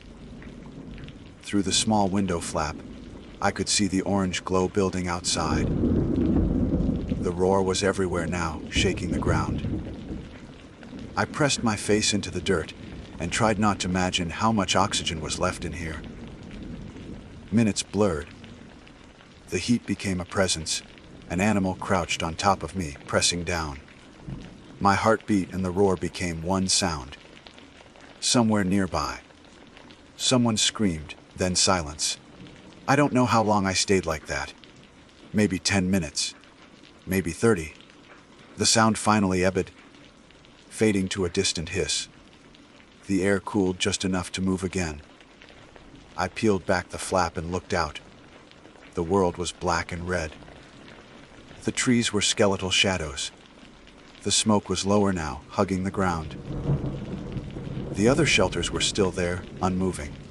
"Ray," I called weakly. No answer. I crawled out, the foil crinkling. My legs were shaking. Ash swirled around me. I checked the nearest shelter. It was empty. So was the next. By the time I reached the fourth, I realized they were all empty. All 8. A flicker caught my eye, light reflecting off something down the slope. I turned and froze. Through the haze, maybe 50 yards away, another figure was standing among the burned trees. Helmet, Nomex suit, Pulaski at their side. Even from here, I could see the suit pattern on the chest. Crew 7. "Hey," I shouted, stumbling forward. The figure lifted a hand slowly, palm open, as if in warning, then turned and began walking uphill, straight into the smoke. Wet, I followed, climbing over burned logs, lungs screaming. But when I reached the ridge, there was no one there. Only the faint smell of burned resin and the dying glow of embers. Then my radio crackled once more, faint and warped. "Roads deploy shelters, test incomplete." The voice was mine. When my own voice came over the radio, it shorted out whatever was left of my nerves. I stared at the handheld like it might explain itself. Static blood through the speaker, faintly rhythmic, like breathing. Then silence. The forest wasn't burning anymore, not visibly. The flames had died down to a dull red line creeping through the brush, advancing so slowly it looked tired. But the air still shimmered with heat, and the smoke refused to lift. It felt as though the entire ridge was trapped in an endless dusk. I forced myself to keep moving. My boots left prints in the ash that instantly softened behind me.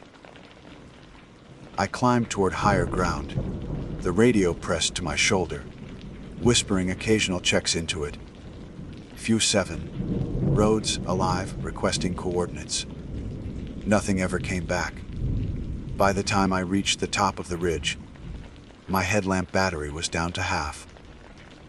The beam cut short in the haze, reflecting thousands of tiny silver flecks. Ash, pollen, or something finer. I thought about the shelters I'd left behind. How each had been empty. How the name tags had matched us exactly. It was a hell of a trick for someone to stage, if that's what it was. But I couldn't shake the feeling that the longer I stayed here, the less the rules applied. At the crest, I found a fire break, an old bulldozer line half reclaimed by sage. The soil here was lighter, the wind steady. For the first time in hours, I could see faint stars overhead, through a tear in the smoke layer. It almost looked like the world was trying to remember what normal felt like. I walked north along the break, following the faint slope down.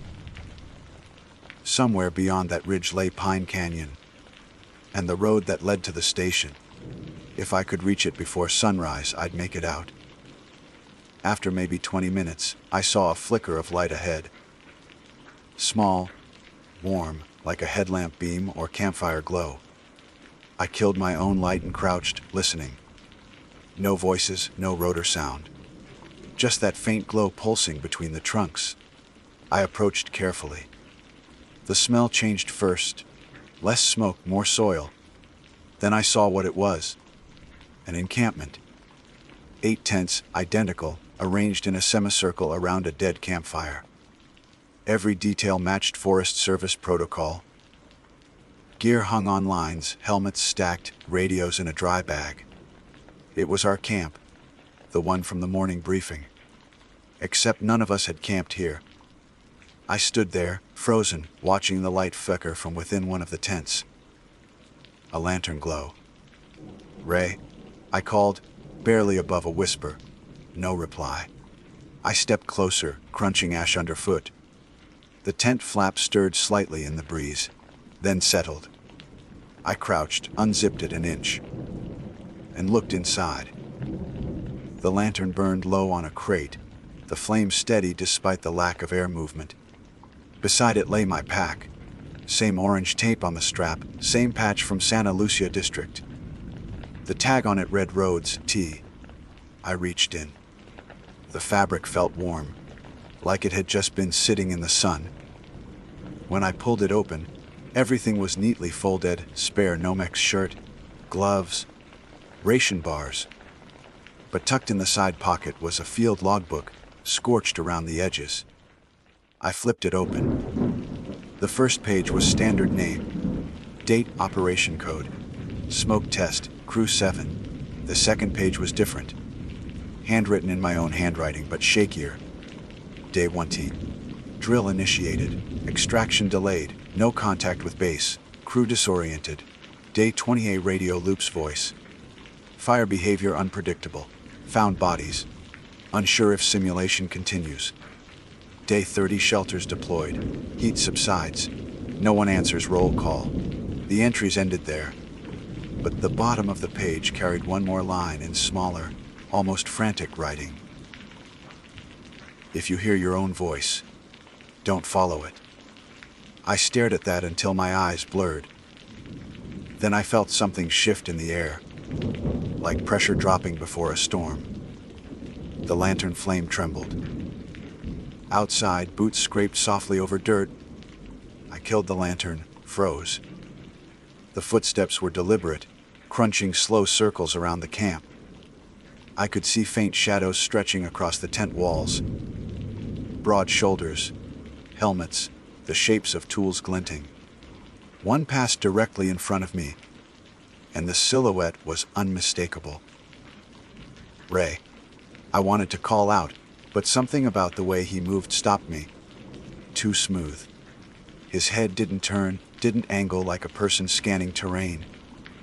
Just a steady, mechanical gait, looping the same arc again and again. After the third pass, the shape paused. The radio at my shoulder gave a brief, dry burst of static. Then Ray's voice. Not the one outside, the one in the airwaves. Rhodes, extraction Yo 600. Stay put. Then the figure outside turned and walked uphill, dissolving into the haze like smoke sucked into wind. I waited a full minute before unzipping the flap. The camp was empty. The ash around the tents was undisturbed, except for one set of tracks leading north. The same Vebram print as ours. I grabbed my pack and started following them. The tracks led to a rocky bluff overlooking a narrow canyon. The trees down there were unburned, the air clearer. I could see a faint glimmer of moonlight on water. A stream, maybe, or the illusion of one. More importantly, above the canyon, a pulsing red light blinked at even intervals. Beacon. Extraction point marker. It could have been Benton's crew, finally getting through. Or it could have been another test. But doing nothing wasn't an option. I climbed down the slope, every muscle trembling with exhaustion. The air cooled as I descended, and the silence deepened until my own breathing felt intrusive. The beacon light brightened with every step, 10 seconds on, 5 off. It sat beside an open space that looked exactly like an LZ flattened dirt. Cleared brush, even a small signal panel spread out in the center. And beside that panel, someone was standing. Helmet off, hair singed. Suit blackened to the knees.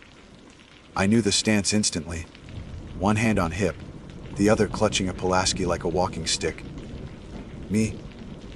The other me looked up as I froze halfway down the slope. No surprise, no panic. Just wariness. She gestured toward the clearing. Voice calm but hoarse. You made it further this time. I didn't move. What is this? She smiled faintly, ash falling from her hair. Smoke test. You keep failing it. I'm alive, I said. The crew, are they alive? They were. Her tone was level, factual. Each time we run it, they make it a little longer. Then the comms cut, the loop starts, and you hear the message. The message. Her radio crackled. My voice echoed from it. No test today. She tilted her head. That's the part that always breaks you. I stepped closer, shaking my head. You're not real. I'm not supposed to be. She nodded toward the beacon. That's your way out, if you still think there is one. Or you can stay here and help the next version. What version? She didn't answer.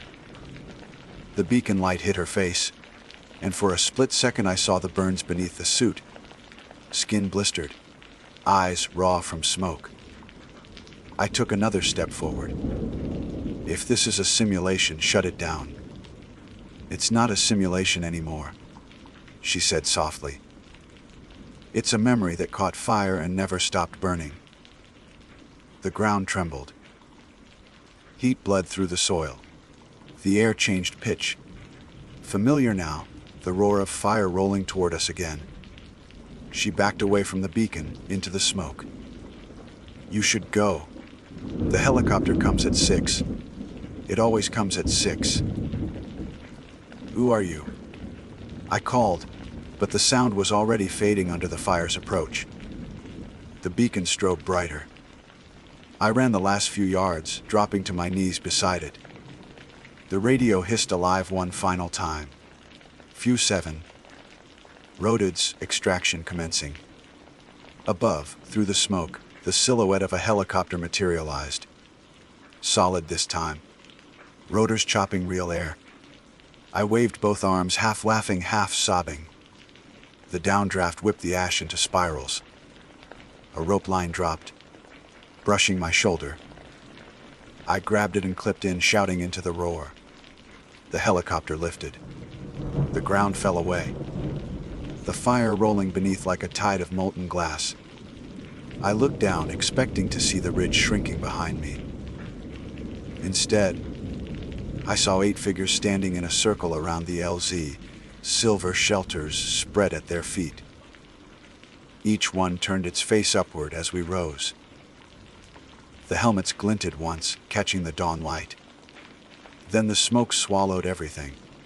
The pilot's voice came through my headset, crackly but human. We got you, Rhodes. You're the last pickup from the smoke test site. I tried to answer, but the words caught. My eyes stung as the sun broke the horizon, spilling light across the burned forest. Far below, the ridge flared once more, as if reigniting from within. A single spark climbed into the air, rising level with the helicopter window. For a second, it hovered there, pulsing like the beacon light. Then it faded. When I turned to speak to the pilot, the seat beside me was empty. The headset dangled, gently swaying with the motion of the aircraft. And from the cockpit radio came a final whisper, just under the hum of the engine. Test complete. Prepare next crew.